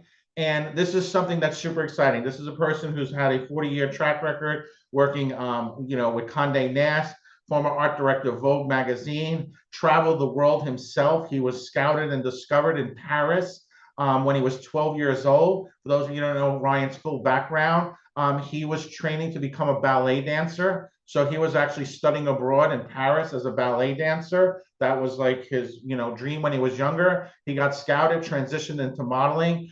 He was one of the first models for Colors of Benetton when he was 12 years old. So if you remember those campaigns, some of you guys might not be old enough to remember that, but he was one of the original models in the Colors of Benetton campaigns. From there, he's worked all over the world. He's oversaw and managed some major magazines, a celebrity stylist for major celebrities. I'm talking about A-list celebrities. So you'll have the opportunity to be on set working with Ryan. We'll have celebrity photographers, makeup artists, everything that you possibly need, okay, is going to be available for you. And at the end of the day, you have two choices right now, right? You guys, you have a choice where you can just not be a part of this and you wake up tomorrow and everything's the same, right? You just go back to the same world, the same excuses, the same problems that you had when we started this on Friday. Or you make this opportunity where you make the decision to move forward with us. You go through the audition process, right? And then you literally now have the opportunity to change your life, to become a part of something, to have the team there that you need to get you where you need to be. Okay. In addition to that, you're also going to have celebrity hairstylist, makeup artist, photographer. You'll do multiple prep calls. We usually do about 3 or 4 prep calls. So this is in addition to the monthly masterminds. This is in addition to the trainings Ryan's going to be doing. You'll be doing prep calls with myself, with Deneen, with Alicia, going on over everything from posing to styling, being agency ready. Okay. My goal is literally, you saw just now that Alicia did a hot seat with Tanya. Okay. I want you to be able to be in the hot seat with Tanya. So I want to reverse the role. With Tanya now, you're in the hot seat. And that becomes like that audition process where you're able to fire off the answers to those questions. You're able to have the right photos. You have the right things, but you're building a brand. The whole point of this is building the brand, building the credibility, giving you that ultimate powerful resume that just knocks people's socks off. Where when you come to our events, you're working with these high-level executives, the people can snap their fingers and change your life in 30 seconds or less. You're literally, they're saying, you're literally coming and making a decision, who should I sign with, right? You consistently see at our events that our talent are consistently being signed by some of the most powerful people in the entertainment industry, okay? Then in addition to that, you're also going to get access to our Truth Management Board. You will actually be a part of the Elite division, okay? So that's a new division that we just launched. When you first sign with us for the first 90 days, you will be a part of the New Faces division. Okay, now let me explain that. That means you're brand new. I don't have the photos to work with. You don't have the training, but you're still a new face, which means there's still opportunities. There may be stuff for hair shows or for promotional work, NFL games, whatever it may be. There may be small opportunities. Student films, right? Industrial videos, things that get you on set, community theater that gets you out there. And then we move you on to the Elite Board. Because at the end of the day, the way I see it, there's so much crap out there. It's literally like us versus them, right? Like how many of you guys can relate to that, right? You've seen those companies out there. You've seen all the hustles and just all the crap, right? I want you guys to be able to have the representation. So now when people reach out to you and now you just say, you know what, that sounds great. Doesn't matter if they're real or not. That sounds great. Here's my agent's contact information. They handle everything for me. If you go through our time, you'll see on their email, agent@truthmanagement.com. We handle all of that. You're coming off a set, you're walking the red carpet, somebody jumps out of the crowd, says, hey, I'm a photographer, I work with this magazine, I want to work with you. You don't have to give them your name. You don't have to give them your phone number. You don't know who they are. You say, great, love to work with you. Here's my agent's contact information. Give them a call. Thank you very much. Goodbye. Okay? That way you have the security to know, right? It's no longer about having to have those worries. It's no longer about having to have any of those concerns. Because at the end of the day, we're going to hold your hand through the entire process. All of our trainings, all of our events, all of the calls, all of the access to all the content, that big box, right? Everything from our swag to Ryan, to myself, Alicia, Tanya, to all these people we work with, we're literally going to hold your hand through the entire process, okay? Now, we got some nice bonuses. The other thing, VIP Prime Mover Handbook, okay? This is everything you need to know, okay? So for those of you who love like reading and, information and so forth, right? The live events are great. The trainings on Zoom are great. The photo shoots, all that's great. The casting accelerator, but there'll become time when you're like, you know what? I need to have some type of information at my fingertips. So this is going to be the complete guide to success. So this is literally 200 pages. This is 18 years of our best content put together in a format that you can literally download. You can send the file over to Staples, have it printed out if you wanted to, where it's literally at your fingertips, and everything that you possibly need is there. Because what I want you to do is I want you to say goodbye to everything. I want you to say goodbye to being confused. I want you to say goodbye to crappy photos. I want you to say goodbye to the stress of not being able to live the life that you want to be able to live. I want you, all those things that have been holding you back, you say goodbye to immediately, starting this week, okay? So, and now bonus 2, and this is a super mega bonus. This is called Unleash Your Star Power, okay? Get featured on the cover of a top industry magazine. Shine in the spotlight. Grace the cover of a major magazine with a captivating feature all about you. Okay, let me tell you something, the value of this. I'm going to go through everything for you guys. When we first started, and there are so many people we work with in the industry, they have to hire a publicist. Okay, and an average publicist costs you about $5,000 a month. Okay, so, and they'll literally say, well, you know, the first 3 months I have to reach out and send me over some photos, send me, you know, I'm going to create a press kit, and I'm going to try and get you some press. I'm going to try and get you out there. Right? And then they're like, well, what can I work with? Well, I'm brand new. I don't have anything to work with. When you're on the cover of a magazine, that changes the whole perspective. You don't need that publicist. Down the road, you start moving into A-list territory, people lining up, right? You're working with Tanya at that highest level. You're being cast for major productions and major shows. Yes. Okay.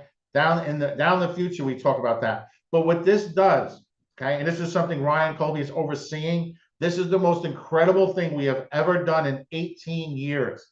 We are literally going to have you placed. You're going to receive the images. You're going to do an interview, and you're going to have the press coverage. But even more importantly, that you have the exposure and the credibility that now when you go to present yourself to agents, to clients, you now have that to use as a part of your portfolio. This is a life-changing opportunity. Okay, so when you're coming out to do your shoot in Hollywood, right out the gate, right when we first get in, you're going to go through security, you're going to get checked in, we're going to get you into hair, we're going to get you into makeup, we're going to have the photographers waiting there, Ryan's waiting there, you've been prepped, you know what to wear, you're ready to pose. We're going to take those iconic shots that are going to land you on a cover. Okay, so we're getting that right out the gate, right? Because that way you are, Deneen likes to talk about one of my close friends and business partners, Brian Tracy, wrote a book called Eat That Frog. And Eat That Frog, it's about, a lot of our talent know it because we do a book club every other month, where we all read a book and we do calls on it, right?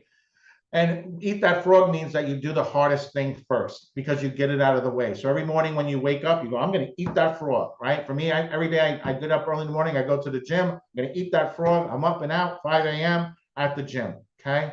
Eat that frog first thing. So we're going to do this first thing when you first arrive. We're going to get you ready and going. And this is game changer, okay?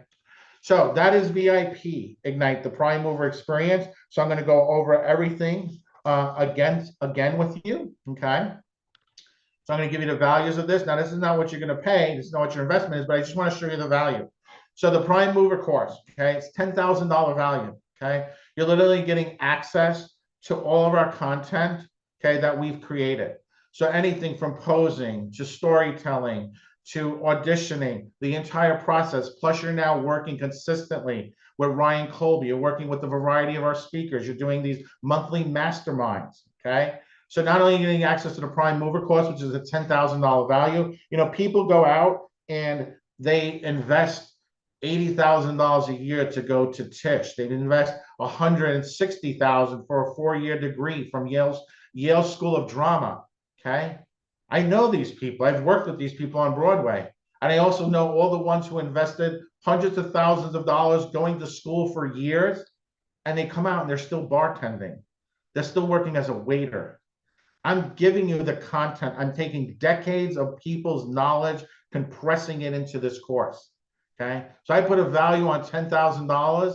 Honestly, if you were to put the amount of training that each one of these individuals invested in themselves, you're looking at $1 million, right?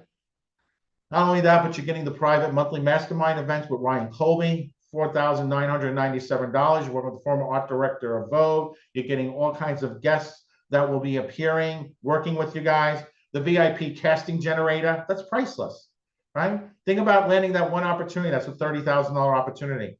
Think about landing an opportunity that's $500 a day, but now opens up the gate, right? Giving you that one opportunity leads into 2, leads into 4, leads into 8. And having the backing of being represented by Truth Management, that you have a mother agent. And now what we're doing is we're elevating you to get you signed to a larger agent. My goal is for you to have representation in Atlanta, New York, Hollywood, Miami. Our top talent, some of the top people we work with, they have people who represent them for commercial print, for voiceover. They have different managers and agents for each part of their career. That's the trajectory I want you on. But we start on step 1. We started getting you in that prime mover course. We start with step 2, getting you into the monthly masterminds with Ryan. Step 3, getting you out to Hollywood, getting you for that photo shoot, getting that 3-look photo shoot for models and actors, $24.97 value. The photographers, you'll be working with the celebrity photographers. These are people who earn $10, $15, $20, $30, $40, $50,000 a day working for major magazines. Having celebrity makeup artists, having Ryan spend the time, the team, having a team now, spending the time with you, working with you, preparing you, okay? Not only will you get the prime mover course, the private monthly mastermind event, virtual event with Ryan Colby, the VIP casting generator, the 3-look photo shoot for models and actors, celebrity hairstylist, makeup artist, photographer. You'll also be put on the access to the Truth Management Elite Board. First 90 days, you will be on New Faces. Do you remember that? Priceless, right? To have that security, that representation, right? And just think about it. If you even looking at these prices, if only one thing, if you only got one thing out of this, would it not be worth it, right? To change your life, to have the opportunity to be a part of something, to be a prime mover, to wear that t-shirt with pride, right? To be able to show up and say, these are your connections. These are the people you work with. Next month, some of our talent are going to a private event. They're going to be working with some of the biggest movie producers in the world, literally sitting down with them, learning about the movie industry. They're going to be sitting down with Mark Victor Hansen. Right? He wrote Chicken Soup for the Soul, worth over $500 million, sold over $500 million copies, #1 author in the world. Right? People like Les Brown, major people in the industry. This becomes a part of your network.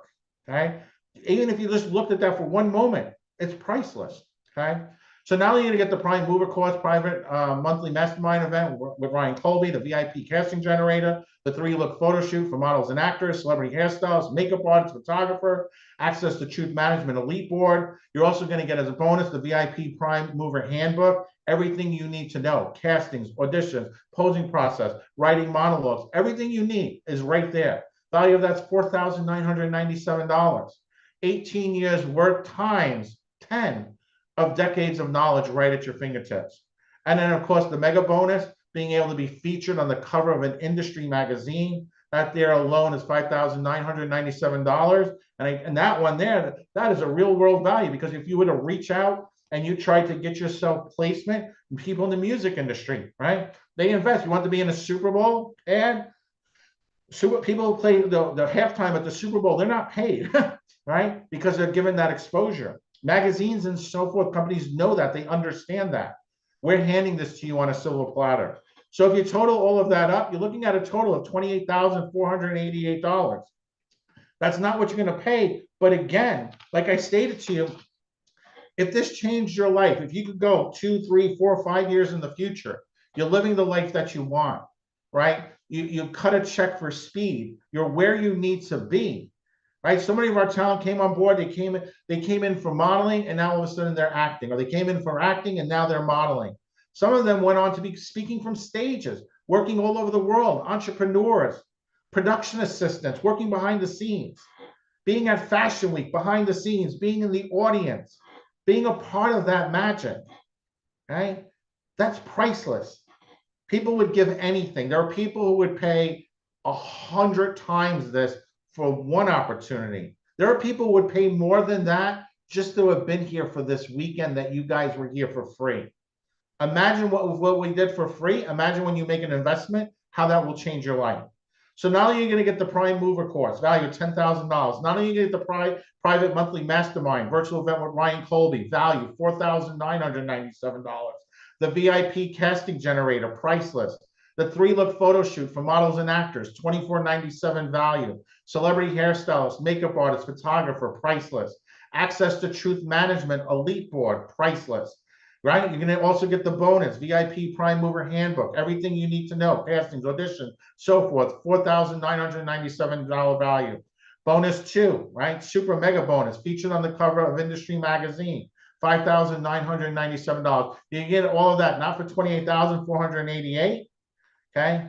But for $29.97. And because you guys invested to be here over the past 2 days, we're doing a special for this, okay? You're going to get all of this for only $19.97. So that's what we call our fast action takers, okay? This is a lifetime, once in a lifetime opportunity, guys. This is extremely limited, okay? Most of our current talent are already set for Hollywood. I am opening up just a few spots for this. And let me tell you, for those who've been on our calls before, know when Mike says this is limited opportunity, it is. Once this is closed out, it is closed out. That is it. And remember, there's 2 events we do twice a year. Sometimes we alternate only once a year. I can't tell you what I'm doing next year for New York, but the 2 major events, these are the events for 18 years that changed the most people's lives, are either Hollywood or New York. And Hollywood right now is on fire. So for our fast action takers, you're getting all of that for only $19.97. You're getting the prime mover course, the private monthly mastermind, virtual event with Ryan Colby, the VIP casting generator, the 3-look photo shoot for models and actors, the celebrity hairstylist, makeup artist, photographer, access to truth management, elite board. You're getting the bonus VIP prime mover handbook, everything you need to know, the castings audition. And you're also getting featured on the cover of an industry magazine with a 2-page article all about you. What is your why, right? Imagine the vice president of Warner Brothers sitting down and we're saying, hey, you got this new issue came out, check this person out. You're on the cover and now they're reading your story, your journey, the hardships that you went through, where you're headed, the direction, right? You're shooting for the moon, but even if you fall into the stars, you've done more than 99% of this people on this planet will ever do, guys. So trust me on this. Fast action takers only $19.97. Total value of this, $28,488. You do have to schedule, okay? So my assistant's going to drop the link, okay? So there are only a very few appointments available for this. So if you are serious about this, schedule. You will not be able to reschedule. So when you click on that link, and I believe there should be a secret word, the secret word will be Hollywood, okay? So the secret word for this is Hollywood, okay? That is the secret word. So again, the secret word is Hollywood, okay? You need to schedule now, but make sure you know the time that you will be available. We will not be allowing reschedules for this. Okay, so you need to be serious about this. Okay, if the lizard brain is getting you all confused, that's okay. We will bring this link up in a little bit, but for the people who schedule now, I can't promise you at the end of the day, I'll have my assistant drop that link later today. I cannot guarantee there will be any appointments left. Okay. Okay. And then some of you guys are asking, though, what's the $1 million guarantee? Well, I get people are in fear. People sometimes, oh my God, they're confused about money and investing them in themselves. And I get it. You just don't quite believe in yourself yet. I got that. Totally. I used to be that person. I used to be that person all the time. Oh, I used to tell Alicia, oh my God, it's $25,000 for a Broadway show or $100,000. I don't know. Can we do this? Right. And she would look me in the eye. She said, yes, we can. And as soon as she looked in my eyes with that confidence, I knew it. But I understand you don't have that Alicia to look you in the eyes right now. She'll be looking at you through the Zoom, but she's not sitting in front of you. She will be sitting in front of you in Hollywood. So I put it together what's called a $1 million guarantee. And what this means, it's called no risk guarantee. It means that you have no risk at all. I'm going to take on the full responsibility myself. Okay? That's another lesson you can learn in life. When somebody's saying what went wrong, it doesn't matter what went wrong. I take the full responsibility. We're going to move forward. Boom. Problem solved. Learned that from Tony Robbins. $1 million guarantee means that go through the program, go through the training, go through the entire process, come out to the events. The events are a 3-day process. On day 2, right? So day 2 of the event by lunchtime, you felt that at this point, you came out, you got your photos, you went to the training, you did all these things. You got access to the handbook. You got access to the casting, everything, right? You shot the cover of the magazine. You did the interview for the article. If you feel by day 2 at lunchtime, you did not get $1 million worth of value from our company, just come up to me, Alicia Deneen, and there's a full refund. 1997, full refund. No questions asked, okay? Because the only people I want to work with, I want to work with prime movers. I want to work with people who are going to make things happen. And if you felt that I didn't, then I don't deserve to hold on to your money. I don't deserve it. And I will give it back to you, no questions asked. So with that thought in mind, guys, that is the Hollywood experience. This is it, 4-year anniversary. We are going full out. The link should be in the comments, so click on that link, the Prime Mover Hollywood experience. This is a life-changing opportunity, and your training starts this week, okay? So Prime Movers, action, right? Assemble. Let's make this happen. I'm going to turn this back over to Ms. Deneen and Ms. Alicia. We will be doing a Q&A later today. I know we still have Mr. Ryan Colby is going to be coming up soon. He's going to go over prepping you today, start talking about preparing you for your photo shoot. He's going to be giving some great advice and so forth today. So don't forget, we start training this week, and we also have a bonus VIP day. So this event does not going to end for you, some of you guys. For some of you guys, today is the last day, but for some of you that are moving forward, go through the process. We're going to have a bonus day this week. Your training starts. Guys, I will talk to everybody later. Cannot wait to see you in the Prime Movers, in the school group. It's going to be exciting. This is only the beginning, guys. This is it, guys. We are taking ourselves, you, the company. We are together. We are going to the next level. Let's make this happen, guys. I will talk to everybody later. God bless, and I will see you guys inside the group. Bye, guys. Look, it's the team together. Hi, Mikey. Hi, Deneen. It's like the Brady Bunch over here. And I will Hi. see Alicia on Tuesday with Kevin Harrington. From Shark Tank. Yeah.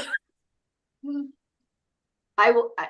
You know, when I met him the first time, I kind of put him on the hot seat a little bit. Not as much as I do with Tanya, but how many of you guys want to come to Hollywood with us? Now, I was getting text messages, Deneen, while we were on the call going, hey, I'm already scheduled, you know, with Camp Hollywood, which is something that we offered.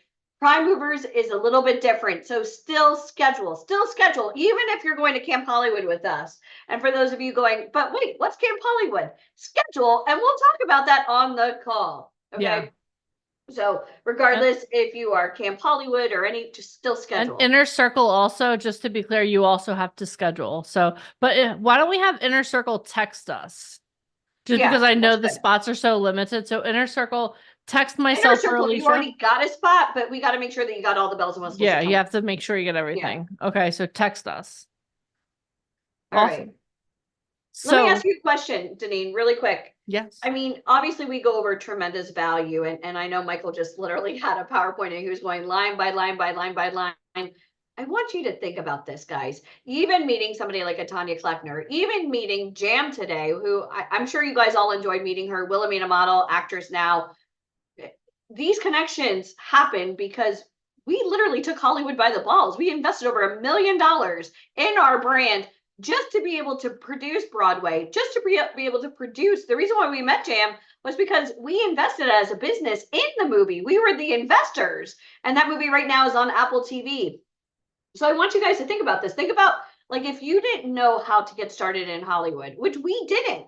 I went to college. I graduated with a double degree, and I was waiting on tables after investing 5 years of time training in college, like $100,000, if not more, in training. And then I'm just like left in the wild. So if all this did was put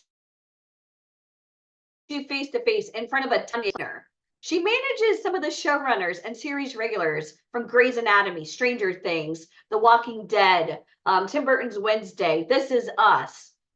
If all this did was give you an opportunity to sit in front of an agent who could start booking you $100,000 an episode, she's looking for real photos. She's looking for real training.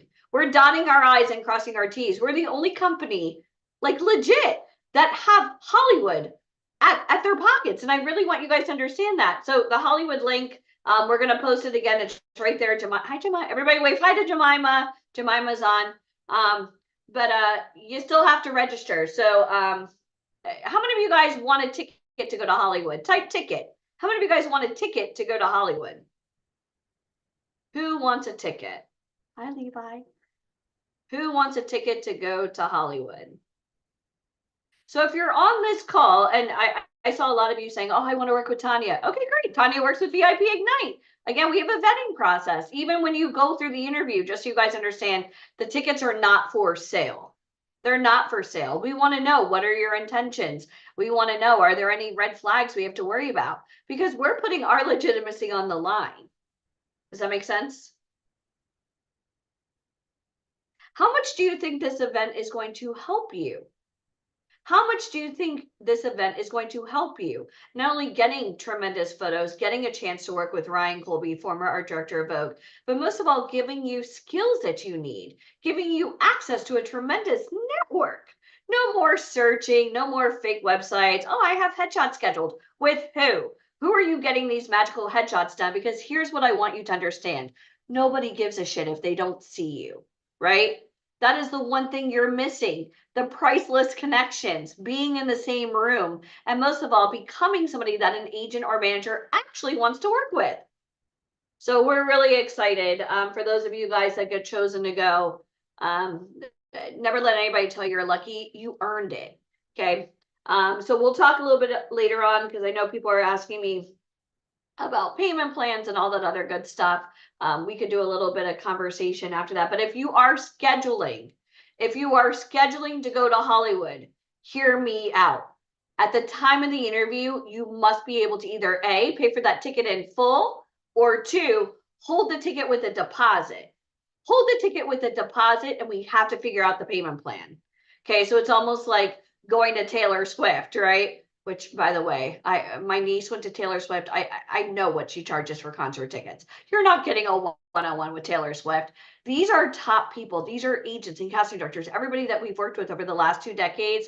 Our company, you're only going to get a chance to network with top people. That's it. That is it. So I know some of you guys have been trying to do this for a while. Whatever your stories are, your obstacles, your life that we know it, financial situations. I love you, but again, kind of like what Tanya says, we don't care. We want to help people that can rise up, that can elevate. So whatever finagling you have to do tonight, whatever, call credit card company, try to, up your limits, whatever you have to do to make this happen, do this for you. If you're tired with the situation that your life has put you in, maybe you have a job where you get paid bi-weekly. You know what the best part is? You get paid every other week or even weekly. But here's what you need to know. When the pain is great enough, you're going to do something to change it. But you're only going to feel that when you have the pain. If you're comfortable where you're at, you're never going to want to improve because it's comfortable. Right? How many of you guys have a burning desire? You want to feel the pain. You want to change your life. If you do, type burn.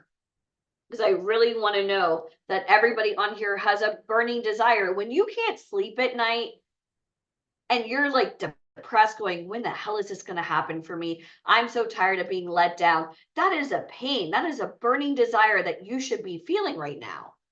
Like, I want this to happen. But you have to put forth the action. We've done the work. You just have to show up.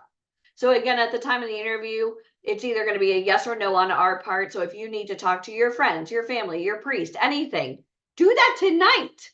Because if you're doing an interview with us tomorrow, and again, Tuesday, I'm out. Tuesday is my day. It's book signing day, but our team is so excited to help anybody who wants help, but do not show up there and give us some kind of like sob story about your life and your situation, because you only scheduled with intent that if you get chosen, you're ready to go to Hollywood, right?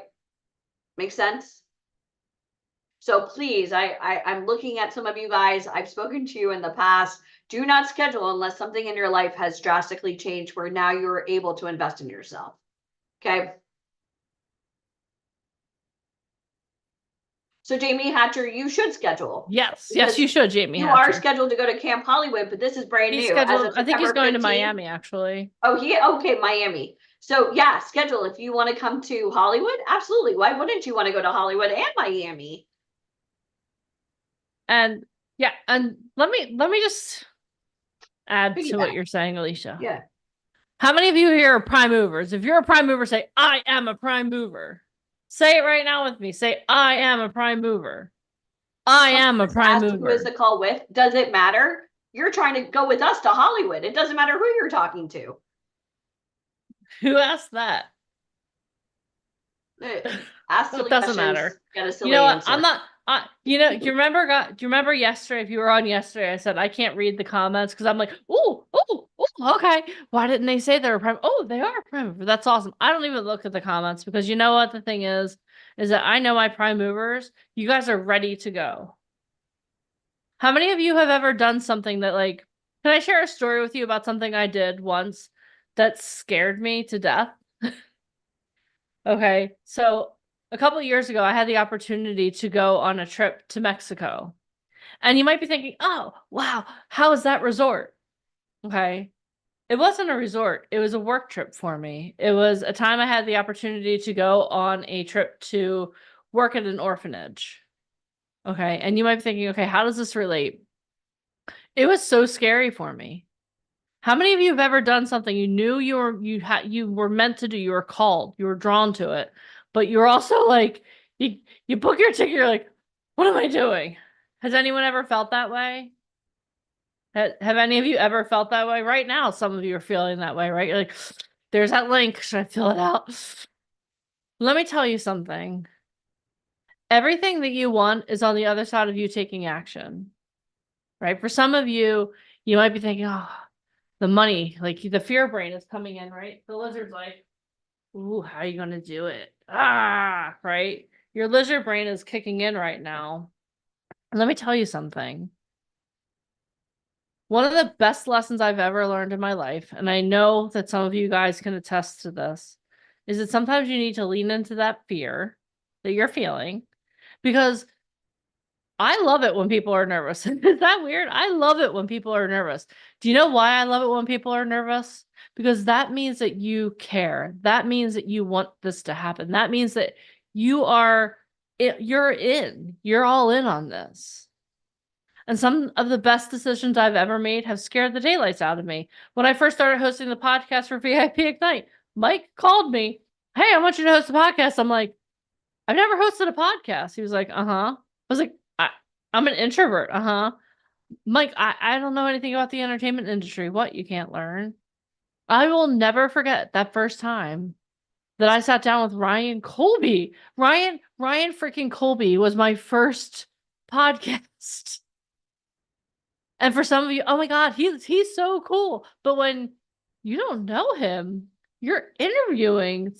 He used to work with Anna Wintour, Vogue, GQ, all of the magazines that people know, whether or not you know the entertainment industry. But that was the best decision I ever made in my life, to say yes to that opportunity. That's why I'm here today. And I want you guys, how many of you have ever done that? How many of you have ever done something really scary? You're like, scary. My scare meter is going off. But then on the other side, you're like, wow, I did that. How many of you have ever had that experience? Have you ever had that experience? If you did, type me in the comments. If you've ever had that experience, type me in the comments. Because you know what? You've been here for 2 days. And for a lot of you, this is the closest you've ever been to the entertainment industry. And that's awesome. That's awesome. But for some of you, you need to get closer. You need to get live in person. How many of you want Alicia K back in your corner fighting for you? I only work with winners, Deneen. I know you only work with winners, Alicia, but you know what? Some of the talent on here, they're prime movers in the making. They're like, yeah, I'm a prime mover, but they Talk need is cheap, to be. Deneen. They What? have to take action. They do have to take action. Have to take action. You do. Prime movers take action. But sometimes taking that first step is really scary. Like when you went into Ed Bennett's house. To not live out your dreams. When you went into Ed Bennett's house for that event. Yeah. Were you not a little intimidated? Well, I was, because I invested money I didn't have. I think when we went to the charity event, we invested $1,000, Mike and I each. And the one person who was supposed to introduce us to Ed Bennett called out sick. You're supposed to MC the event. And And Michael you and I found showed up out. and I'm like, holy shit. How, You found out on your way. It's not like yeah, he on the called you. way. You were like halfway Yeah. there. And so it was sink or swim. And I thought to myself, God, it's Ed Bennett. Like I had done my research. He started VH1, guys. He's worth billions of dollars. He ran VH1, Paramount, BET, Nickelodeon. I mean, like we're talking some of the biggest. What would I bring to the table? But if you think about VH1 and their why and the philanthropy aspect and all about, giving musicians a voice and doing good, wow, that's what we had in common because that's exactly what VIP Ignite is. And I just needed a chance. And the first time I met him, I went in ill prepared. I went in as a fan and I said, it's such an honor. It's so nice to meet you. Wow. And that was it. And I didn't deserve the respect. I know people come on these calls all the time with their hand out. The least amount of risk for the most amount to gain. I had a burning desire because I'd never met somebody of that type of level before. And I was scared shitless. But then you had a mindset shift and you were like, I no, had hold a on. mindset shift. You Yeah. had a mindset shift. You went from being a fan to a prime mover in that moment. Yeah, for sure. Right? Yeah. And then even when I got a chance to do it again, it was, you've got to go into these things expecting nothing and be surprised because remember, like face to face isn't easy, especially in a digital world. And when I met him, and I just needed a chance. I just needed that face to face. How many of you guys feel that burning desire? Like, man, if I just met a Tanya Kleckner, if I just met somebody from Wilhelmina or IMG, or man, if they just met me, they would want to work with me. But we had to invest. I mean, we had to build relationships to even get onto that list. So we put in all the work. So all you have to do is just show up. You're not moving to New York City, spending $5,000 a month on rent. Jan Murphy even said she spent tens of thousands of dollars on training. You're not having to do all of that. Think about it. So if all this did was put you face to face with the right people, would it be worth it? I hear quite often money is evil. No, it's not. Money is a way to exchange. It's a tool, right? So like Michael said, cut a check for speed. Some of you guys, when I was reading, I don't know if it was yesterday or today, you've been trying to get into this business since you were 6, since you were 5, since you were 10. Isn't it time to like legit do this for real, right? Hold on. I see a misquote. Lack of money is not the root of all evil. Okay, let me dispel this myth. This one gets under my skin. Okay, go ahead.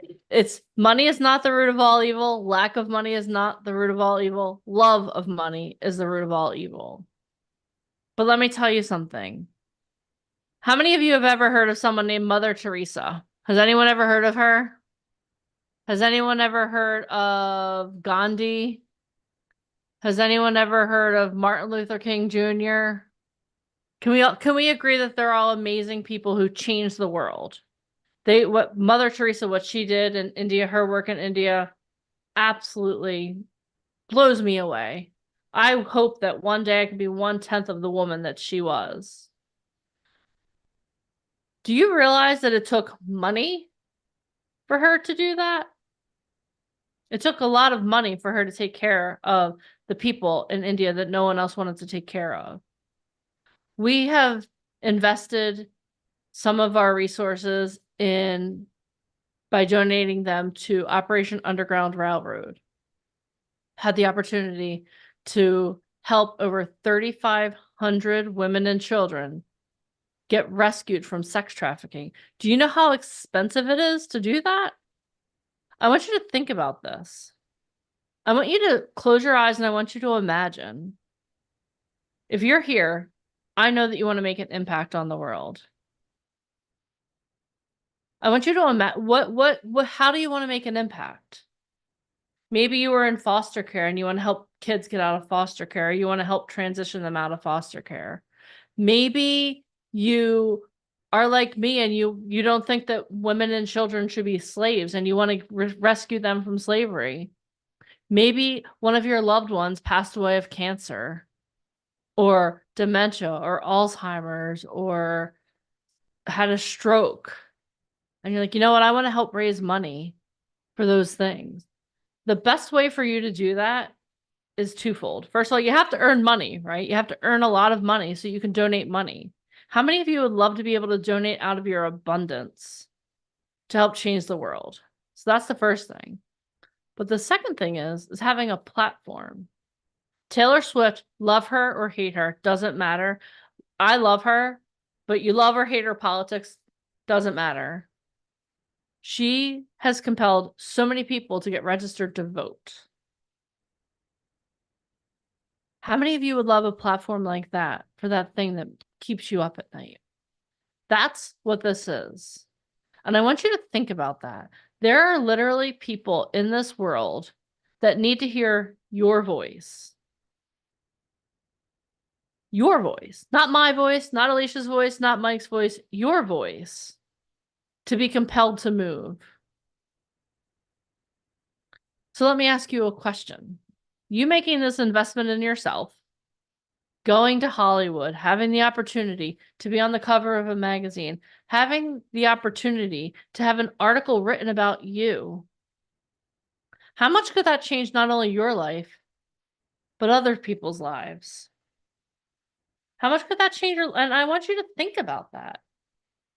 I want you to think about that because you know what? These are questions that keep me up at night. I'm not gonna these are questions like I told you that I have some resistance. But you know what? If me pushing through that means that one of you or 10 of you or 100 of you goes on to change the world, you know what? Let's do this. You have an amazing team of people in your corner. Alicia fights for winners. I help turn people from people who are wavering into winners. That's why we work well together. And Mike, he's the brains behind our whole operation. So, But also, Deneen, it's about breaking old habits, guys. If what you're doing isn't getting you the results that you need, it's time to do what winners do. They have systems that they follow. They're not just throwing spaghetti up against the wall, right? Some of you guys are so excited right now, and then we'll hang up the Zoom and nothing will change. Nothing will change. So the only way to be successful is honestly to break those old habits. You need to invest in this. You could try to do this by yourself. It took us 20 years and millions of dollars, and this is not a brag. It is fact, which is why we've opened the stock exchange, which is why the guy from Shark Tank loves our company, loves what we do, and we just co-wrote a book together. We aligned ourselves with winners, but it took a lot of time and money to get to that level. You don't have 20 years. I mean, maybe some of you do, but even putting 20 years still doesn't guarantee you these results. Money is exchanged for good. It's a tool. It keeps a roof over our head. It provides food. It provides, I just celebrated my fourth, my little boy's birthday, his little birthday cake. Think about it. Like, we've talked about this. Information alone is not enough. Some of you said, oh, I'm getting photos done this week. So what? Anybody with a credit card can go buy photos. Just learning about the business isn't enough. You have to take action. There are systems, there are formulas. And like the last 2 days have been amazing, but we want to hold our members accountable. Do you want to know why Weight Watchers works? Do you guys want to know? Because everybody on Instagram has diets and they have plans and they have recipes. You know why like Weight Watchers works? Because you physically have to go in, whether on Zoom or back in the day, go into their offices, they weigh you in. That shit is scary, right? You're being held accountable face to face with somebody who literally is trying to help you, and you have to be the asshole going, I didn't lose weight, I kept eating, I didn't work out. It is the honor system. And that's why Weight Watchers works, because of their systems and their accountability. Now, I know investing in yourself is scarier. You know what is even scarier? Not living to your true potential, taking it to the grave. That shit is hell of a lot more scarier, right? Knowing you have the potential for greatness. I don't care where you are financially now, but I'll tell you what, especially having offices in Miami and Philly and New York City, I've dealt with so many people that would say, oh, I don't have the money. But guess what? The day after Thanksgiving, where are they? It's Black Friday. They're out shopping. They're investing in materials that give them instant gratification. What are you going to do to invest in yourself? These are things that no one can ever take away from you. having real connections, having real training. That is beyond amazing. We heard from Whitney Hughes yesterday, who talked about production assistant training with us, which sometimes we offer at events. So stay tuned for anybody going to Hollywood. If we open it up, I would definitely reserve a spot for that. But these opportunities alone, getting a chance to change your life. When Maria came to us and said, oh, I work at the church and I don't make a lot of money. And we said, do you love what you do? Why? Oh, I love helping people. And I love, this is my community. This is my family. That's awesome. But at the end of the day, she still had a burning desire. She wanted to be on TV. She wanted to be on film. She wanted to be in magazines, commercials, billboards. Her $35,000 or $40,000 she earned working full time. Yeah, I know it's hard to be able to invest in yourself, to get out of that situation. But look what she's doing now. She's earning $35,000 a day. How much would that change your life? Would it change your life? Would it change your kid's life, your family's life? Even if you didn't have haters, you would if you were making $35,000 a day. Right? I know I'm not wrong. That sign says I am the best. So there are people that want to do this. And they're going to invest. They're going to change their life because the systems that we have works. And there are people that are going to make excuses. You can't have both. People that want to do well don't make excuses. When Mike and I got a chance to work with Sigourney Weaver, I'm going to be honest with you. I sold my car. We refinanced our house. We did everything we had to do. We pretty much ate ramen noodles for weeks. We got very creative. Right? For weeks, foot long, Subway sandwiches, $5. We would cut them up into quarters. We were hungry, not hungry as far as like appetite, but hungry to get ourselves out of the situation we were in. We knew that even aligning ourselves with somebody like Sigourney freaking Weaver, Alien and Avatar, holy shit, that would change our life, not just our life, but our company's life and everybody affiliated with it. When you see Jessica DiGiovanni on an episode of a hit TV series, she's also the voice of one of the major Transformers for the animated series, and now people pay to get their picture taken with her, and she signs autographs. Had Michael and I not gone through the turmoil of figuring out how the F are we going to make this kind of money to invest in ourselves, to be a pyramid. I don't think we were scared shitless that we were going to go bankrupt, that we were going to have to sell our home. Like, think about all the worst case scenarios that could have happened. And we weren't guaranteed anything. But winning a Tony Award, beating Tom Hanks for a Tony Award, that's pretty dope, right? But we couldn't have done any of that without being given an opportunity. I mean, just because you have a checkbook doesn't mean you can produce Broadway. It's something that's bestowed upon you by your peers that are in Broadway. And they met us, they loved what we could bring to the table. Mike and I had a voice. We wanted to sit at the table, not watching. We wanted to be at the table. We wanted to be there for all the table reads, talking to the marketing geniuses. Well, why do you want to do the wraparound, the bus advertisements versus a billboard in Times Square? Why would you do that? You know what they said? Eyes. You get eyes. A lot of people that live in New York, they don't go to Times Square. We want the eyes, right? How many of you guys want to sit at the table? You want a voice. You're tired of watching and living vicariously on Facebook and Instagram. And like we already talked to Tanya about like the fake castings. We're tired of these like pretend New York Fashion Week experiences and the pretend Cobra Kai castings and Stranger Things. They are fake. The only way to get on this type of level, you have to have an agent or manager. Most of you are kidding yourselves. And that's not me being mean. That's me being truthful. You think you could piecemeal. I'm going to go buy photos here and join a website. And that is not what successful people do. So money or excuses. Are you willing to invest in yourself to get yourself out of the situation that you're in? Somebody type. Are you about investing in yourself or are you about excuses? Somebody type it. Because you're making an affirmation. You have to be all in. Thank you, Kingston. You have to invest in yourself. Stop making excuses. You are exchanging finances for good. We have the systems. Now, I want you guys to understand, we had two choices when we create our programs. One, let's just make this as cheap as possible. I mean, you see, we have like 100 people on. We have people watching on Facebook. I do calls all the time. Let's make it as cheap as possible for everybody to go. How many of you guys want it to be super cheap, like 19 bucks, 20 bucks? Does that sound good? Who wants that? If you want that type cheap. Think about it. $20. Who wants cheap? You know what's going to happen with $20? How dare you guys even say cheap?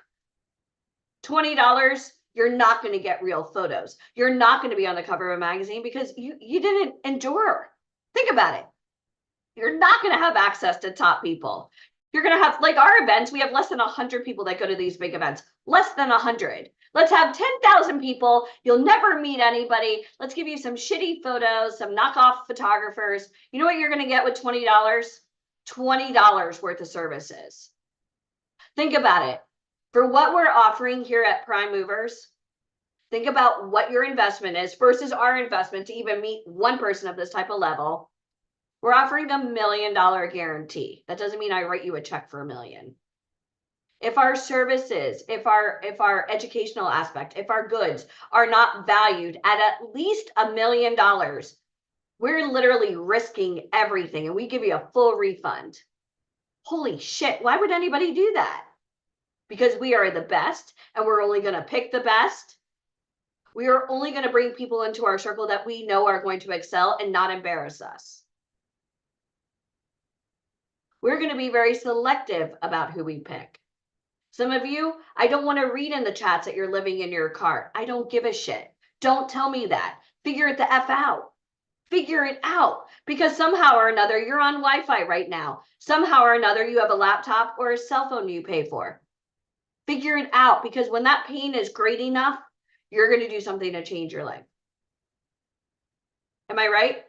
So if I had two choices to offer it at this price or to offer it at a super discounted price where anybody can join, why would you want to be a part of a company where anybody can join? That doesn't even make sense. Yeah, 1997 is cheap. You can't even go see Taylor Swift for 1997 sitting in the nosebleed sections because I've tried. There are a lot of companies that just, man, they piss me off to no bitter end. And I talk to my peers. I talk to Tanya on a daily basis. I text her shit. And I'm like, look at these scam artists. Look at what they're doing now. And she's like, disgrace. Disgrace. These companies make millions of dollars preying upon wannabes. Because that's essentially what you are. You're a wannabe until you're a somebody.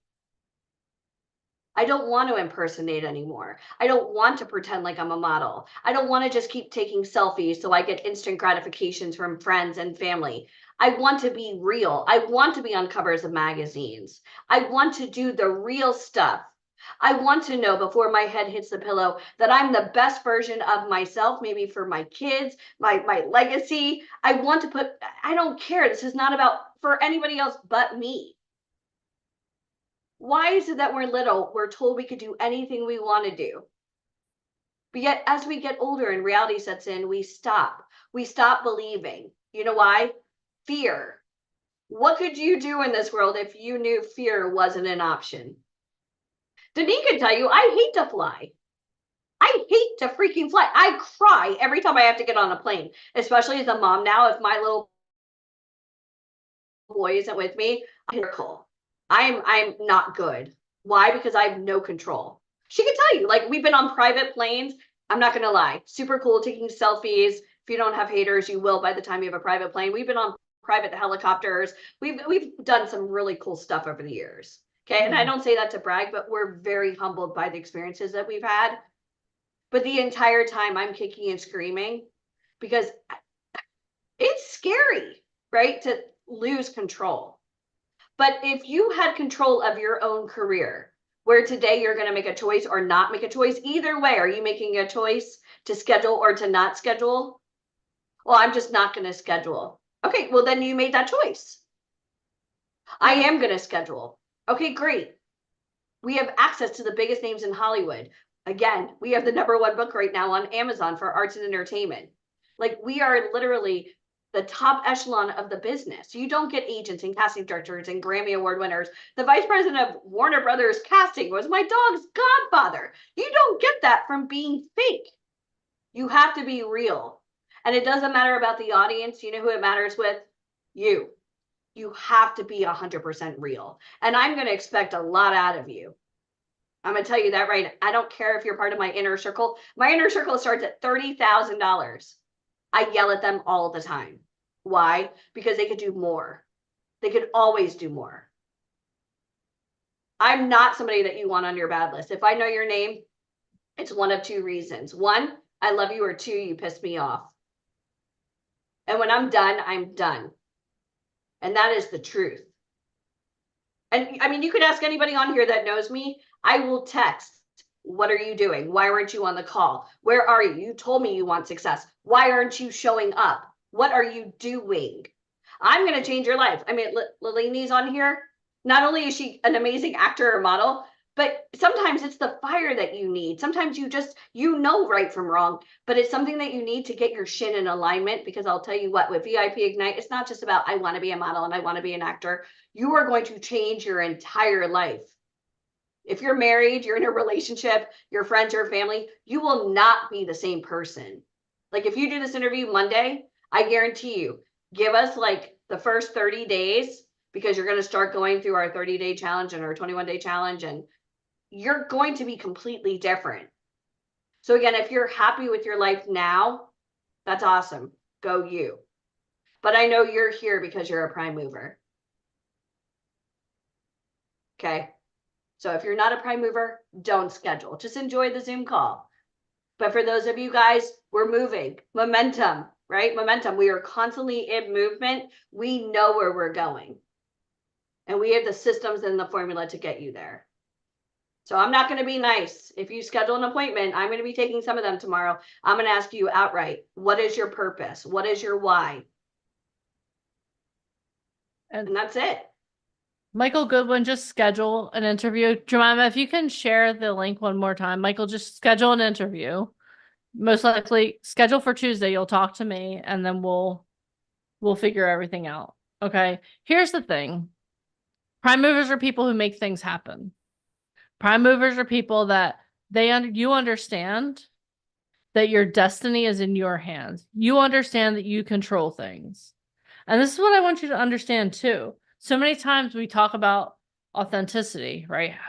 I want to be authentic. I want to be authentically me. Every day you're making a decision to be authentic. Make the decision for yourself. How many of you can relate to what Alicia was talking about? Maybe this is something you've wanted to do, but for whatever reason, you listen to other people. You listen to other people in your life. Let me tell you something about those other people. And I've said this a couple times, and I'm going to say this again and again, because I can tell you from personal experience. My family thinks I'm insane. Every time I talk to my dad, he's like, girl, when are you taking a day off? I'm like, this is a lifestyle. How many of you are happy where you are right now? How many of you want more? If you want more, the best thing you can do is take a chance on you. I said this earlier, and I really believe that some of you can relate with this. The only regret I have in my life is that I didn't believe in myself sooner. How many of you have that same regret? You didn't believe in yourself. I mean, we have so many of our inner circle members that are on here. And so many times they start out like, oh, okay, I don't know. This is something I want to do. And then they get in and then they start getting in momentum. Hollywood is going to put you into momentum very rapidly. Having the opportunity to work with former art director of Vogue, having the opportunity to work with the photographers that we work with in Hollywood, having the opportunity, if nothing else, having the opportunity to be on the cover of a magazine, of an industry magazine, and having an article written about you, that is something that people strive for decades. Brandon Hunter, I showed you his article yesterday. He's been trying to do this for it took him 3 or 4 years to get to that point. That's going to be your starting point. Do you understand how valuable that is? When you go into a casting, when you go into a room, oh, here's a cover, here's an article that was written about me. Who are you again? This is going to put you into momentum. The hardest thing to do is to start, right? That first step is always the hardest one. But once you start stepping and you start moving and you start moving and you start moving and you start moving, then you're like, oh, okay. Oh, I don't want to walk anymore. How many of you have ever started jogging, right? I've done this I'm not a big jogger, okay? But the first thing you take that first, you start by walking, right? And then all of a sudden you're walking a little faster. Then you find yourself jogging. Then all of a sudden you're like, hey, I can do this. And you find yourself running. It's the same thing with this. Like you're going to start, you're going to start walking, right? We're going to get you walking. Then we're going to get you up to a jog. Then by the time you get to Hollywood, you're going to be running. You're going to have that article written about you. You're going to have that cover. You're going to have all those photos. Your portfolio is going to come together. You're going to be in a community of people who believe in you, who are going in the same direction. How many of you feel like if you had a community of people supporting you, you would be able to fly further? If that sounds like you, type me in the comments. That's literally what we do. Like, that's literally, think about it. That's literally, how many here are already prime movers? If you are, let's do this. How many of you are already a part of our community and you're already a prime mover? You're a part of VIP Ignite. You've been here. Raise your physical hands. Look at all these people. Let me ask you guys a question. Was it easy just to dive in, or if it took a couple minutes for you to get your feet under you, give me a thumbs up. Okay, be honest. If now you're like, okay, you know what, I got this. Let's go. Now maybe you're jogging, you're running. Give me a thumbs up. Right? How many of you are happy you got your start?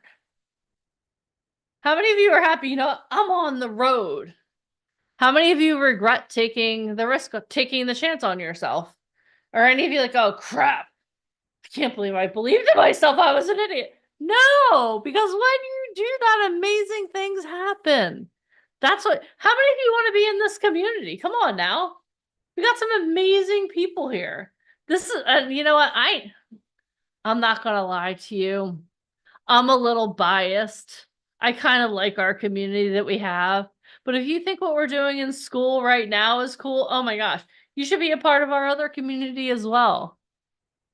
Because you know what? At the end of the day, you all have people that don't believe in you because they want you to stay the same. They want you to stay that same person that they know, that they can call on Sunday and say, hey, you know, game's on. You want to go get some wings? Yeah, let's go. You know, they want you to stay the same because you growing is going to challenge them to grow. Oop, I'm knocking over my microphone. That's how passionate I am. And I want you to understand that. You have to be willing to put yourself out there. You have to be willing to change, not only for you, but for other people, because a rising tide raises all ships. So as you grow, one of two things are going to happen to the people around you. They're going to grow with you and not even understand what's going on, which is the most amazing part, or they're going to drop off. And those people that drop to the wayside, that's cool. Because people are in your life for a reason, a season, or a lifetime. Okay, there are people that are in your life for a reason. There are people that are in your life right now that are challenging the crap out of you. Can anyone relate to this? Does anyone have a challenging person in their life, or is it just me? But that's those challenging people in your life, they're helping you to get stronger. You may not see it, but they are. Okay? There are people that are in your life for a season, right? I worked in the dental field for 15 years. There are people that when I was working there, I thought these are my best friends. Nothing ever will happen that will pull us apart. We're in this for life, right? Now I talk to them and I'm like, hey, what's up? I don't have anything in common. They were a part of my life for a season, right? And then there are your lifers. Here at VIP Ignite, the people that you're going to meet, they're going to be in your life for decades to come. They're going to be the people that you're going to write a movie. I'm looking at you, Ryan Clapham, and you're going to bring them into your world, right? Or you're going to be going to an award show. You're like, wow, you know what? I remember that Jamie Hatcher. He supported me. I have an extra ticket. Hey, Jamie, you want to come to the Emmys are Oscars with tonight, me? guys. The Emmy Awards, ironically. Yeah, the Emmy Awards, and ABC is making them exciting again. So hopefully it'll be actually an interesting award show. But I want you guys to think about that. Right now, you have three choices. We could be in your life for a reason, a season, or a lifetime. What do you want? Which one do you want? Because let me tell you something. We have a saying for our inner circle. It's inner circle for a life. Okay. And we have people that were part of our inner circle that have gone on to do absolutely amazing things. I can't even talk to you about inner circle until we meet you face to face. But our goal is, I'm going to be fully transparent with you. Our goal is that each and every one of you becomes a part of our inner circle because you're booking so much work that you're like, I need to meet more people because I need to help more people. I need to know more people. I need to grow. That's our goal for you. But it all starts on a Zoom call like this. It all starts with you saying yes. It all starts with you taking action. People who take massive action get massive results. For some of you, this feels like massive action, and I understand that. I told you about the trip to Mexico. The other scariest thing that I ever did was right around the time that Mike offered me to host a podcast for VIP Ignite.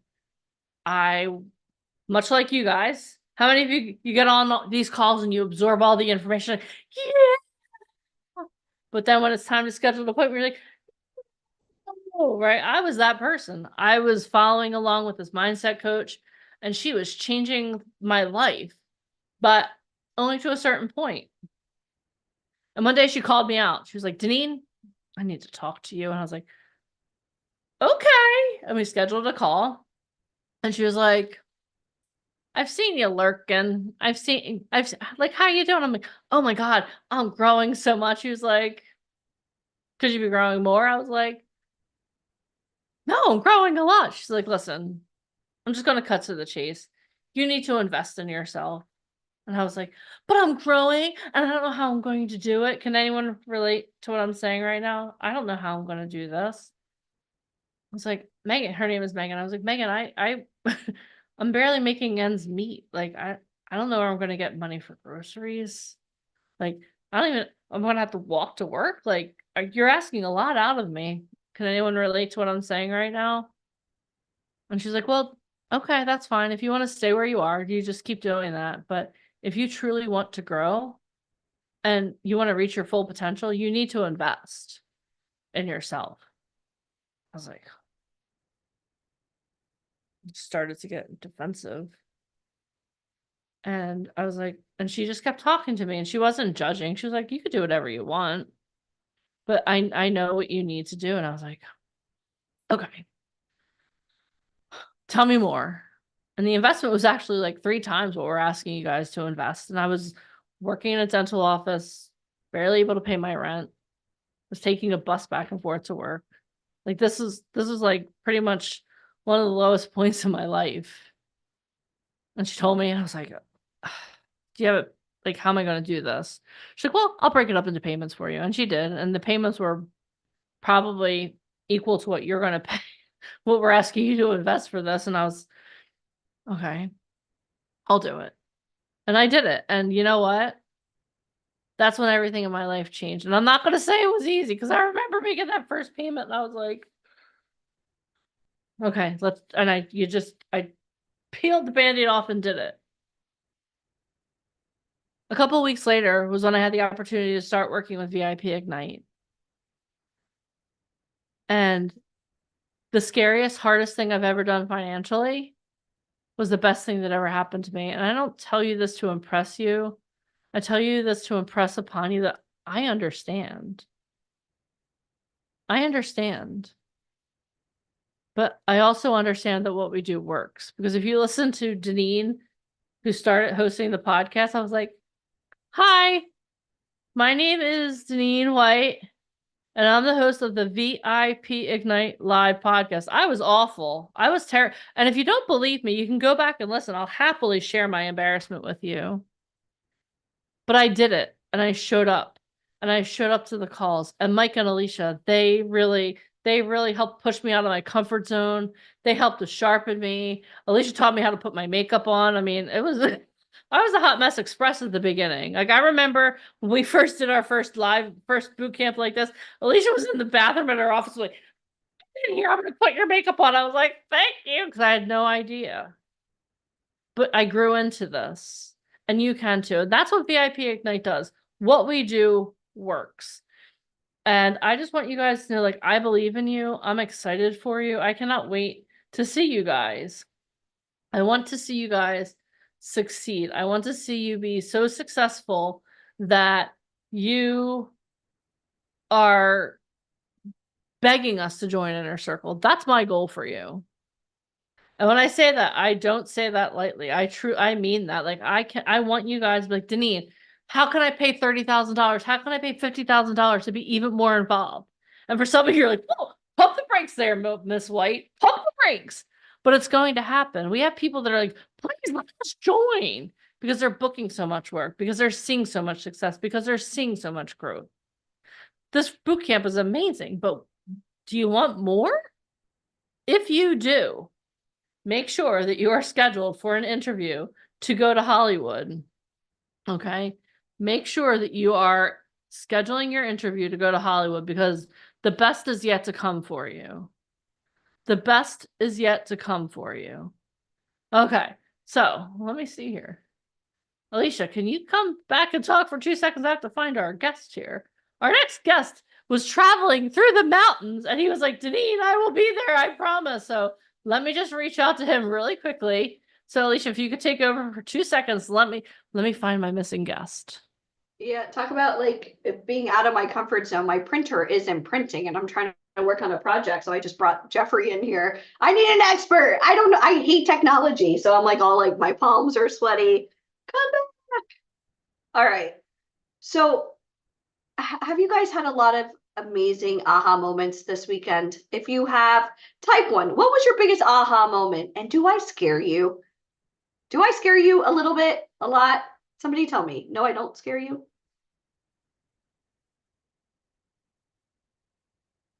Yes, you scare me a lot, but in a good way. Okay. All right, good. I'm gonna bring up Ryan Clapham. Hi, Ryan Clapham. I'm gonna bring you up real quick out of spotlight. Ryan Clapham, how much has your life changed because of VIP Ignite? Exponentially. I never thought I would be in the position I am today, where I'm running a company. I've written a full feature film. I've been doing casting director stuff. I'm working on getting the IMBD set up. I'm working on getting the website set up. My days are filled. My whole week is filled with meetings this week of people wanting to be part of the project still. And I told you, you need to document all this. And I am. Because if Jessica Harley, hi Jess, if Jessica Harley says, hey, I have this idea for a movie, but I don't know how to even get started. Oh, look at that. Right? Formula. Right? I'm already doing that, like you suggested when we talked that one time. And it's phenomenal. It's just I have all my calls with these people recorded. So that way I can go back, I can say, okay, what did I discuss with this person? What did I do? And I'm working on the soft funding right now for the film before we get into the hard money with the angel investors and things of that nature. Yeah, And having an idea for a movie is completely different than putting forth the action. And then when you do say action and you have a product, what do you do? How do you get it distributed? How do you finally recoup the money and time that you put into it? So there's a lot of. Yeah, that is a class I'm doing in October in Tampa. Okay. I've been doing individual classes away from VIP with different industry experts in the area that I'm trying to pick their brains as well so I can put that in the formula and be able to get everything set up and get this how-to set up, get the coaching set up for afterward. It is more than 24/7 work. It is, my brain doesn't stop. My doctors are saying, you need to sleep. I'm like, I can't. My brain is always working. Yeah. It's real. It is real. Who else can I bring on here? Let me see. Everybody smile. Let's see. Who else do I want to talk to that have been to events? Lot Natasha Kraus. Hi, little Natasha. I'm gonna bring you on real quick. Hi, Natasha. Hold on. I'm gonna take Ryan Clapham off. Not saying I don't love you. We're gonna remove your spotlight now. There you go. Natasha Kraus. Yes. Hello, Natasha. Hi. What's going on? Well, is this the same question that you asked Ryan? Yeah. Well, like Um, you, how old are you? I'm 16. You're 16. And what age did you start in this industry? 6. 6. So for 10 years now, and you live in San Francisco, you had an agent in Hollywood, like a Yeah. top agent who I know and I'm friends with.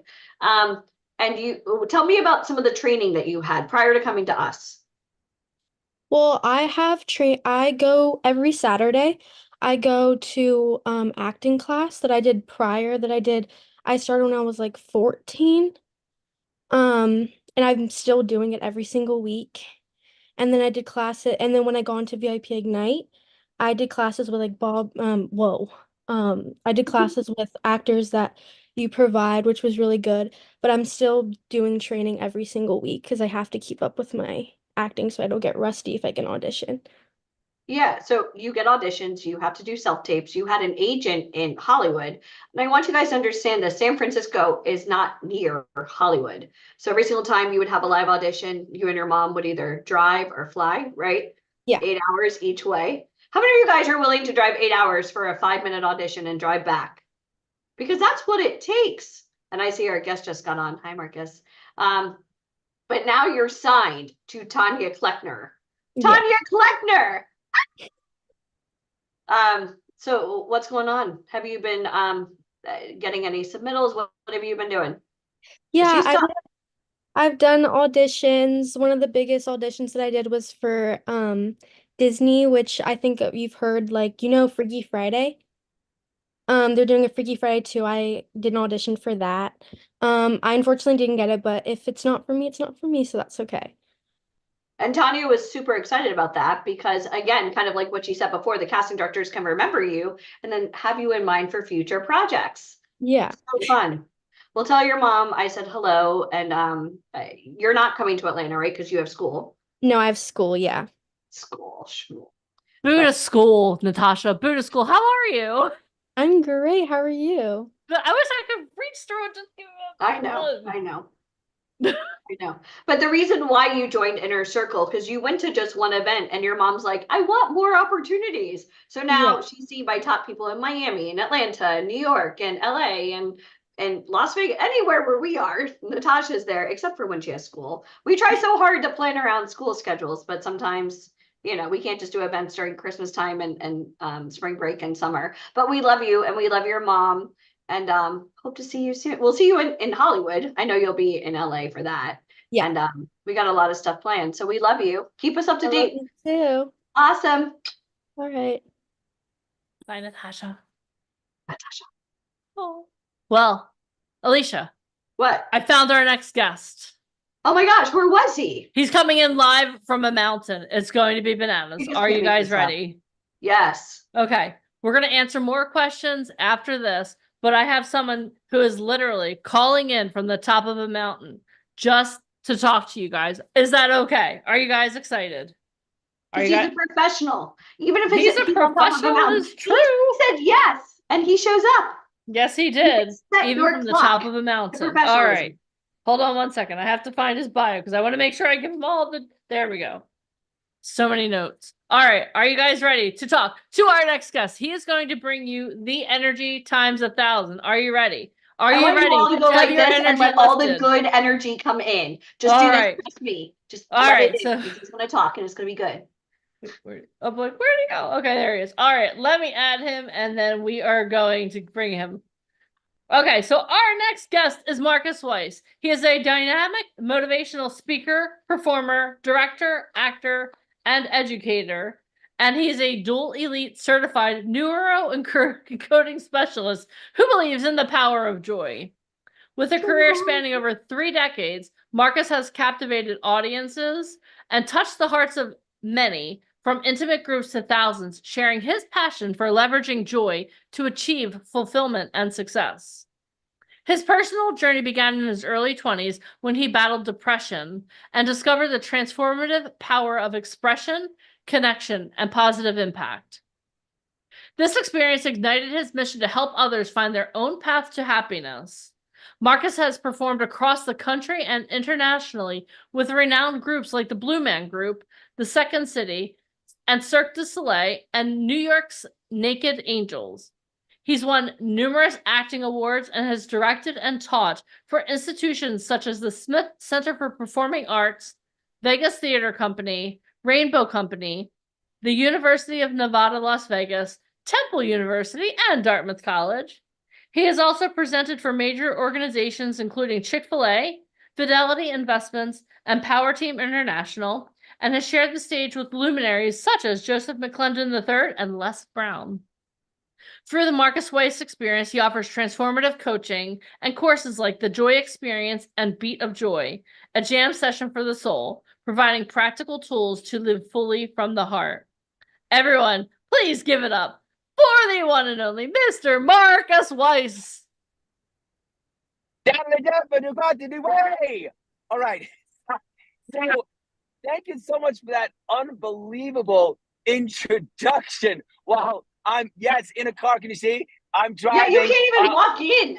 You can't even do the entrance you normally do. I can't. This is, and this is even more exciting than if I were at home. And the reason it's more exciting is because I say it is. And why do I say it's more, or we say it is? And why do we say it is more exciting? So that we can magnetize ourselves from the inside out and show up in a way that magnetizes those around us and the things that we want around us, so that we get what we want in life.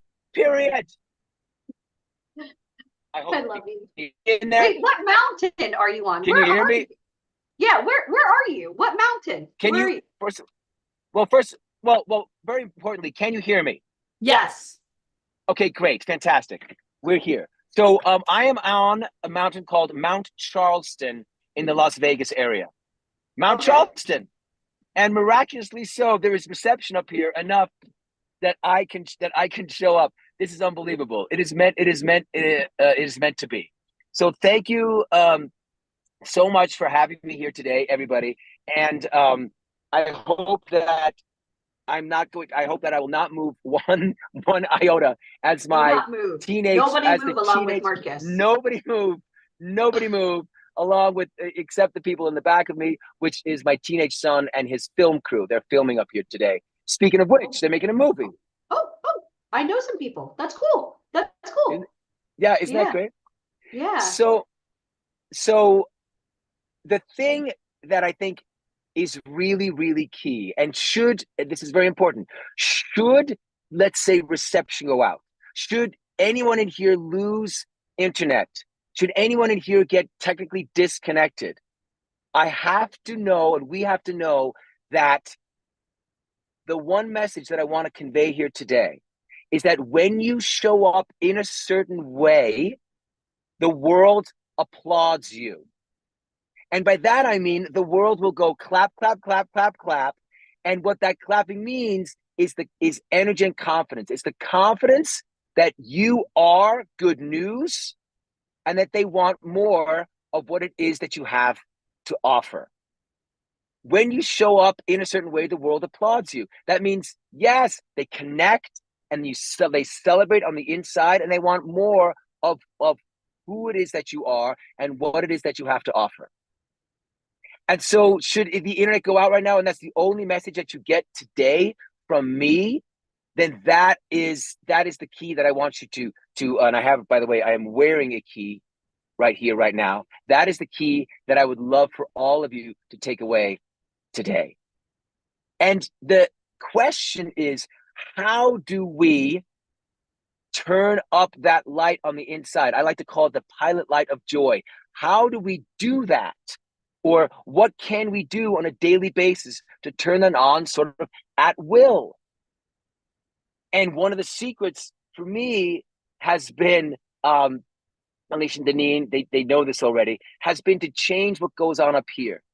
Because as you think, so you feel, as you feel, so you do, and as you do, so you have in your life.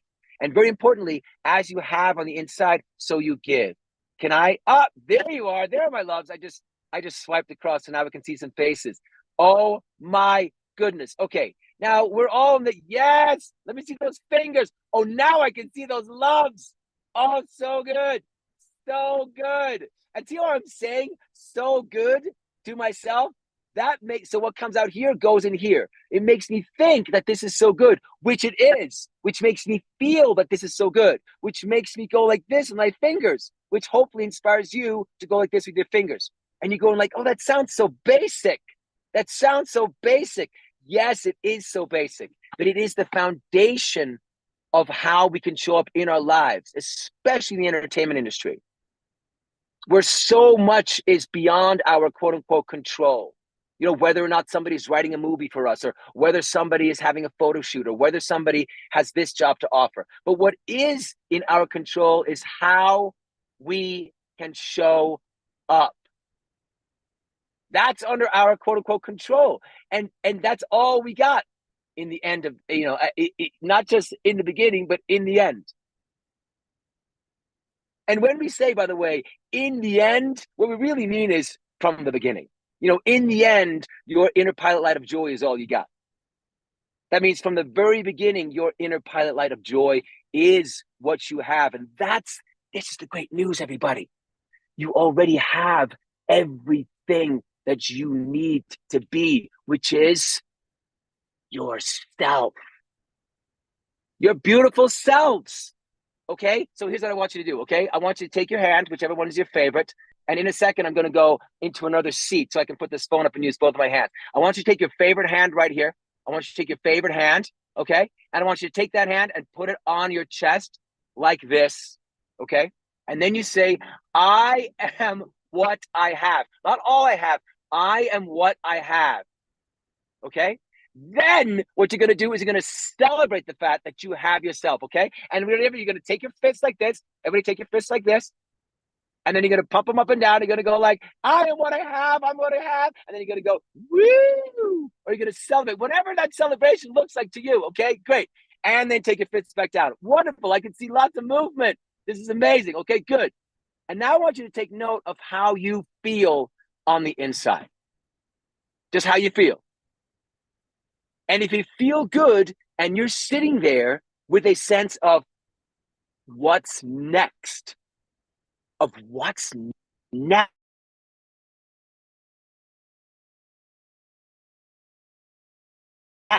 then what that means is you are looking forward to something. That you're looking forward to something, which means something wonderful is going to happen. You can tell yourself you're looking forward to not just anything, but something wonderful is going to happen. And that's called faith. So now you have two things. You know that you are all you have, that it starts with you. It starts with your inner pilot light of joy. And then you can turn that on at will. And when you do that, you are vibrating from the inside. And then you can look forward to the next thing. Does that make sense, everybody? So, hang on.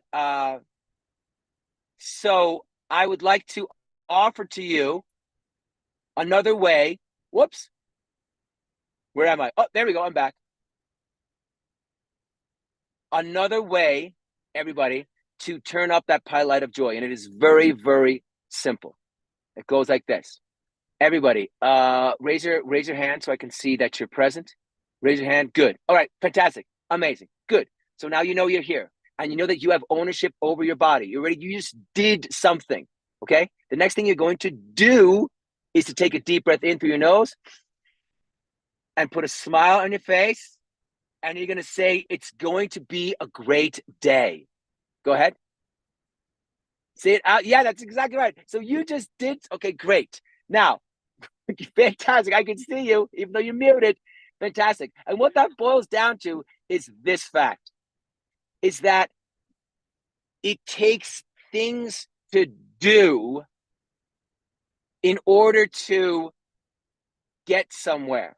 You have to do the activities. And the reason I just did something very, very small is that you realize it doesn't have to be huge.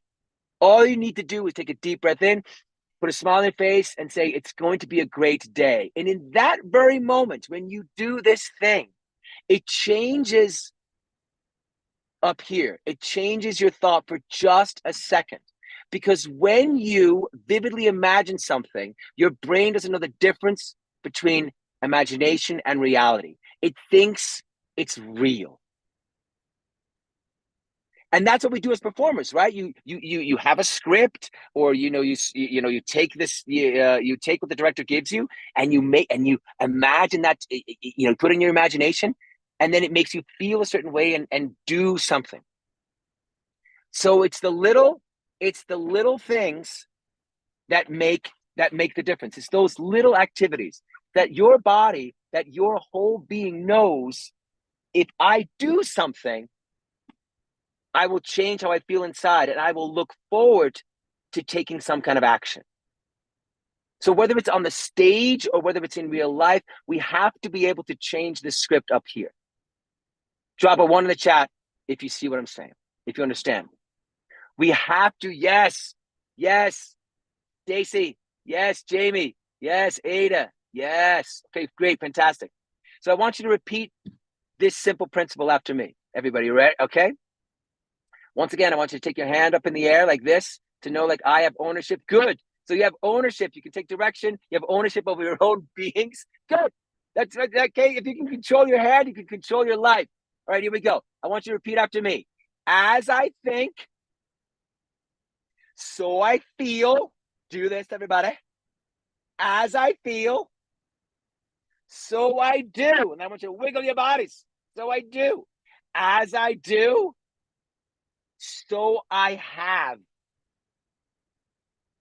As I have, so I give. And then you can choose whether or not to give, after you have all the things that you want to have. But truly, so I give is what life is all about. That's what showing up is all about. Because if you give people what you need, you will get everything you want. That bears repeating and writing down. If you give people what they need, they will give you everything that you want. Plus, it'll feel really good. It'll feel really good. Because everybody, hear me now. The thing I think we're all after is, yes, the job, is, yes, perhaps the movie, yes, the photo shoot. All of that is glorious, glorious, glorious. And in the end, remember, that's the seed of the beginning too. We're after a feeling. We're after the feeling that we will get once we receive what we want. And the great thing about bringing joy, of turning up your electromagnetic insides and living in your fullest self and giving, is that itself will feel great even before you get all those beautiful things you want. And then you get all those beautiful things you want because you light up the people around you, and then it's double pleasure. You see what I'm saying? That the life will feel better because you're turned on and you're magnetic. And then you will get more from others because they'll be excited to see you. They'll go clap, clap, clap, clap, clap. And then they'll give you all this wonderful stuff. And you'll be like, oh my gosh, I can't believe it. And when you have that wonderful stuff that you've dreamed of, that'll light you up even more. And so the circle goes. Type a 1 in the chat if that feels right. Yes, John. Yes, Kevin. Yes, Jessica. I'm reading without my reading glasses. I can't believe it. Amazing. Okay. And here's a very important thing I want to share with you. The reason I feel so urgent about all of this is because I don't wake up with this kind of energy. I don't wake up with this sort of, light turned on. It's just like a light switch. I turn my lights off at night. My light is gone at night. I wake up like this. Oh, God. What day is it? Where am I? Does anybody relate to that? Type a 2 in the chat if you relate to that. Type a 2, not a 1. Yes, Kevin. Yes, sure. Yeah, we all do. Yes, Mrs. Ryan. Yes, Diamond. Yes, Cheryl. Yes, Carla, Nicole. Sometimes. All right, sometimes. Great. Well, if it's sometimes, and the times you do wake up like that, here's another thing that you can do. And I promise you, I do this every day. Excuse me while I switch seats in my car. Okay? I need to use both hands for this. Here we go. I climbed over. Here we go. Take your fingers like this. Put them to your eyes like this in the morning. And you do this. You go, it's going to be a great day. Yeah. Because once again, remember that it's going to be a great day. It's not just take a breath in and put a smile on your face. Even in the morning, you do this. And again comes that it's going to be a great day.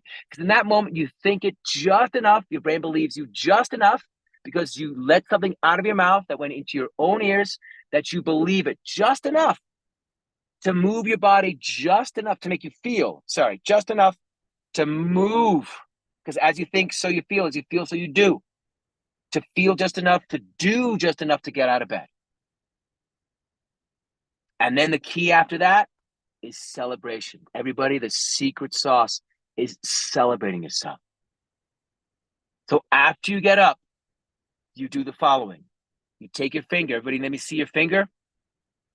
And I want you to point it towards yourself. And I want you to say out loud, I did that. Okay? Then you take your favorite hand. My hand happens to be in my right hand. And I pat you on the back. And then you say, I'm freaking amazing. And then you shimmy. And then you shimmy or you do whatever. You go like this, whatever your version of a celebration is. You go, and you celebrate. Okay, good.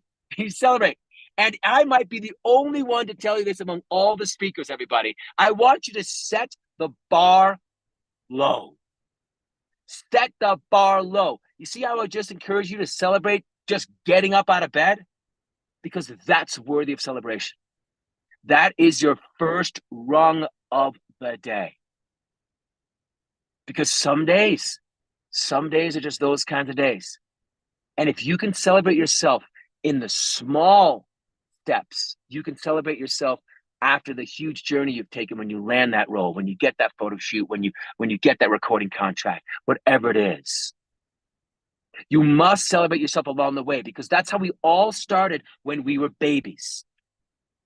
When you were a baby and each one of us was a baby, the first time you took a step, you fell over.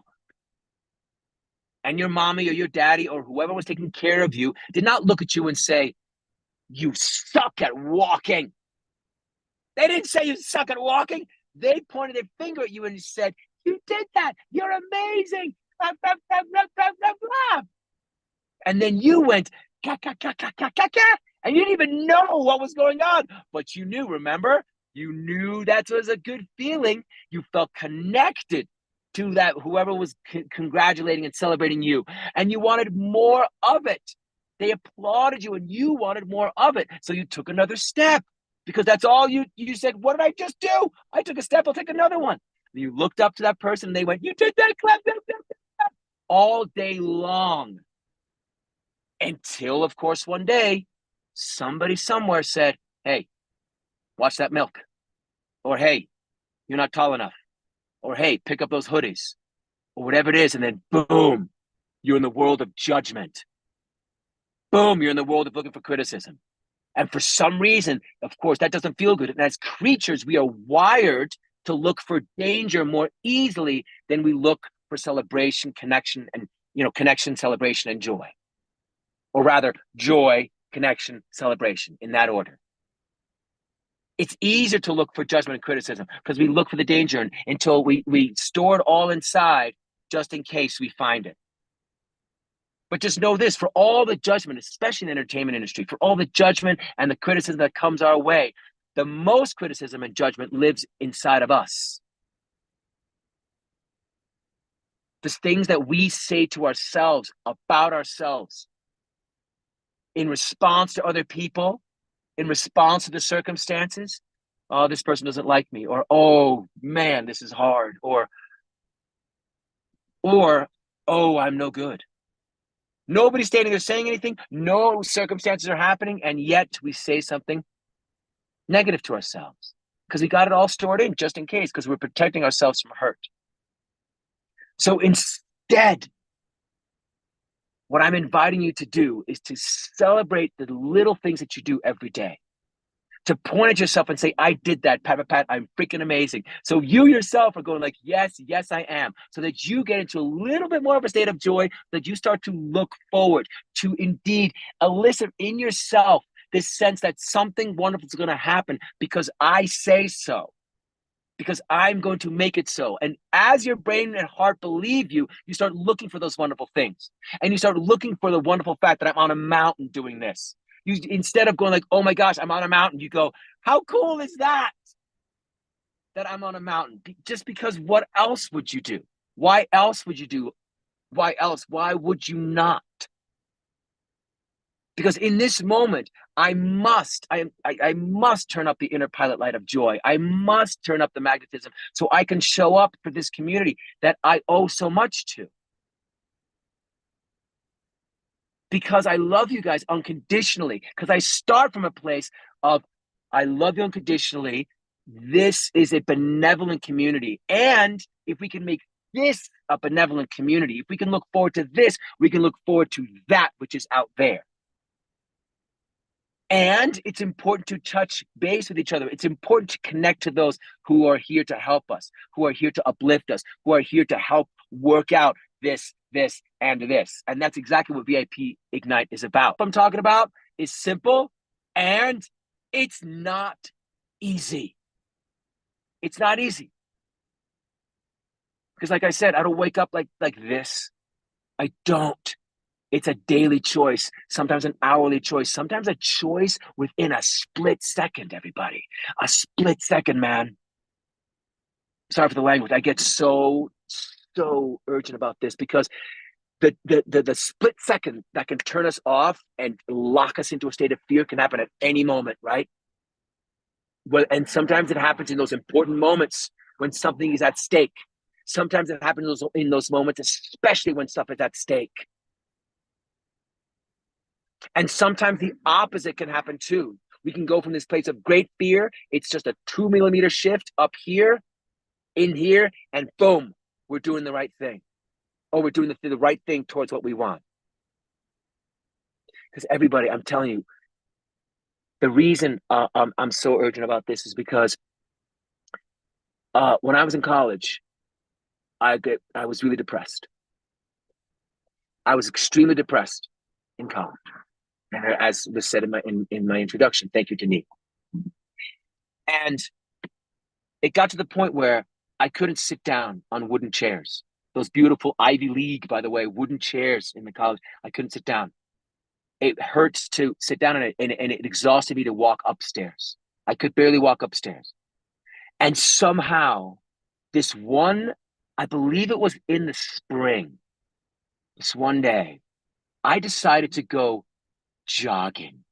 And I don't know where this came from. Does anybody even go jogging anymore? Does anybody use that word? Jogging? I went jogging. But it was just like something whispered to me to go jogging.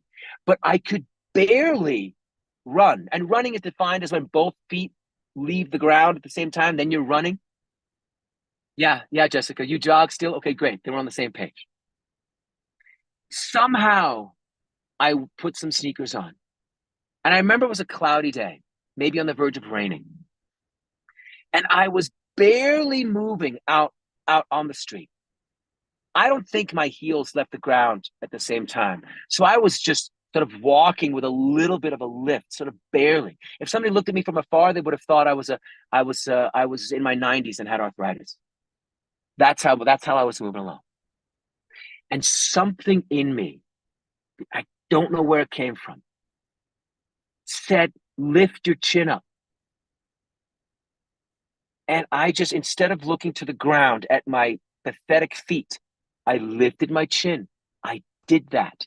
And up in the sky, I saw the sun peeking out from the clouds.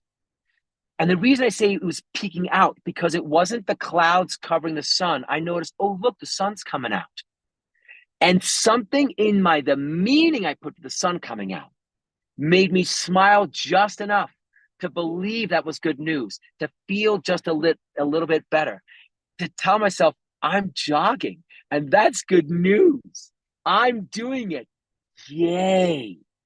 And there was this tiny little golf clap. I'm telling you, this tiny golf clap within me that made me just recognize that I'm jogging in my model of the world. Somebody might have looked at me and go like, that's a 90-year-old arthritic person. But for me, I was jogging and that put a smile on my face. And I got some energy. And that was a huge turning point for me.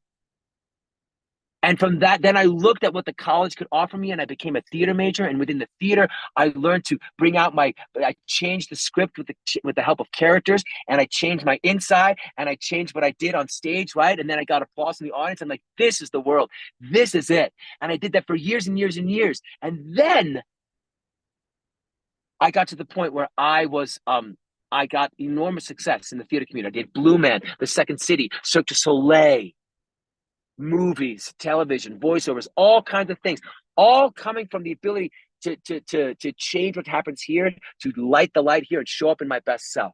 It just draws people and opportunities to you. And then you do the things that you need to do to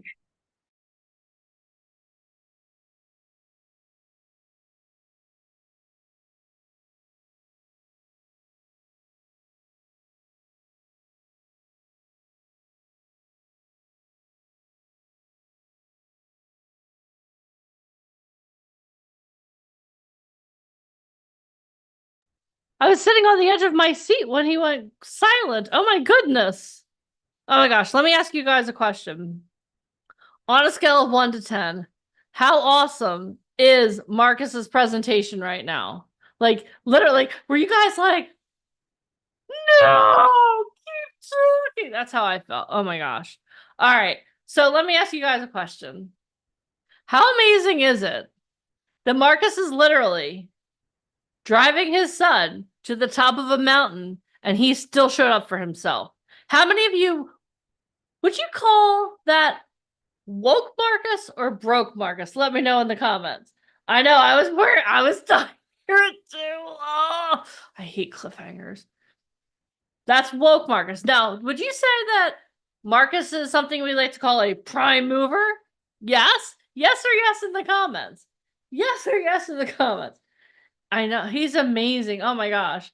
And like he's awesome. All right, guys. So in the comments, let me ask you a question. I'm sure he's going to try to get back on, so we'll wait for a moment. We'll wait on the cliffhanger. But what has been your biggest takeaway from Marcus? In the comments, let me know. I want to know, like, what are you guys taking away? My biggest thing, and I'm gonna be may I start? My biggest takeaway is you show up no matter what. And you bring the joy and you bring the energy. There is no need for anyone to be like, oh my God, I'm so tired. I can't do this. He shows up and he brings his energy. I was talking, he was like, I'm driving, I'm pulling over, and we're doing this. That's what a prime mover is. That is someone that we can fight for. How many of you want Marcus in your corner? I know I love having him in my corner. And let me, again, pure joy. Every time he shows up, like, Alicia didn't tell this story. I wasn't at the power lunch in Las Vegas, but I'm going to tell you the story from my perspective. So we had a power lunch in Las Vegas. That's where we have a small group of people of our talent get together and they get to break bread with amazing speakers. So we had an amazing agent. Mike talked about promotional modeling. We had one of the biggest agents in promotional modeling there speaking. Okay. And then we had another man named Barry Shore, pure joy. And then we had Marcus come in, and Alicia said she had never met him at that point because Mike and I met him at a networking event where Alicia was not with us at that moment. And she said, I know it was him because at the restaurant, there's a door that you open up, right? And she said she was sitting there and she was talking, and the door opened up and he was like, hello. And she was like, you must be Marcus. Am I accurate? Is that an accurate description of the power lunch, Alicia? That totally was. She was like, quite an entrance. hello. he just walks in and he's bigger than life. And the reason that we love surrounding ourselves by people with Marcus is not just his success, right? The Blue Man Group. He was one of the founding members of the Blue Man Group in Las Vegas. On a scale of 1 to 10, how badass is that? Excuse my language. On a scale of 1 to 10, how cool is that? I've never been prouder. I know you haven't. You say every time, I swear. But he was also studied with Second City, Cirque du Soleil. Has anyone not heard of Cirque du Soleil? If you do, again, Google it along with Power. But he's been a part of some of the biggest productions in the entertainment industry. And he brings the energy. And he's back. Marcus, I was talking nice about you behind your back. Is that okay? We're It's talking okay. about your entrance. So We're like good. talking about your entrance in Vegas. Where were we? Vegas. The power Las line. Vegas. You can always, The door opened. Hello, I'm here. And I'm like, how am I going to top that entrance? well, it's so beautiful. I cannot overstate how incredibly beautiful, Alicia and Deneen, how incredibly beautiful you are. How incredibly, and I cannot stress enough how much I believe that we magnetize those things towards us when we existing in our best selves. Yes. And that for me, that best self is this, wow, or whatever it is, like showing up. That's my best showing up. Somebody might walk into the room like this, like boom, like whatever it is, but they've got something going on. They're in their best self too, right? I mean, there's in the animal kingdom, there's the lions, but there's the monkeys, and then there's the squirrel, and there's the whale, and all of them are the snail. They're all existing in their best selves. What's important is finding the way to light yourself up and getting the support and the tools you need to do that on a regular basis, so that the discipline becomes the habit, right, Deneen? Becomes yourself. Yep. And at that point, when it becomes yourself, then you go, I not only can't help it, you say to yourself, I don't want to help it. Why would I be anything else? That's the kind of person that we want to ultimately sort of become. So that lit up self doesn't remember the non-lit up self, that it feels weird not to be lit up. And when I say lit up, I don't mean going crazy necessarily. It's just whatever your version is. Yeah. And when I say a pilot light of joy, I say that on purpose, because sometimes that little pilot light is small. But the one thing you have to know is that it's there. That if you're listening to this, that if your eyes are open, if you have clothes on, if you are breathing, it's on. It's on. You might not think it is, but it is on. There's something in you, I promise you, that is affirming life. It might not feel like that, but you have to, if you don't believe yourself, believe me, borrow my glasses for a second. Know that you are affirming life. Know that it's only a few little steps to get you to a bigger step. And then you add on another bigger step, and it will multiply. And eventually you will be soaring in your life. It might not feel that way right now, but it will. And most importantly, believe me, it can, especially with the help of communities like this. Really. So, everybody, I don't know how much time we have left, Deneen. Can you give me a time check? You have about 12-ish minutes. 12-ish minutes. Okay. I wanted to share. So I either will take questions or I can share. Maybe I won't share the time. I was like, go. No, you left us on a cliffhanger. Everyone was like, oh, because check this out, guys. All right, I'll tell you this quick story and I want to take a question. Cliffhanger. See how I did that? See what I did there? So good. I'm like, I love you so much. I don't want to leave. I don't want to leave. We don't want you to leave. If you need, it is not a coincidence that there's reception right here. I know. You have to believe it. The fact that you reached me, everybody, it was my bad. I thought it was Pacific Standard Time and it was Eastern Standard Time or whatever. And so I was 3 hours behind. And the fact that this is on a mountaintop of this reception on this mountain in this spot is insane. I have to believe that that's not a coincidence, because why would I not? Why would I believe like, oh, well, it's just a coincidence? Nope. Not going to believe it. I'm going to believe this is meant to be. And you have to believe that it's meant to be for you to be here. And it's that you're connected to me. None of you are strangers now.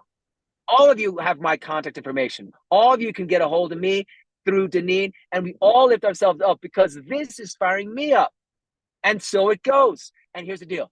When I was stressed out, I was doing Blue Man Group. 10 years I'd done it. And I'm gonna sum this up real fast. I was a little stressed out with having my first child, quite frankly. I'm not blaming it on that, but I was in a place where that light started to get smaller and smaller. But Blue Man as a character sort of required you to show up in your best self. And something wasn't clicking. I was still doing everything, but management gave me 6 weeks to turn my light back on because they could tell something was off. I was doing all the things, but I was not, I could feel that something was off. My vibration was not working. And it made all the difference. And guess what, everybody? After 6 weeks, they called me into an office on a Tuesday afternoon at like literally 11:30. And they said, Marcus, you got to let you go. And I'm like, what? After 10 years? What? And I was devastated. I thought I could not even stay in town. And guess what happened? I took this stuffed figure with me because nobody else wanted it in the space. Something I had brought to the space months and months ago and I thought, hey, it's just gathering dust. And I took this figure with me and I took one last picture in front of the set. A friend of mine took a picture. I was kind of fake smiling and holding this thing. And I was like, take a picture. And I kind of mourned leaving Blue Man for about 10 years almost. There was this part of me that was like, oh man, until COVID hit and I got into this kind of work, which by the way, was through a community just like this. And as I started to embrace joy as the match that lights the fuel of our lives, I found that picture again, not by coincidence. I found that picture I took. And you know what that stuffed figure was that I took from Blue Man? The one big thing that I took away from it was this stuffed, have a nice day, yellow smiley face with little hands going out like this and little feet. It was what? I took away the smiley face, that icon of joy of 1970s. Yeah, man, just keep on smiling. I could not believe it. And yet that's the only thing I could believe in that moment, is that is the core of what it is to show up in life. And it can take this it's wonder, it's awe, it's excitement, whatever it is. It's just, there's life. I'm looking forward to it. And I'm going to do the things to grab hold of the things in life that I see that I want, the things that I feel that I want to feel, the things that I taste, I want to taste more of, things that I know I can smell it. It's so close. Get that joy and light up your life. If that makes sense, if that resonates with you, drop a 1 in the chat. Drop a 1 in the chat, and please raise your hand if you have any questions in the last, 2.5 minutes that I got? And it's not just, it's just 2.5 minutes here. You know me now for life. And if that's something that excites you, then that's great. All right. Deneen or Alicia, do you want to call on somebody, or can I do it? I think Deneen needs to. I can't hear.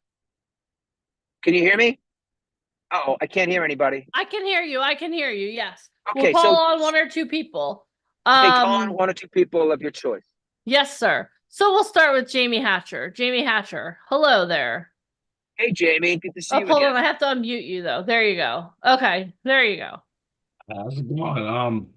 I just was curious if you could tell me your ways of being able to promote happiness into your mornings every morning. Well, other than one that you already told us, other than opening our eyes and saying, Other than that, do you have any other techniques with? Yes, I do. Thank you for asking. Yes, I do. What I do also is a couple of things. After I get up, right after I do this, and even if it just reminds you of today, Jamie, just literally do this on purpose, so that you do this on purpose, so you remember this moment exactly. Like you remember, like, oh, that's gonna trigger you to stretch or to get out of bed or to push the things aside. And then you get up and you say, I did that, pat, pat, pat. I'm freaking amazing. And then you'll remember this moment, Jamie, and you'll go like, yeah, man, if Marcus can do it, dude, from the depths of depths, if I can do it, you can. And then after that, also, I read every morning, I read a list. I call it, to give Tony Robbins credit. I got it from Tony Robbins, frankly. It's called the Triad. You can connect with me and I can share this more. But when you're feeling great, what does your body look like and feel like? What are you focusing on and what are you saying to yourself? So I have a list of like, well, I stand up straight, I breathe deeply, and I feel excited. And then I read that, and then I focus on possibilities. Oh, and what am I saying to myself? I'm a great artist. And so I have that on a sheet of paper next to me, and I read that every morning. I go, I'm standing up straight, and I'm feeling excited. I'm focusing on possibilities. And I say to myself, I'm great. So that when I want to be in that beautiful state, I straighten up and I take deep breaths and I look for possibilities and I say to myself, I'm an amazing artist. So it's a physical reminder of that, Jamie. Then after that, I drink a big glass of water with a little bit of lemon in it. Okay. And then I wait 15 minutes to have coffee. All right. So so those are the things, man. And by doing those things, Jamie, this is really important.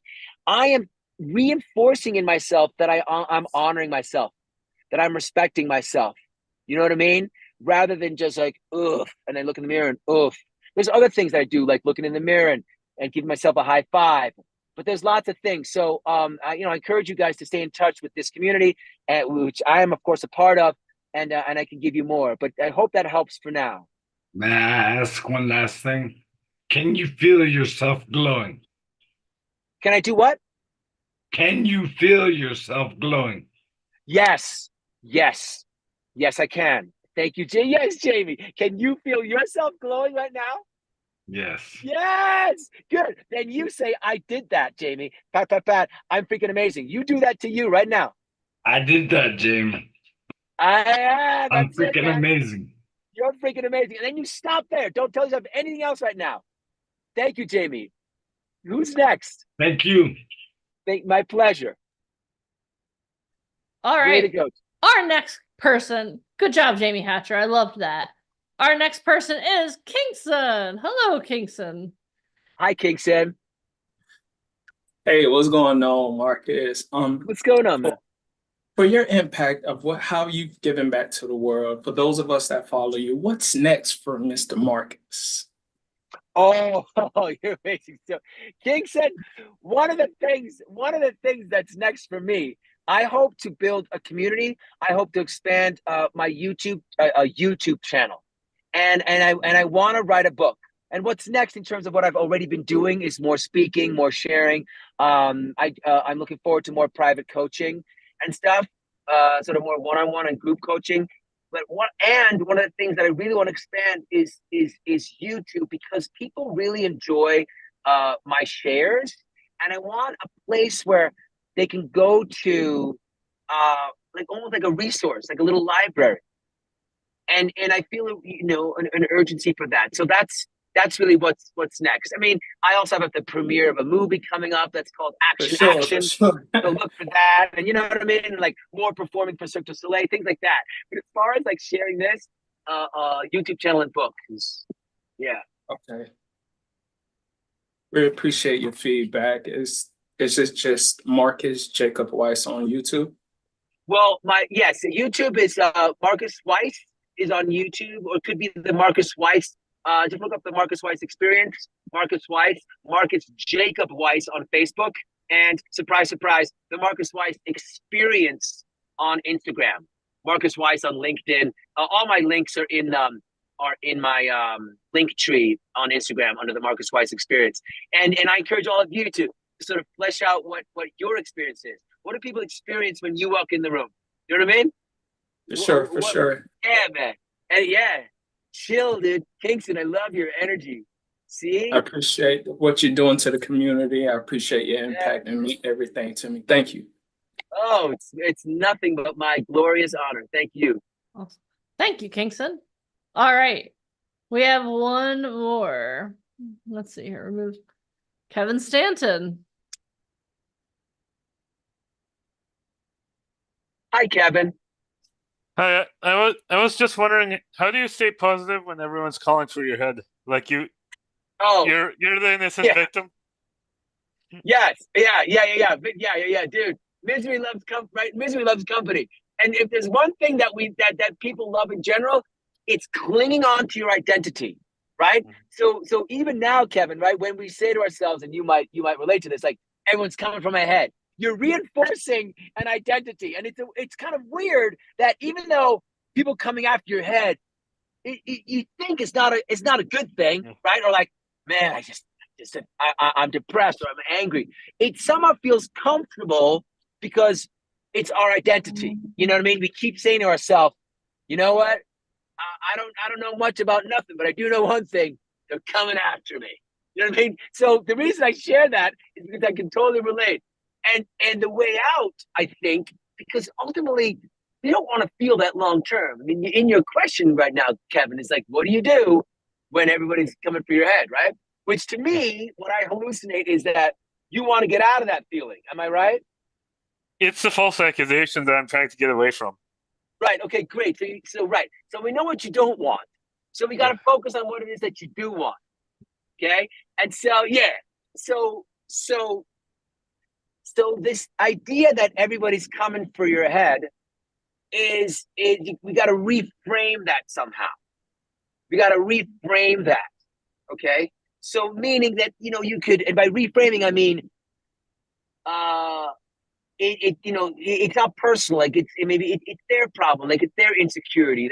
They're just, they're jealous or or whatever, like that kind of thing. And that's reframing them. That's reframing when you're focusing on whoever they are. And you can also start focusing on what you do want. So it's like, never mind them. Yeah, I can reframe that later. Let me focus on what I do want. And then you're going to be so busy building the things that light you up in a good way. You're not even going to be paying attention to it.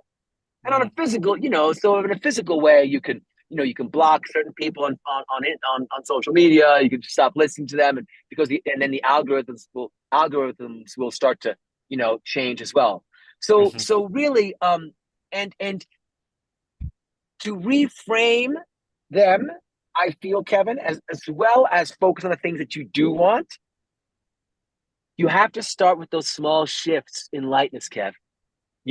Like I'm telling you, like just jump up and down or bounce or just literally sit up straight, literally take a breath in, literally put a smile on your face and sort of fake it until you make it. Like, be that actor you can be, right? Except you can do it off stage, man.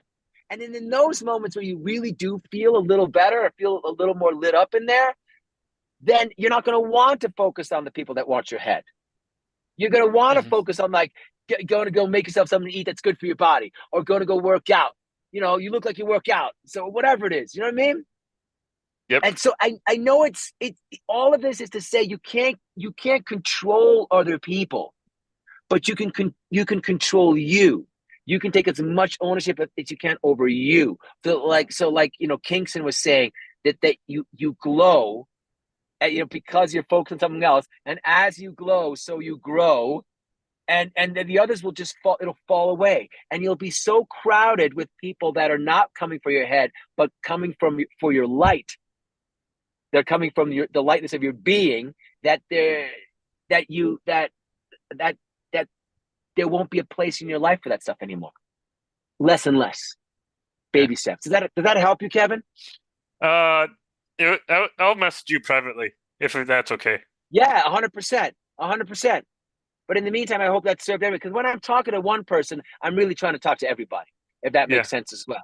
And so thank you for your question. But message me privately, absolutely. Absolutely. Thank you, Dean and Alicia. I appreciate you so much. Marcus, you Yes, are love. amazing. Kevin, thank you for your question. But Marcus, you are amazing. Thank you so much for being here, for bringing My your pleasure. energy, and just being amazing. Thank you. Thank you, Marcus. Thank you. Thank you. It's my pleasure. You're very, very welcome, everybody. It is nothing but an honor. And thank you for your time. You're welcome. You be safe, please. All right, will do. All right. See you soon. Bye. See you soon. Bye. All right. That was funny when you said cliffhanger and he was really on a mountain. Yeah, Mark, I know. just text me when you get I wasn't even trying to be Say witty. hi to everybody. All We got a right. special guest, guys. This is our 4-year anniversary, and this is Kaden. Oh my God. What does that shirt say? It says Hot Wheels. Oh, cool. I thought it said something else. I was going to have a chat, but Kaden! Oh my gosh. All right. So Alicia doesn't even know we're going to do this. Are you guys ready? This is a very special session we're going to do. This is a VIP session. Do you know what the VIP session is going to be? You guys get to ask Alicia Kabak any question you want about being a part of the entertainment industry. Oh no. Alicia put Tanya on the hot seat. Alicia's going to put Ryan Colby on the hot seat in a couple of minutes. Now you guys get to put Alicia on the hot seat. Who has a pressing question for Alicia Kabak? Let me get the baby off my Raise lap. your zoom in. Please hold. Caden's so excited. He's like, yes, Mommy's on stage. Say bye, Anthony. Bye, Caden. Okay, go see Dada. All right. Okay. Are you up for the challenge, Alicia Kabak? Yeah, I'm good. Okay. I can do it. I'm always on stage, so yeah. All I right. mean, if I can't handle this, how am I gonna have I got Kevin. How are you going to Harrington handle Tuesday. Kevin Harrington on Tuesday? All right. About going on Shark Tank, but can you actually? Yeah. Okay. All right. So this is what you're going to do. You're going to state your name and you're going to ask your question. Got it? Everyone say, I'm going to state my name. I'm going to ask my question. I better. All right. Hold on. Oh, hold on. She needs her coffee or she needs some water. Hold on. I think she's sweating a little bit. What do you guys think? I don't sweat. I know you don't. I'm joking. This is going to be awesome. I'm excited. All right. This is like a drinking game. Ask me anything. Go. Okay. First person, Jessica What? Harley. Oh, okay. Hi, Jess. Hi, my name is Jessica Harley. Alicia, what has been your most interesting project thus far? Other than having And my why? child. Man, there's so many amazing projects. I think honestly the first one that comes to mind is when we got a chance, Mike Deneen and I, we got a chance to go on set for our first feature film, and we were there for the martini shot, which I was excited. I thought we were going to get to drink martinis, but that didn't happen. And we were there with the whole cast and crew, and it was so like, I mean, as you know, when I was little, I dreamt about making movies, and I kind of just circumvented. It took like so long to figure it out. And I've had chances, but VIP has always been our first love. It's sometimes I feel torn between, family and VIP, but now the cool thing is they all come together. But getting a chance to go on set, and they let us play with like the cameras that cost like $200,000, and I was geeking out. I was freaking out. And it was really cool. And then obviously we had the big movie premiere, and I know I kind of showed some pictures, but we had Chris Knopf there. I'm a huge Sex and the City fan. So we had Mr. Big there, and he was celebrating our project, and we had a lot of our VIP Ignite talent there. And it was just super cool to walk the red carpet and just in New York City, So that was really cool. Okay. So, thank you. Favorite project to date? I mean, we have so many projects in the works. I know. To date, yeah. That was a great question. I think I got Kaden out of here because he was like, Mom, really? But yeah. It's like, Mom, my turn. Jessica, that was a great question. Thank you so much. Everyone give it up for Jessica for her question. Thank you. You're welcome. Awesome. All right. Next up, Jamie Block. Oh no. Hi, Jamie. We just saw each other in Vegas. Hi, She Jamie. said, "Oh That's no." so mean. Miss Allie, that's so mean. Hey guys, this is Jamie Block. Miss Allie, tell us more about the book and the book signing on Tuesday so we can help you celebrate it. Okay, so the book, oh my gosh. So the book was almost about like entrepreneurs that pretty much made it big starting from nothing. And I talk a lot about losing my dad. I lost my dad to dementia and Alzheimer's 3 months after I gave birth. So imagine in the middle of a pandemic, like talk about the shit hit the fan. It was legit the perfect storm. 8 months pregnant, decided I have to move. I had conversations with Mike and Denise with tears going, I don't want to leave New York. I love New York. This is my home. 8 months pregnant. decided to move down to Florida. Our whole business model had changed because we were only doing the live events, as you know. We transitioned to Zoom. Right. So talking about fears and overcoming fears, and it's just so amazing that Kevin even wanted to work on a project, you know. And I talk about, like, I have a TV right here, and as you guys can see, this is like Caden's chair, and he watches Elmo and Blippi and Bluey while we're working a lot of times, as long as he's being good. But the book kind of talks about like our journey as a company. It's not about me, it's about the journey of a company. We share the success together. And Kevin, obviously, who's multi-billionaire, just loved what we were doing here at VIP Ignite. So we're excited. We're gonna have dinner with him on Tuesday and get to hang out with him. And it's really cool. And I know we had shown on one of the blogs, I was just on Fox News, which was really cool, just a couple of months ago with Kevin and Mike and Deneen. We had the book Fighting Fame, and yeah, it was awesome. So the book is coming out on Tuesday. And I'll make sure that we post the links and all that other good stuff. Please do. Yeah. So it's going to be fun. I don't know what I'm wearing. Miss Allie, I'm so proud of you. Oh, I'm proud of you. I was so excited to see you in Vegas. You've been on our Zoom calls for so long, and I know, Bill Walsh and everybody, again, success leaves clues. And you're such a positive reinforcement for all of our talent. So I thank you for that. Number one cheerleader. Yeah. I love you guys. Great question, Jamie. Thank you so much. Yeah, you're welcome. Love it. And we are coming back to Vegas. I don't know when. I think February, right? We have an event outside. Yeah, we'll be in Las Vegas for a week in February. Yeah. Oh yeah, Valentine's Day. What better way than to celebrate with the people that you love? We're always out west on Valentine's Day. It's very weird. It's a good thing. Awesome. Great question. Thank you so much, Jamie. All right. Kingston coming in hot for another question. He's like, Mr. Kingston? Question. I think that if this whole acting and modeling thing doesn't work out, Kingston maybe should be a television reporter. Just putting that out there in the ether. For sure. Come to our book signing. We'll be near you. I'll text you the details. I got them right here. I'll text you the details. Have your people contact my people, and I'll be there. Text you myself. Okay. So speaking from an entrepreneur mindset, how important is it to have a legitimate business or LLC as a talent? And is it even necessary? It's not necessarily necessary. I mean, Michael would probably be the best one. Michael handles most of our business affairs. The good thing with the LLC is, like, sometimes when you're getting compensated, companies can pay the LLC. So any of the expenses you're doing, whether it's going to one event or if you're part of our inner circle where you're going to all of our events for 2 years, and again, the fee for that's 30 grand. But being able to join professional organizations, again, I'm not a licensed accountant, and I always like to stress that. But, a lot of talent don't quite understand. It's kind of like driving for Uber. And I want you guys to think about this. In order to drive for Uber, you have to have a car, you have to have insurance, you have to have cell phone, you have to have money for gas and money for tolls. So even becoming an actor, are you keeping track of all of your expenses? Because you should be. You really should. I know Ryan Clapham probably has a spreadsheet right now. She's like, I'd be happy to share it with you.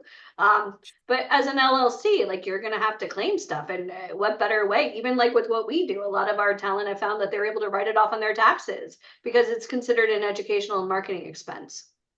And I think a lot of talent often have a misconception. You don't necessarily need it, but due to tax implications, you don't want to be hit with the tax fraud, especially when getting paid. You know what I mean? Yeah. If you're making an exorbitant amount of money, especially if you get signed to a top agent like Tanya and you're doing 30, 40, thousand, they can pay you directly, but then you're going to spend a shit ton on taxes, of course. I would suggest at that point to get an LLC. And again, your agency would best advise you to do that because of the fact anything that you're doing is considered tax deductible. Even getting your hair done, getting your teeth cleaned, manicures, all that is considered tax deductible. And you know that, you're a tax expert. So that's a good question. I really appreciate that. Maybe we should hold a tax class and kind of talk about business structure and protecting your assets. Yeah, for sure. I think so many people aren't keeping records of what they're doing. Like if you're a cosmetologist and you do hair for a living, every dollar you spend is tax deductible. I mean, it really is. So think about it. Even with VIP, even traveling to go to LA and hotel and things, there are people that go to LA on a trip just for fun and people that are going for work. And that's essentially what you're doing. You're furthering your network and you're getting educational and marketing. And most of all, those are seen as tax deductions. So yeah, I mean, we could absolutely set up a course. I'm not the one that plans those, but yeah, Let's do it. It's all part of the Me, business, look at right? Denise. Yeah. Yeah. I have a couple people in mind. We could set that up. Oh, good. See? Yeah. Awesome. Awesome. Thank you Thanks, so love much you. for thank you for the question, I'll text you Kingston. the details for next week. It's Tuesday. You'll be around, right? Yeah, for sure. Okay, cool. That's a great question. Thank you so much, Kingston. Okay. Okay. Let's see here. You know, like when you go to the circus and you see like one of those like dunk tanks, you know, where you're like, ha ha, you can't get me. Ask me a question, like throw me through the ringer. I don't care. Ask me a hard question. I'm here to help.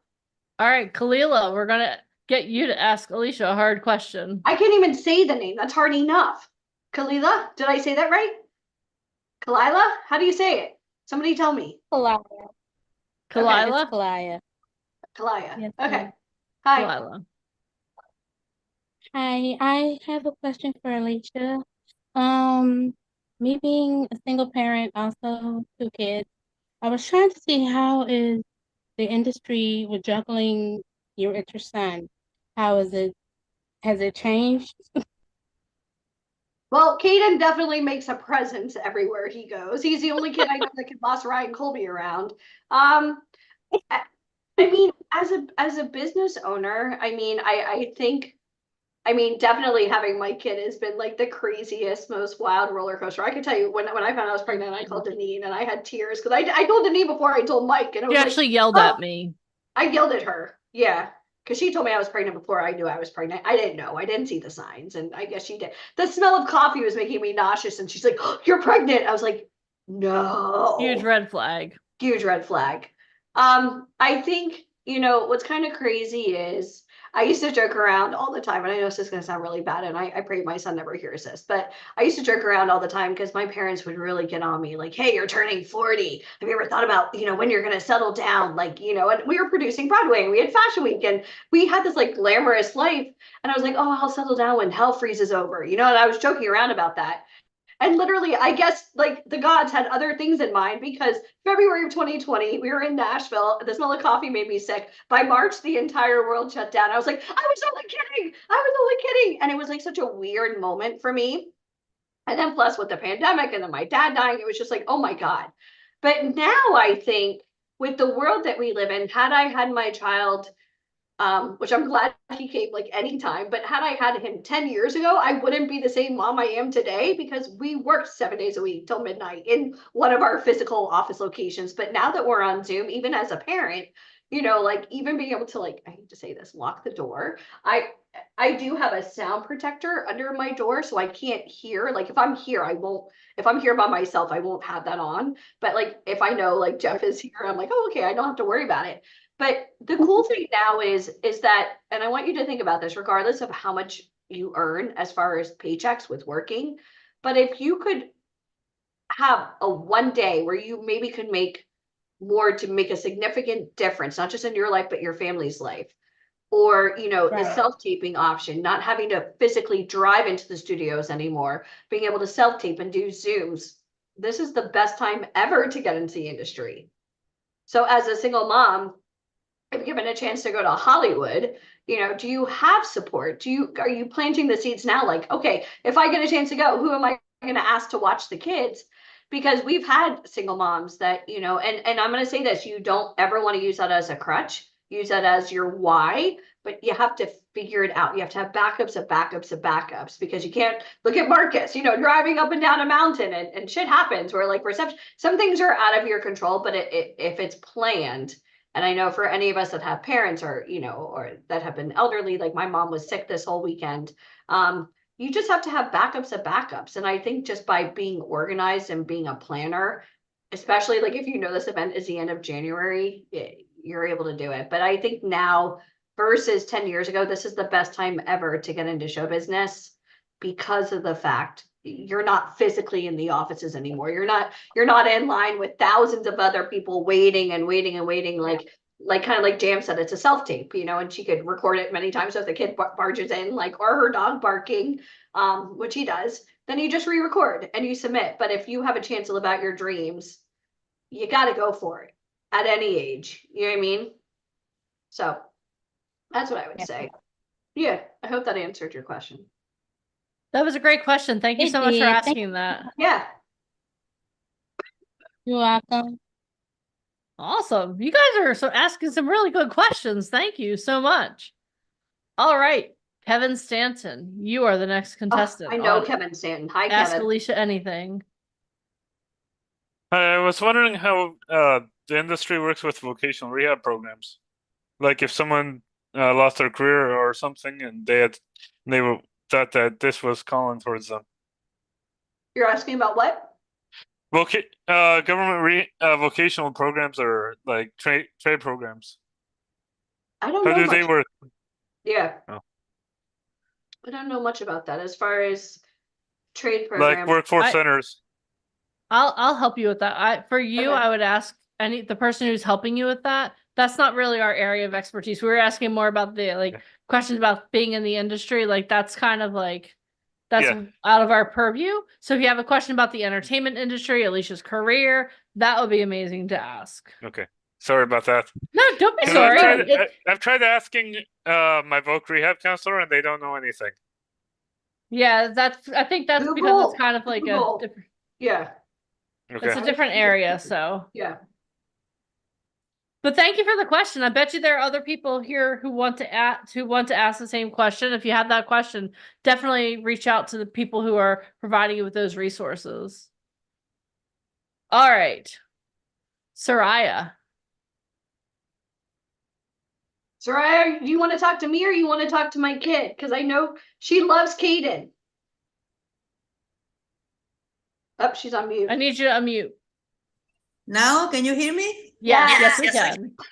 Nice to see you again. So I'm so happy my memory is coming back. So, sometimes I am in slow motion, so I choose today and remember the event I going with you into Hollywood, and I'm feeling so grateful for the experience. I remember sitting the floor playing with Kaden.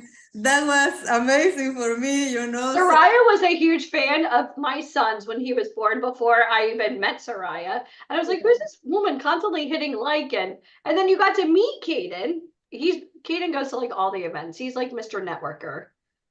He was in New York City. I remember LA, and he loves hanging out. And I think that's so important. So I thank you for being so kind.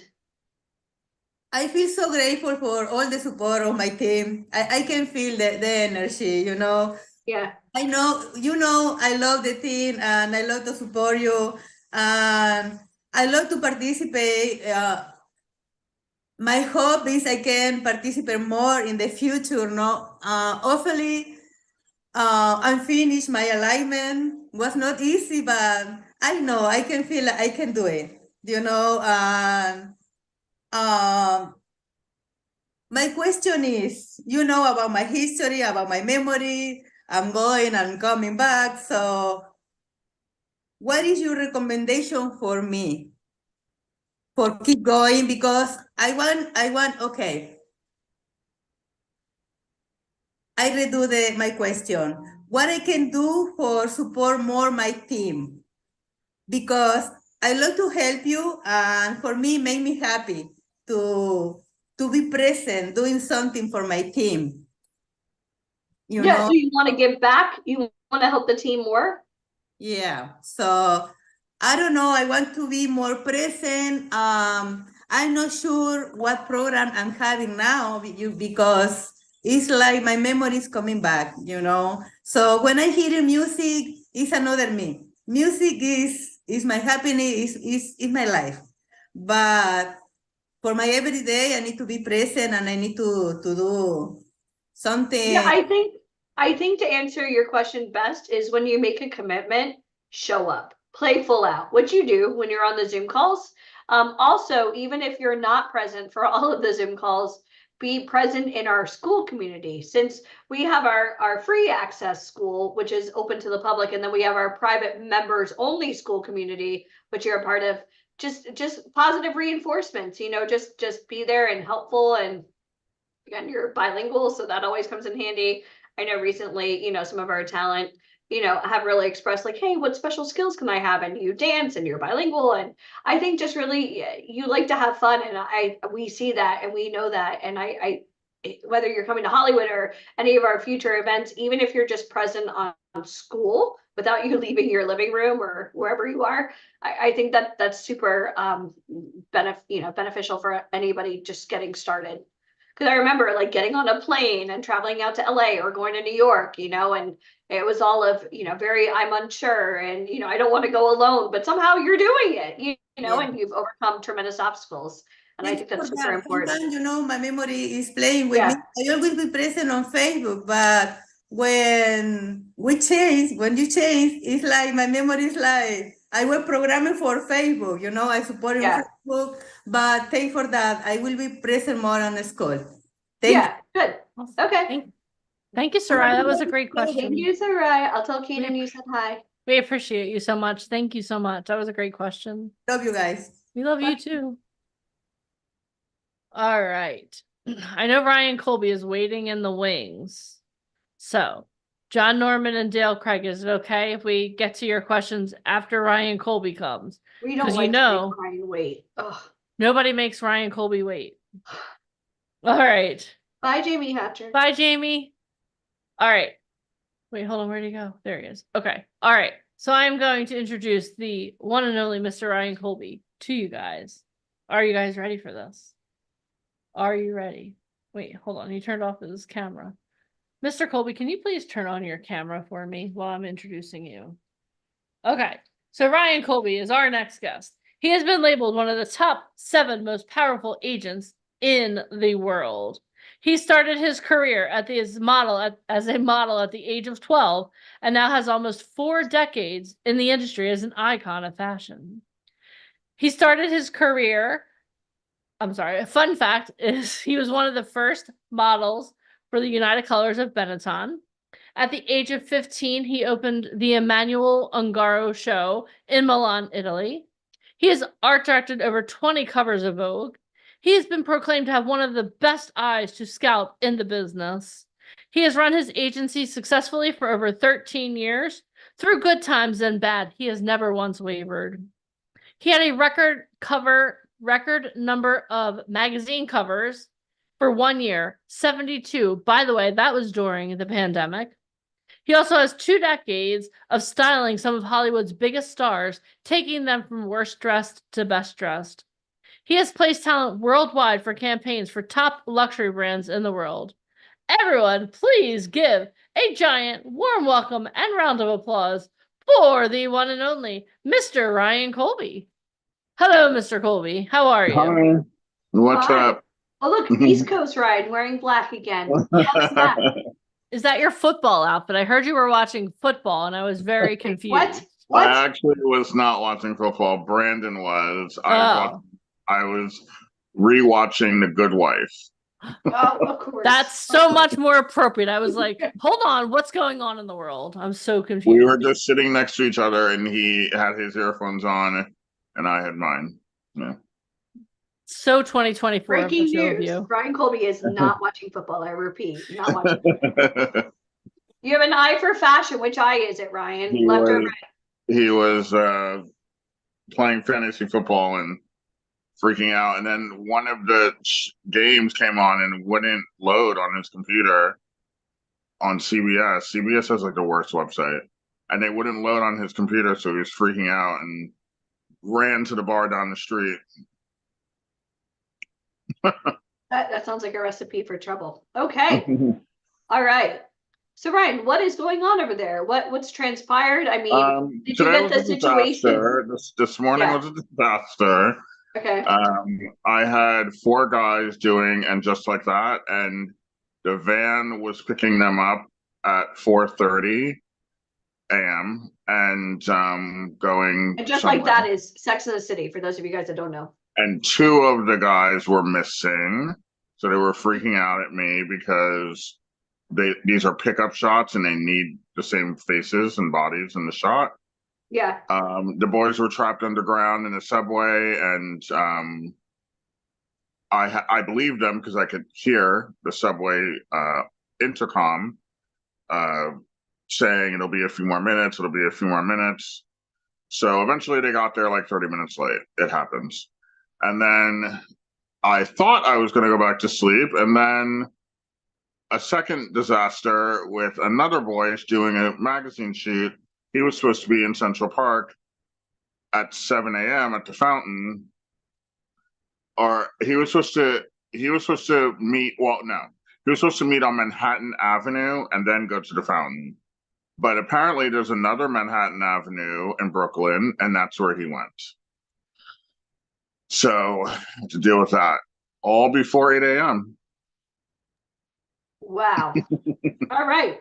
And, you know, one thing I really want to express, I mean, now that this business is kind of nationwide where you could sign somebody, is there ever a time that casting directors are just like, I only want locals, this is just too high risk, kind of Oh from yeah, what you like see? with any background, like with, and just like that or whatever. They don't want anyone. They can't use anyone that isn't local because it's such early call times. Yeah, so Okay. that you have to live within an hour of New York City, and you have to be honest. And well, as an agent, I have to tell them the truth because I've gotten into trouble before. You trust someone, you think they're not going to screw you over. They Yeah, live I in the middle. promise I'll be They there. live in the middle of Long Island. They live in Philly, whatever, and they say they're going to be there. And here comes traffic. Here comes whatever. Here comes whatever scenario that wouldn't happen if you didn't live in New York. This morning's case of being trapped in the ground is extremely rare. The subway system is usually 98%, really good.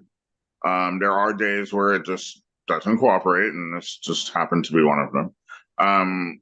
But for the most part, it cooperates. So they don't want to deal with that. So if you don't live in Brooklyn, Manhattan, Queens, Jersey City, Hoboken, Union City, something like that, they don't want to deal with you.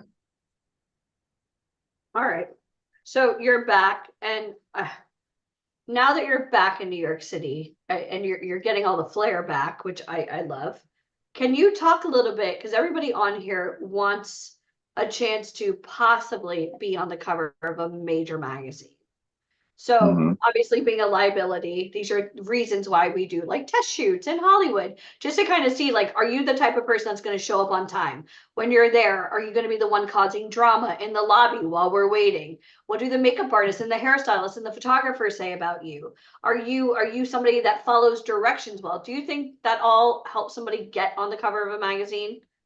Oh yeah, Like, of course. I or the mean, no, process of being an agent? the hair, everyone thinks the agent is the most important person, and we are, but also I take advice from from photographers, from stylists, from hair and makeup, from casting people. They will tell me nuggets, little here and there about the talent that I may not see because I'm busy, or It's kind of like maybe I being have on a first date. They're not gonna maybe do I have, anything in front of you. rose-colored Yeah. glasses on because, you want to believe in someone, but they'll tell you, no, this person isn't for you. And, sometimes I'll listen to them and sometimes I'll wait and see if I see that. But yeah, you have to be nice to everyone and be cordial because it affects, what kind of jobs you get. So yeah, of course it does. Okay. So your topic today is the Vogue method for preparing for your photo shoot. Mm-hmm. And Okay, photo well, shoots for if you are you're like the working Super for Bowl. Vogue on a regular, you're never preparing because you're always ready. I don't love the word preparing because it implies a time frame. You really should be ready 365. There's a saying, you don't have to get ready if you stay ready. So there's no need to get ready for something when you should just be ready. You should be ready to shoot 7 days a week at 2 a.m. and at 2 p.m.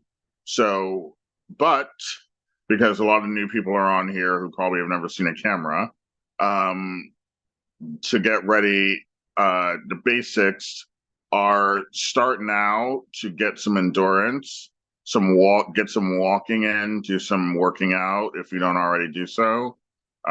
Get some endurance in because it's a long day. You need to be awake the whole day. You need to be chipper. You can't be hangry. You can't be cranky. You can't be lethargic and tired and weird. And if you don't have a good stamina core, then those things will happen. So make sure you start drinking more water than you already do. I'm sure everyone on here drinks water, but the average person actually doesn't drink enough water. They really think a glass or two is enough throughout the day, and they'll drink a glass with lunch or with dinner, and they think that's enough. It's not enough. You need to be drinking 8 to 12, depending upon your body type and height and skin texture. You need to be drinking a lot. I saw a gorgeous video the other day, which I hope goes viral, of Kaya Gerber, who's Cindy Crawford's daughter, who's becoming an actress now. She's not even really modeling anymore. She hasn't done Fashion Week in like 3 seasons because she's been doing like 9 movies. So she's busy. But she was on the red carpet in Toronto with TJ, actually. She was on the red carpet in Toronto, and some reporter asked her, "What is your beauty regime?" And she said, "I just drink water. There is no such thing as a beauty regime. You drink water and it comes out of you and you look glowing, and other people make me look this way, but she's like, I don't do anything." And I thought that was a good statement because she's a natural beauty so far. I mean, let's hope she stays that way. She's young enough. She doesn't need any work done yet. She looks just like her mother, and her mother hasn't had anything done. She's also aging nicely and looks amazing. And if obviously they have some money, so I'm sure they have some lotions and potions, that help. But for the most part, water is free, and, or very little money. And drinking lots of it really helps. It's really a great resource, and I don't know why people don't utilize it more. So, Is that what you use for your skin? I mean, your skin is flawless. I mean, I don't drink enough, actually. I'm guilty of it too. But yes, I drink enough, but I could drink more. And my skin could be better, to be honest. And I've been thinking about it lately to make it better. Sometimes you rest on your laurels because you're like, oh, it looks great, so I'm just going to leave it the way it is. It could always be better. Everyone's skin could always be better. So I'm going to work on that this fall and drink more water and, put some avocado oil in it. There are little tricks of the trade that you can do that some people may find disturbing, but my mother does them and she looks great. You drink teaspoons of avocado oil, physically just put them in your mouth. And the oils from the avocado will come out of your pores. You drink a teaspoon or 2 a day. After a couple of weeks, it's really in your system. And it helps with your organs. It helps with your skin. I don't really do that. I do it maybe a couple times a year. My mother does it every day, 7 days a week. And she looks like she's like 30, 40. Her skin is flawless. Yeah, I don't do that, but maybe I'll start. I don't know. But simple things like that. And these things are low cost items. I'm in the beauty industry, and it's funny, I'm not a fan of the $1 billion industry that sells these, especially women, these $98 bottles of lotion, basically, that has the same ingredients as an $8.99 bottle at CVS. So you're paying for the label, you're paying for the packaging, you're paying for the warehouse that it was packaged in. You're not paying for anything that's in it that's saving your skin more than a bottle of cocoa butter that's $4.99. So, I'm not a fan of those things. There are rare people, there are people on the planet that need a little help with lines and sunspots and maybe something, rough, like really rough skin, and you need specialized medicated lotion. I get that. And you should go to your doctor and you should get it. But most people can get away with water, some avocado oil in teaspoons, and some moisturizer. That's all you need. And all of these things are very cheap. If you open up your medicine cabinet and have more than 5 bottles for your skin, you're tripping. You're doing too much because none of those things are needed.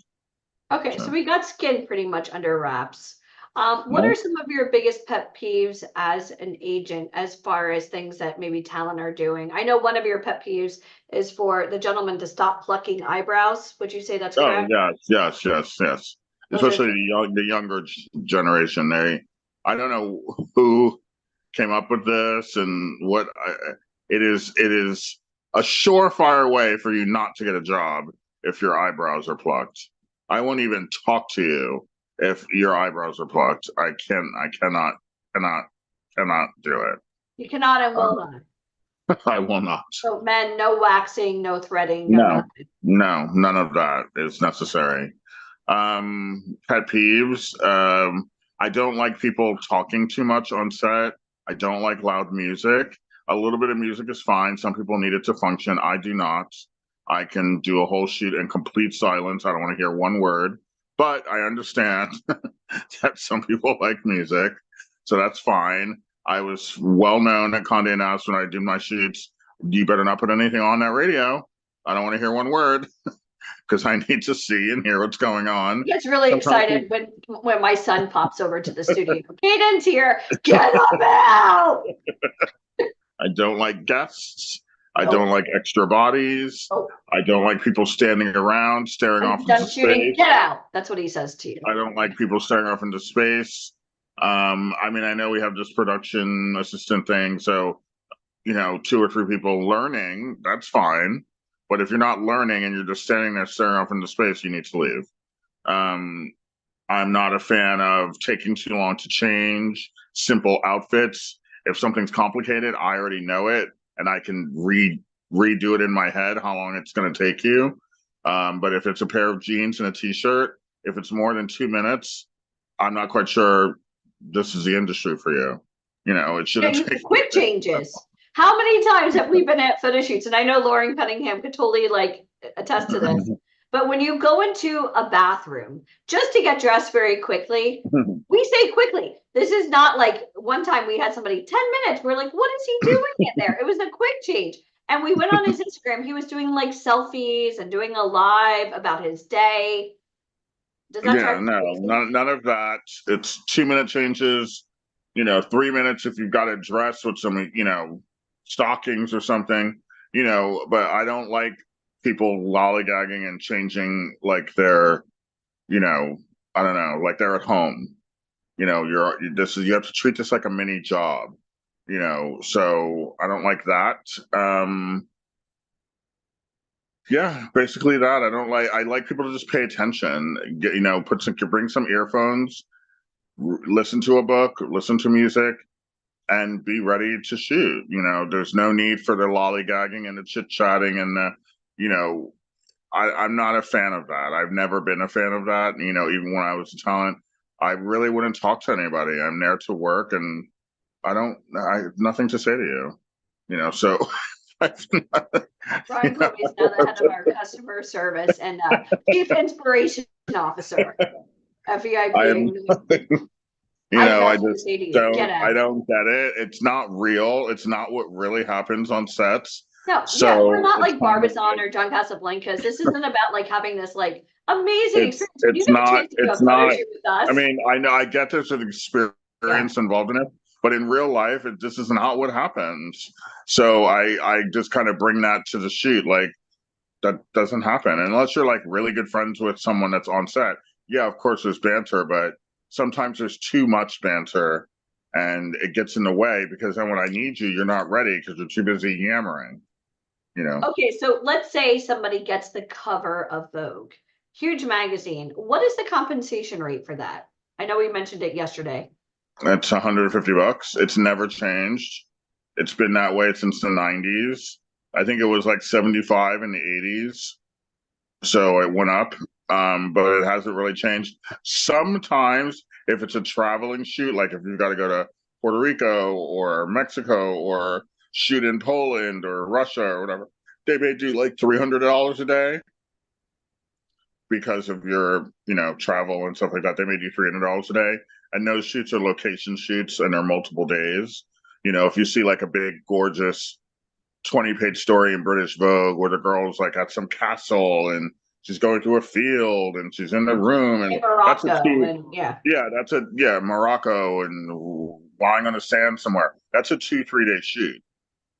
You can't do that in one day. It's impossible because you have to bring the lights to each location and change her and change her hair or whatever. It's a whole thing. So it's a 2-3 day shoot. So they'll pay you a little bit more. But a standard studio shoot with like beauty and fashion is $150 plus a cover try. Now, Everyone does a cover. Everyone ahead. inside the magazine does a cover try, and they kind of just decide which image is the best that makes the best cover, and they go with that. Now, when you know you're going to be the face of a major magazine, the cover, is there any social media etiquette you could suggest, things to do or not to do? Because now You do people are nothing. start Googling. You do nothing. If you know you're going to be on the cover of something, that's great. When it comes out, Do you then announce post. it? Do you announce it? I'm going to be on the cover of a magazine? Okay. No, you don't. You don't announce it. No. Okay. You announce that I'm on the cover when it's a present day situation, when it's physically in your eyesight. Yes, you do that all day long. But if you shoot a cover on Monday and it's coming out in a month or two, no, you should not discuss it because you just shouldn't.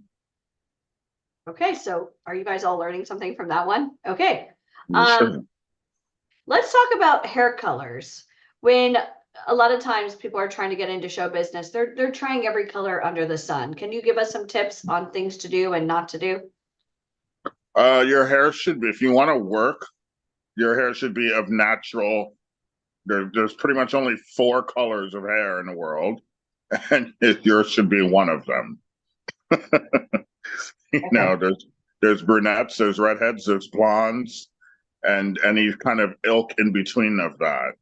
Now there's the white hairs, that's fine, but it shouldn't be one of the 3 major hair colors, and that's it. You shouldn't be playing games with pinks and purples and blues and oranges. I mean, if you're a big actress or you're a pop star, that's different. But when you're brand new trying to break into the business, it needs to look natural because you need to be able to sell anything.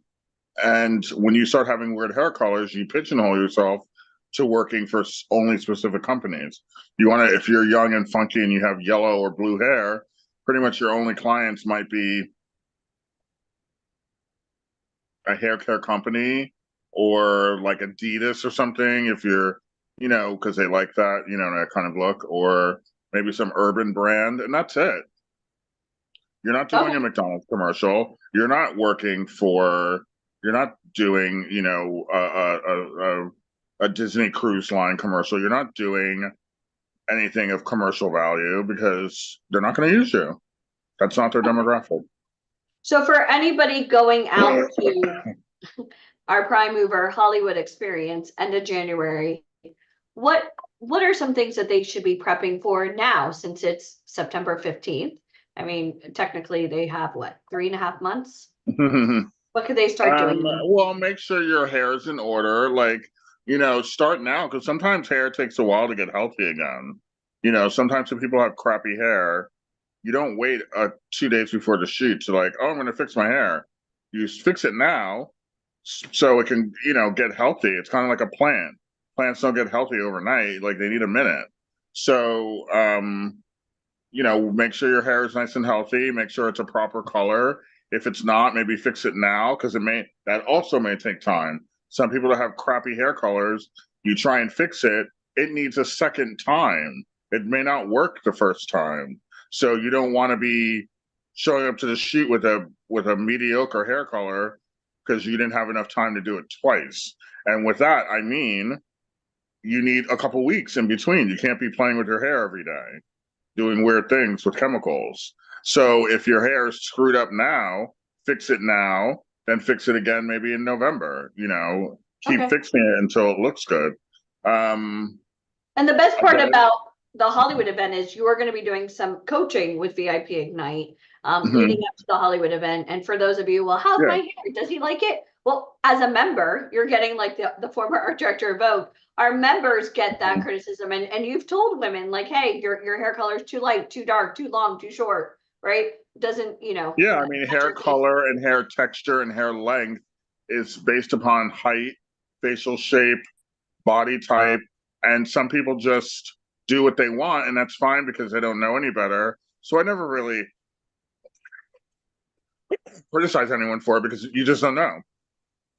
But there are certain hair lengths that just don't work on people, certain hair textures that just don't work on people, colors that just don't work on people, and you have to just tell them if you want to be marketable, this is what you need. If you just want pictures for your mom so she can show her mahjong group, then shoot away, girl.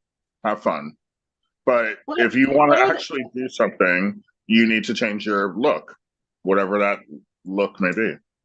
So what are some of the benefits for people that maybe have scheduled that want to go to our Hollywood event? What are some of the perks of getting a chance to work with VIP and especially you at the photo shoot versus them trying to do this on their own? Well, the perks are clear. I mean, a second grader could tell you. I mean, the perks are clear that the shoots are contained, they're structured, they are structured to you, the individual, to make sure you get the images that you deserve and need for your journey to become whatever you want to become. And you don't get that when you do things on your own. You get a photographer who might even be good, and some, not every photographer sucks. But they're just shooting you because you paid them $300 or $500. They don't know what you need. They're not agents. They have no concept of what clients want. So they're just shooting you based upon their opinion. And sometimes most of the times their opinion is wrong. So the pictures may even be okay, but you just don't look marketable. I see that all the time too. And that's actually the worst, because if the pictures were marketable, you would have one less shoot you needed to do. But unfortunately, I see good photography shooting bad situations. I've seen that all the time as well. So yeah, I mean, when you're shooting on your own, you have no guidance. And in this industry, you need guidance. Would you just start running on the field, playing football or basketball or baseball, start hitting balls into the air by yourself without a coach telling you what to do or how to stand or how to maneuver the bat? No, you wouldn't.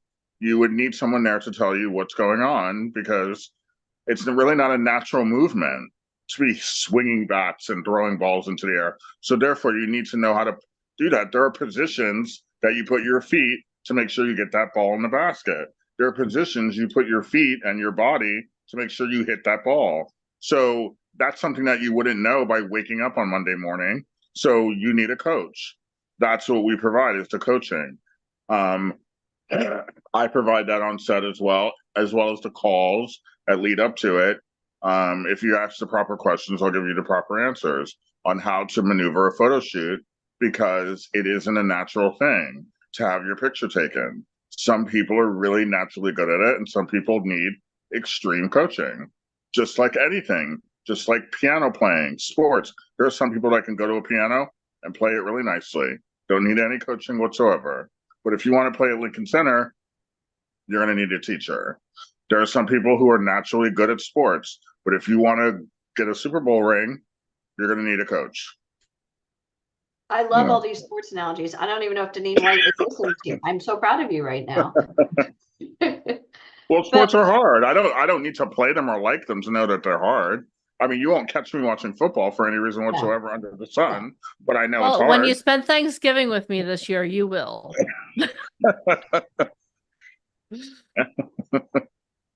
So you know, I know it's hard. I don't need to watch it to know that it's difficult to get into and difficult to do professionally. I'm not stupid. I know, just like this business is difficult to get into professionally. You don't just accidentally fall into a 40-year career because you had nothing better to do last week. I find that most talent get taken advantage of because they're like, oh, I need photos. And then they're going out using what they want to see, and they're finding photographers based on what they envision they could do. So there's so many different facets of modeling. There's high fashion, there's commercial print, color. Yeah, and people are shooting sometimes with okay photographers. They're just shooting out of their lane, and they're shooting stuff that isn't usable for them. they all love America's Next Top Model, so they want these like uber sexy, photo shoots just to impress maybe their boo thing or their friends or family all over social media. But you're getting the photos you want to see, not a photo that a casting director wants to see. And Ryan, over the years, we've worked with so many of the contestants from Top Model. You've managed, 6 or 7 of them, and they can't even use their books. Zero chance of using their books. They actually eliminate all of that off of their resumes because nobody wants the drama, just so you guys know. And sure. You got to get the photos for casting directors, not photos that you want to see. So often people misdiagnose what they qualify for, and it's based on ego. So having somebody like a Ryan Colby not only style you, but make sure your hair, your makeup, the photographer knows the angles, everything. It's a well curated, it's madness in there because again, this isn't meant to be fun. This is meant for one thing, marketability. And I thank you for being on today. I know you had. Are there any more questions? Huh? Are there any more questions? I don't know. Are there questions? I don't see any. John Norman, do you have a question? Do you have a question that's pertaining to a photo shoot, John Norman? Photo shoot question? Okay. You're not yesing or knowing, so I'm gonna assume that's Brenda no. Ortez says, I have a question. Brenda.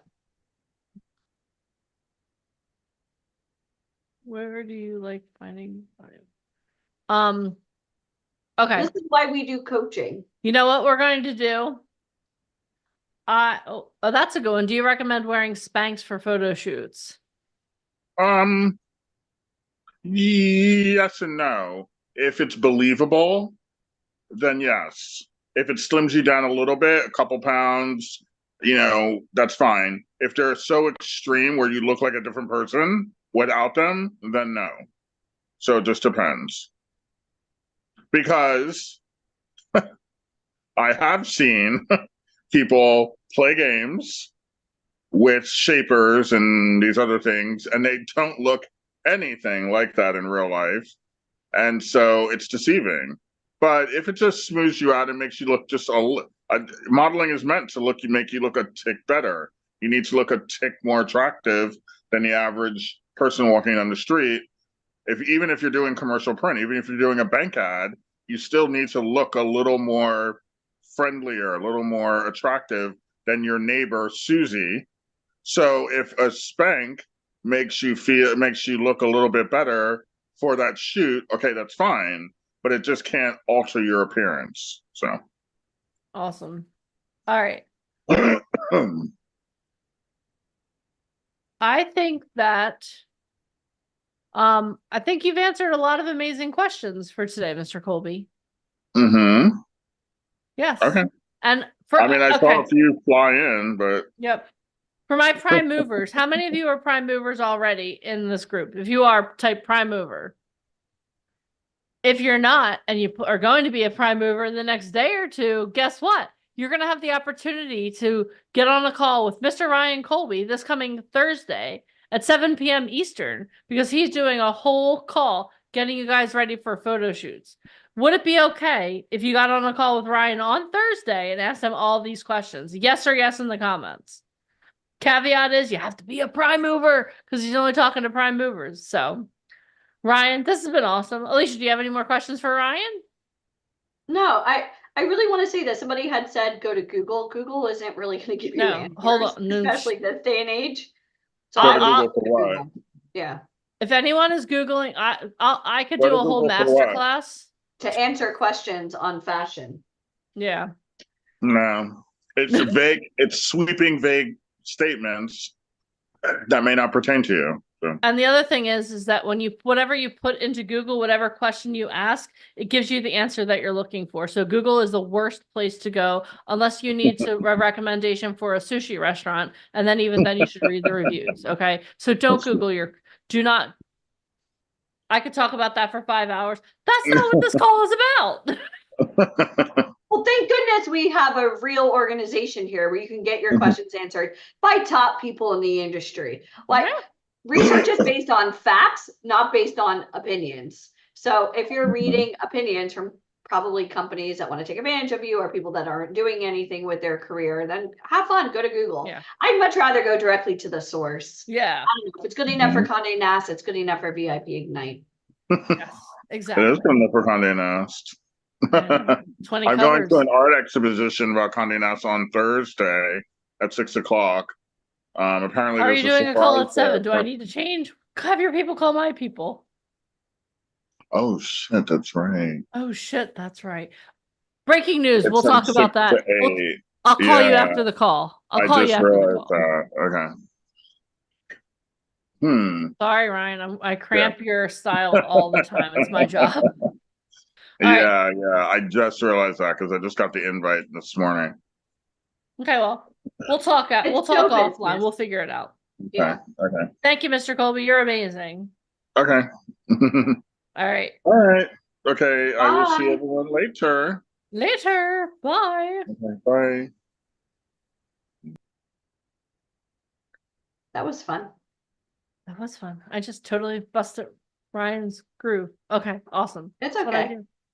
But you know, Yes. like I would think that anybody that's in show business, it's the evolution of working with legitimate people. Like sometimes people go on set, sometimes people get an audition or a casting. I mean, that's part of being in the industry. You Yep. gotta be able to And that's roll the with best. punches. Yeah. In my opinion, that's the best part about working with us. We have this huge mastermind that we do with a small group of people, and we had to skip 2 classes in a row because the person teaching it is on set.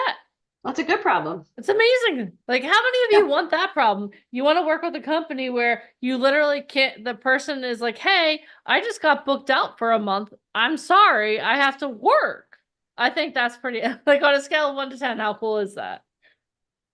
Yeah, and he also works with Will Smith, Denzel Washington. I mean, he works with the most tremendous people. But, like, we're not going to say no. Yeah.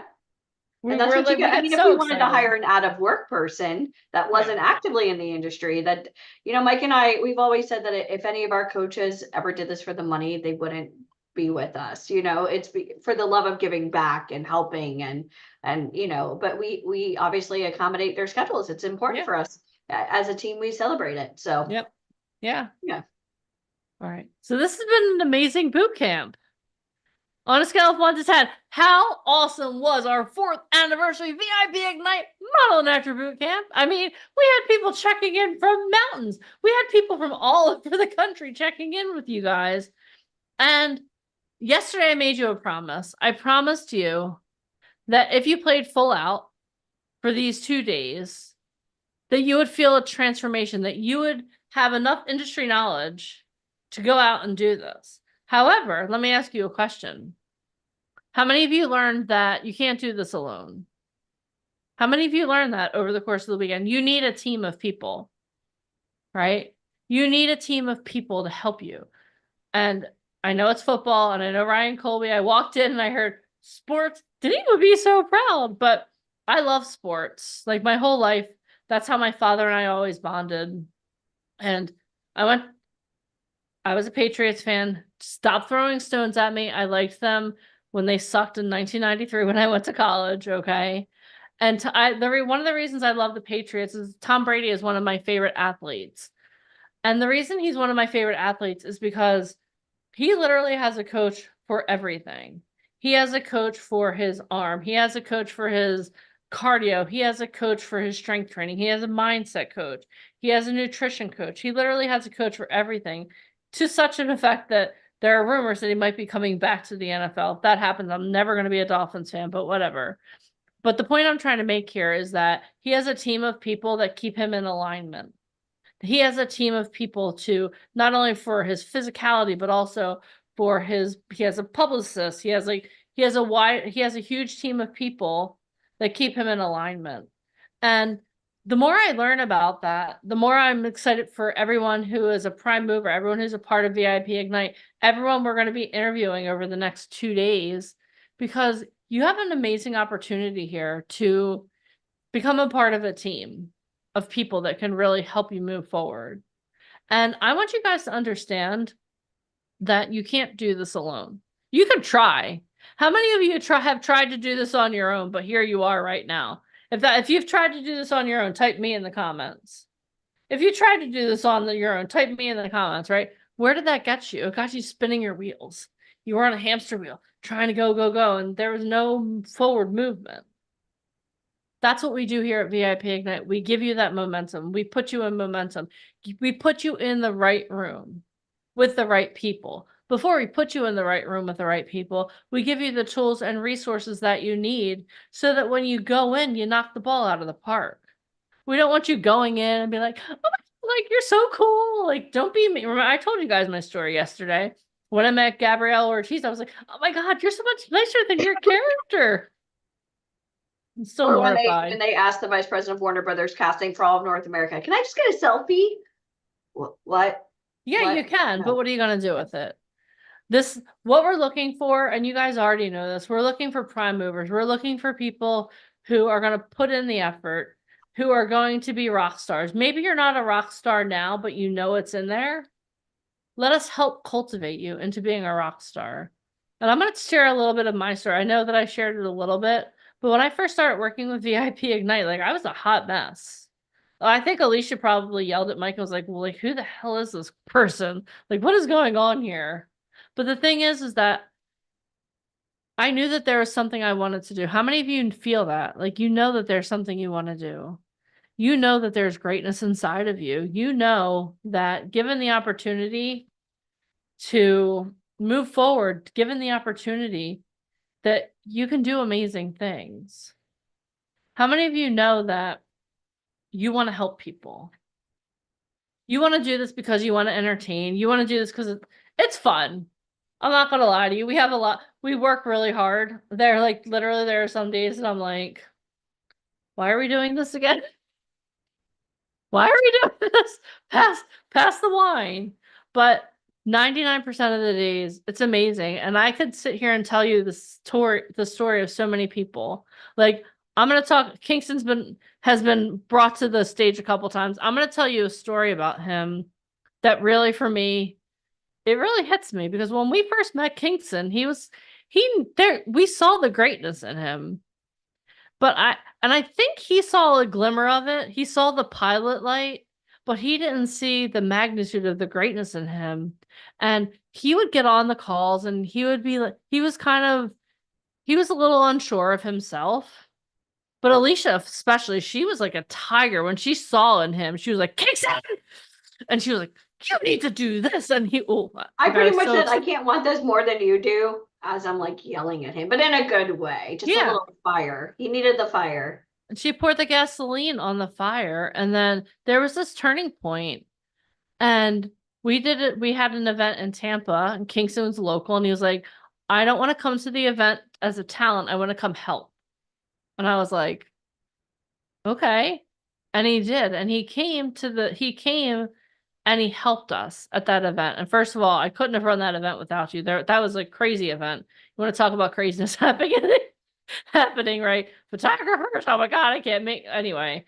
But he was a tremendous help at that event. And I remember there was a moment when we were walking around taking a tour of the studio, and he started sharing his story.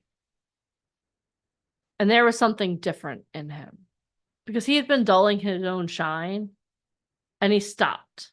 He stopped dulling his shine, and he started stepping in to his greatness. And it was an amazing, like, I could take you to the very spot in the studio where I saw that shift occur.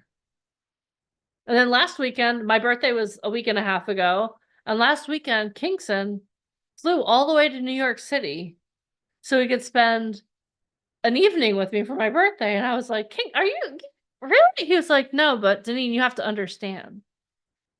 And I'm not telling you this story. First of all, Kingston, from the bottom of my heart, thank you. But I knew she was going to cry. It's happening. 3, 2, I was 1. crying earlier, actually. Here. Marcus said something that made me cry. But the point I'm trying to make to all of you is that at VIP Ignite, it's so much more than you coming and you becoming an actor. That's our primary goal, is to get you booking work, to get you in front of the right people. But our other goal is to help you elevate to become that person that truly great person that's inside of you. And I know that that person's inside. If you're still here at this time on Sunday, I know that you're here for a purpose. Another person, Christine Harding. I don't know if she's on. I know she's building a huge facility in the Pacific Northwest, but she's another one. Like when she first came to us, she was broken, and she saw something in VIP Ignite that she wanted. I don't know that she thought maybe acting and modeling would be a cool thing, and she's amazing. Like if you see her on set, she's one of our PAs. Like I don't know what I would do with her if she weren't here, if she weren't one of our PAs on set.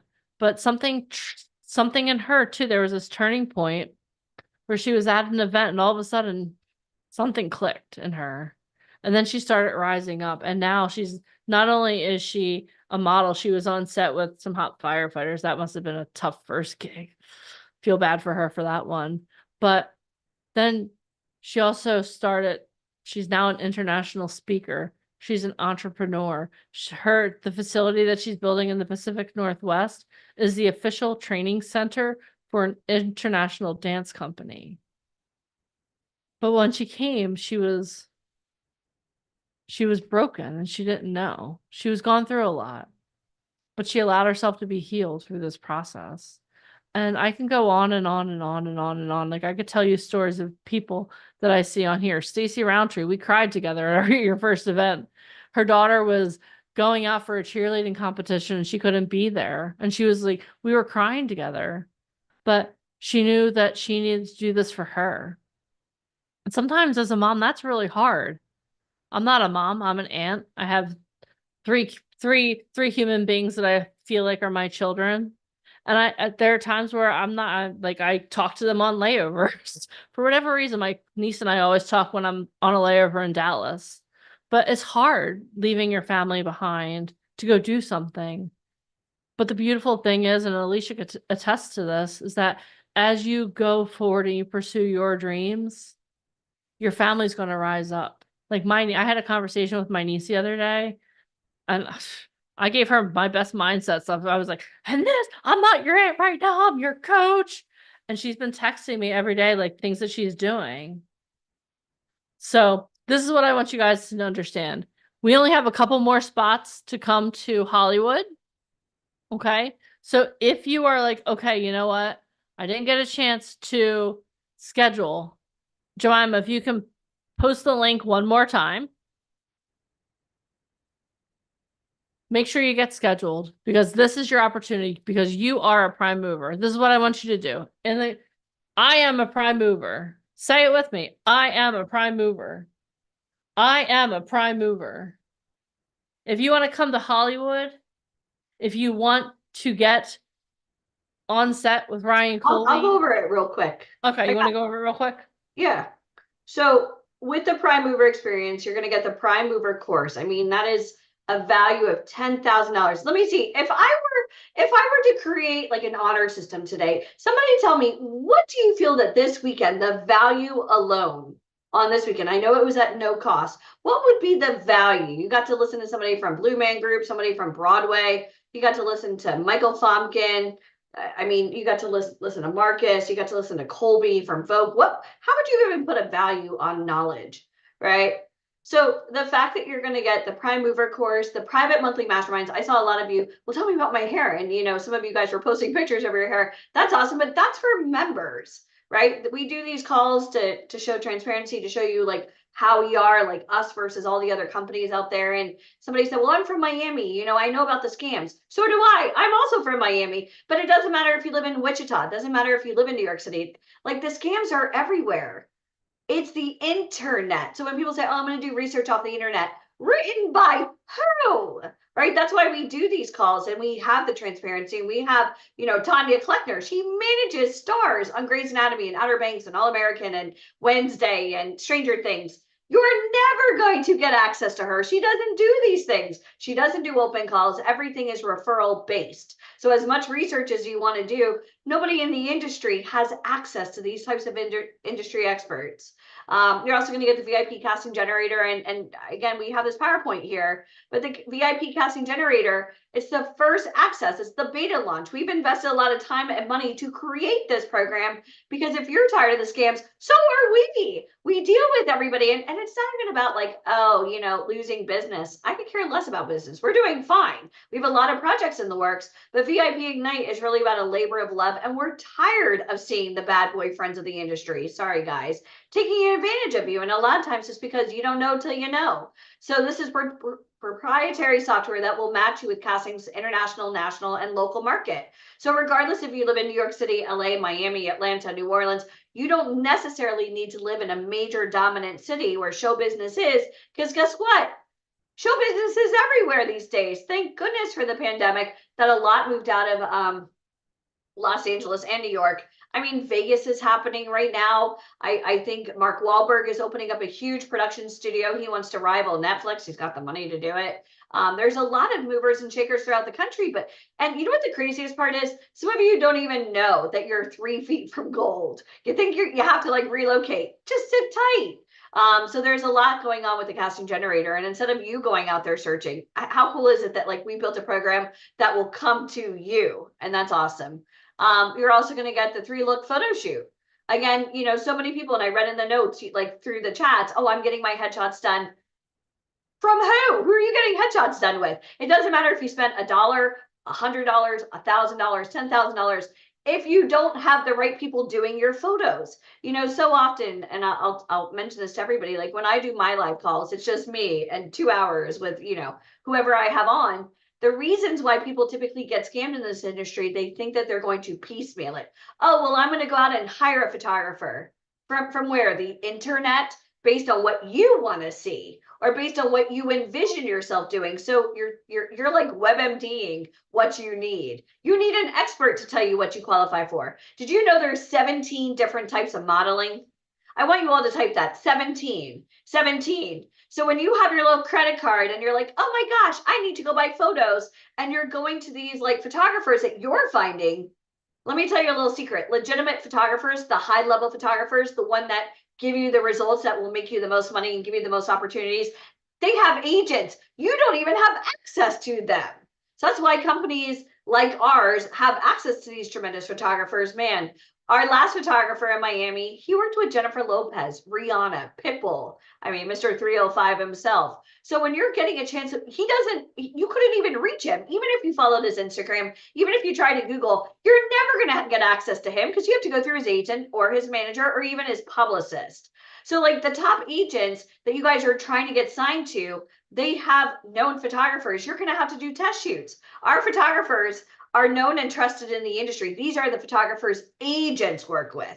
Do you guys see the difference? If you see the difference, type difference. So even having somebody like a Ryan Colby, even before you show up to the photo shoot, like Stacey Roundtree. Hi, Stacey. I see a puppy. Even with Stacey, getting to know Stacey, getting to know her mannerisms, what she qualifies for, like he's literally diagnosing like a doctor, WebMD, right? Diagnosing exactly what it takes for Stacey to qualify, right? What type of photos do casting directors want to see? What types of photos? What type of colors? Is her hair okay? Does she need to change the color a little bit?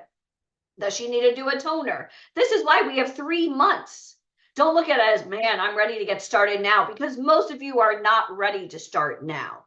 You're not going to do this half-ass. You're going in 100%. Right? And that takes time. That takes time. So even having Ryan Colby there, not only getting to know you via Zoom in our intensives that we do, but as a prime mover, we have vested interest. We want you to kick butt just as much as you want to kick butt. We want you to kick butt because it's also our reputation. So getting your hair, your makeup, your styling. I mean, Ryan puts you together from top to bottom. I was joking around with Jeff. My fiance, Kaden, got a Mr. Potato Head for his birthday. I was like, oh my gosh, it's like putting, our models' clothes together, like, oh, they need this accessory and this one. But that's essentially what we're doing, because in your mind, if you ask your friends and family, hey, do you like this look? They're going to say, yeah, or maybe not. But having Ryan Colby, he's subjective. He knows Condé Nast, right? He's a stylist for some of the biggest, A-listers out there. He's going to tell you, this is not about feelings. This is about hey, you came to me because you want success. Let's make sure these photos are nail on the head. Stop wasting time and money, right? Because that's what it's about. Stop wasting time and money. You're also, again, going to get hair, makeup, and styling. All this is curated before you even show up. Ryan knows, like, you should see, if I even like shared my screen right now with our spreadsheet, Ryan wants to know who's coming to Atlanta. We need to know everything: height, weight, hair color, eye color, age. Because when he's building these photo shoots, we even give like lookbooks, right? Like what like the theme for the photo shoot is, and like our talent are showing their clothes. If you don't want that kind of accountability, then you just go on with your bad self and keep trying to do this by yourself, because we already know how it's going to come out. It's not.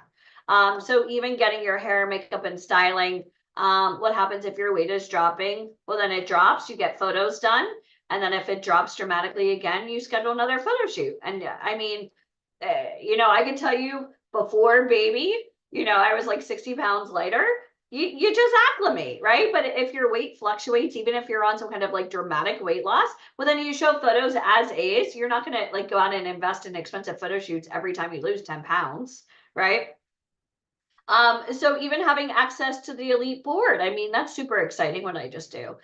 You know, having access to the elite board, Ryan, we didn't even talk about all the castings he works on. Not only does he do, you know, modeling, he does commercial print, he does catalog, you know, he does runway, we do international, we do a lot of really cool stuff, but also having access to TV and film. Like we have top connections with some of the biggest casting directors in the world. Sometimes they're TV shows, major motion pictures. One of my really good friends has won multiple VMAs. He's the top casting director in the world for music videos. I know Stacey Roundtree got a chance to hang out with him. He works with like Justin Bieber and Selena Gomez and The Weeknd and Machine Gun Kelly, some of the Rolling Stones. How many of you guys have ever dreamt about being in a music video, right? Childish Gambino, that's one of the ones he won a VMA for. So like if you got a chance to do anything, understand this, no matter, and I show this chart all the time, and I'll show it to you guys real quick, but if you're really trying to do this, pictures, classes, and websites don't do what VIP Ignite does. I don't even know where my pictures are. Here, I'll just draw it right now. This is what I'm gonna do. I'm gonna show you real quick. But if this is you and this is what you dream about doing, you're always going to hit roadblocks, kids. You're always going to hit roadblocks. You're never going to get your pictures in front of the decision makers. So no matter what you're doing, you need to have a mother agency. The fact that you get to go on here for the first 90 days, that means it's game on from the second you join VIP Ignite. Obviously, we're going to be replacing your photos with real professional photos because we want to know how you're working on set. We want to talk to the photographers, makeup artists, but most likely give you the tools for success. With this, you're also going to get the VIP Mover Handbook. Again, Michael even says 200 pages. Go to Staples, download it. I don't care if you download it on your iPad, your Kindle, even if you have it on your phone, it will probably take up a lot of memory, but download it. I'm a geek. Print it up, highlight the shit out of it, get little sticky notes, whatever it takes. Whatever it takes, because this is pretty much like the Bible. This is everything that, like, even Haviland Stillwell, we've had casting directors, agents, we've had some of the biggest names in the world come on our calls. The Phantom of the Opera himself, the head writer for Saturday Night Live, and every single person says to us, where were you when we were trying to get started? My answer, my joke answer was, I wasn't born yet, especially for Saturday Night Live. But when you have people of that type of level 10, coming to VIP Ignite, giving back, even if you're brand new, somebody tell me, what does that mean to you? And that's what these 200 pages are about, being a prime mover. This is, you know what prime mover means? Not standing in place, getting shit done, right? That's what a prime mover is.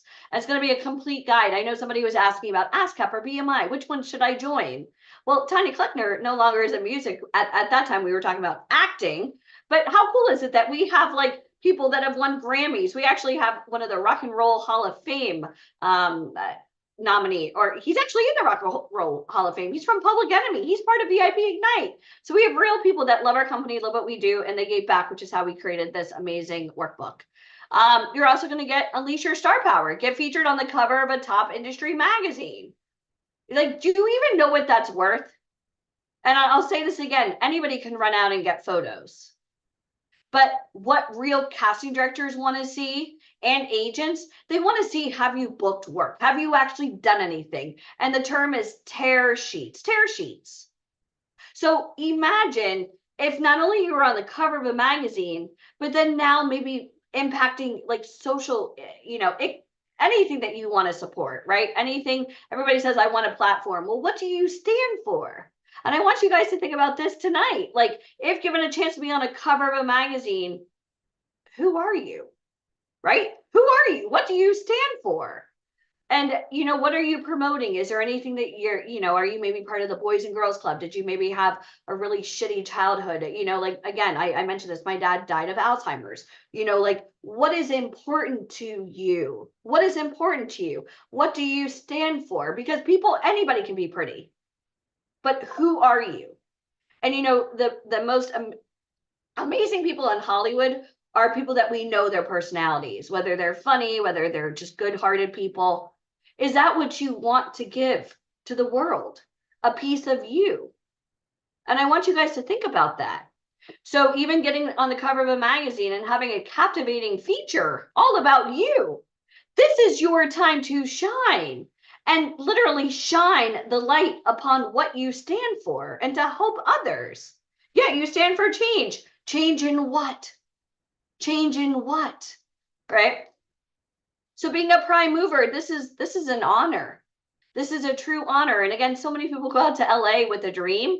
We go with a plan, and it is well devised. It is literally like an exact formula that you need, but you have to follow and you have to be able to listen. And tomorrow or Tuesday, whatever day we're doing your interview, we're going to ask you, what is your why?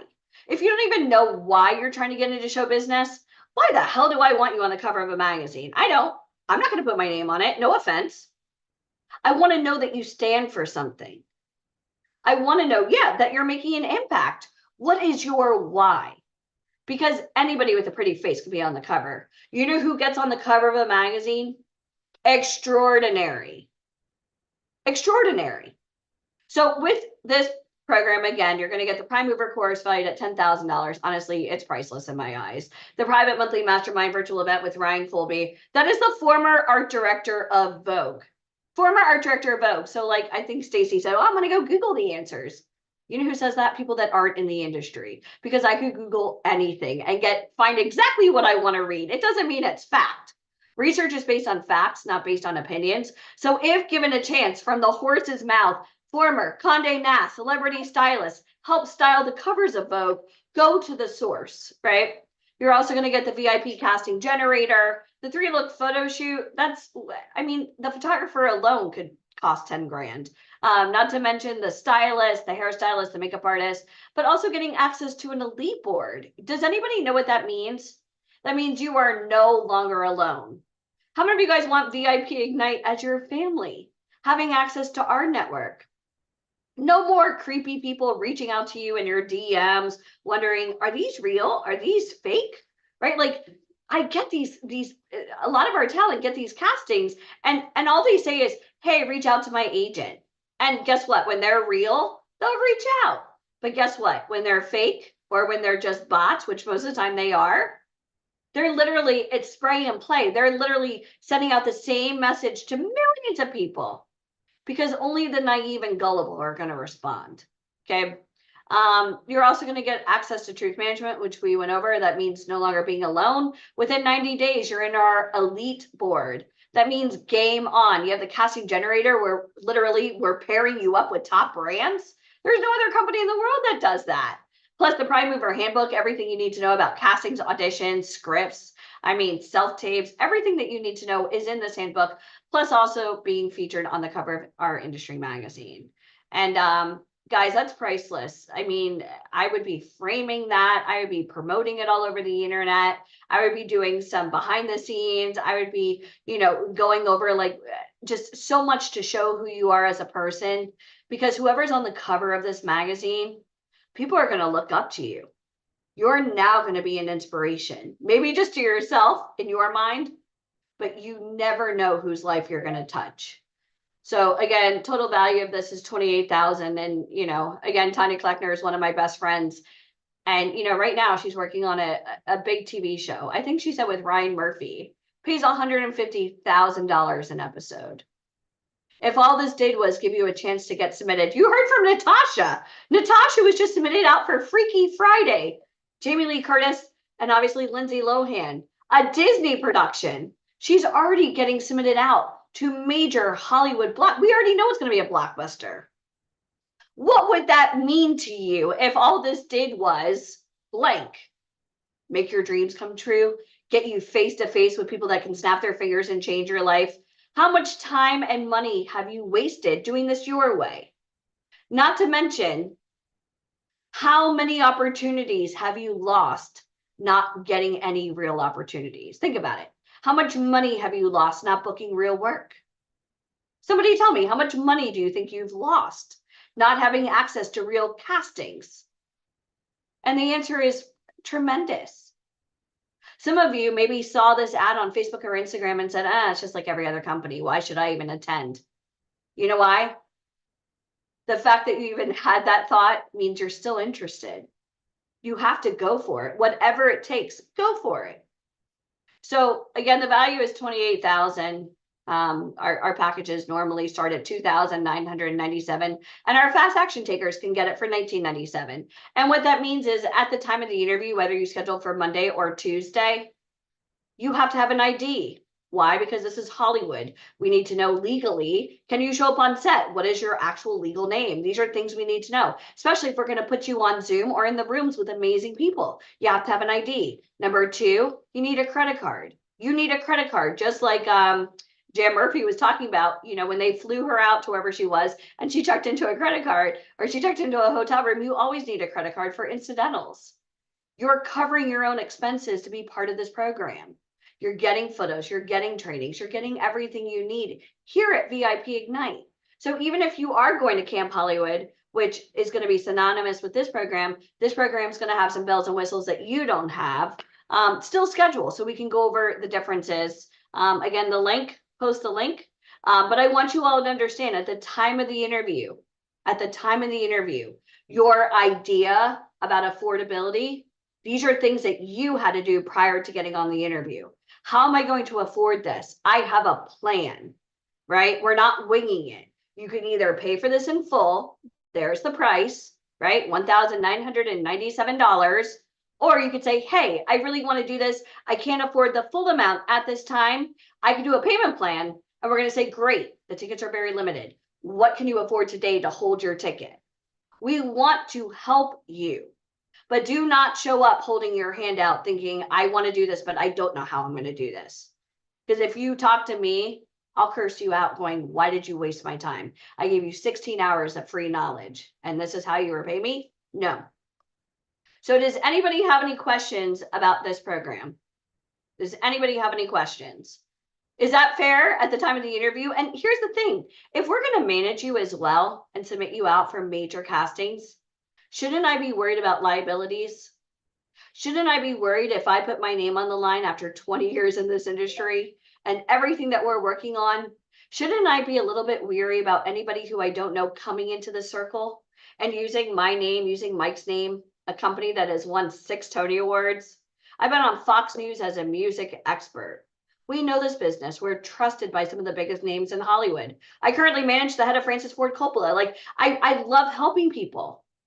But this is really a labor of love. And I want to make sure that if we decide to move forward with you, the program, you're going to have to cover your own expenses to be a part of it.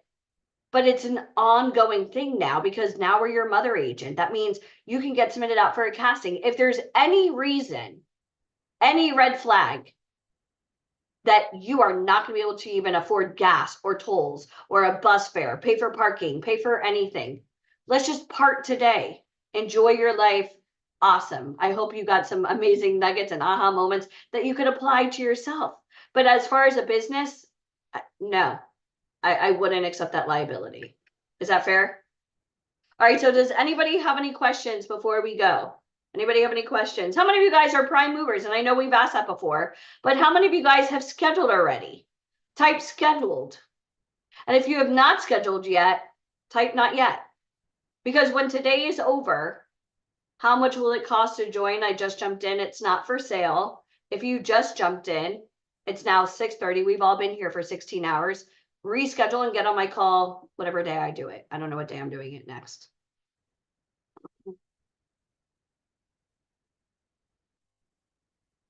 So Tina Sunny, not yet. Why not?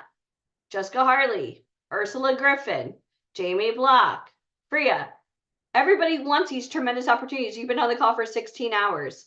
What is it that I can help you with? Somebody tell me, what do you need help with?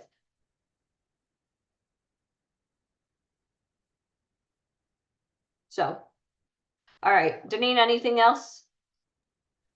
Well, I do have to give away a prize. Oh, a prize. Okay. Okay. I do have to give away a prize because I'm going to give it, I have someone specific in mind for this, and she's not on camera, and I'm not expecting you to get on camera because I know you're at work. But that's part of the reason I'm giving you the prize. So we wanted to award people for being interactive and for showing up and being in school and encouraging everyone. And I think that if you are at work and you're on this call and you're still doing that, you definitely deserve our recognition. So that recognition is going to Danielle Shields. Danielle, thank you so much for showing up for yourself, for being here, for playing full out, even while you're at work. It really means a lot to see that because you know what? So many people have excuses. I go through the text messages. Oh, I have to do this. Oh, I have to do that. Oh, I stubbed my toe. I can't be there. Okay. So Danielle, thank you so much for being here. I just want to honor you. And then there is another person that I am also going to honor. He's not on here because he had to go, but Jamie Hatcher, because he has stepped up to the plate so much. He is like, he's the definition of a prime mover. He's literally on the call. I think he's on your calls on Tuesdays and Saturdays before you even log on. He's like, "Hello, Alicia. Good morning." He's like the first one always. Yeah. So yeah. So I'm going to honor him as well. So that'll just be a surprise. Don't anyone tell him. I just want him to be surprised. So yeah, so I wanted to do that. And I just want to thank you guys for playing full out. I will be over the next, we have people scheduled for the next 3 days.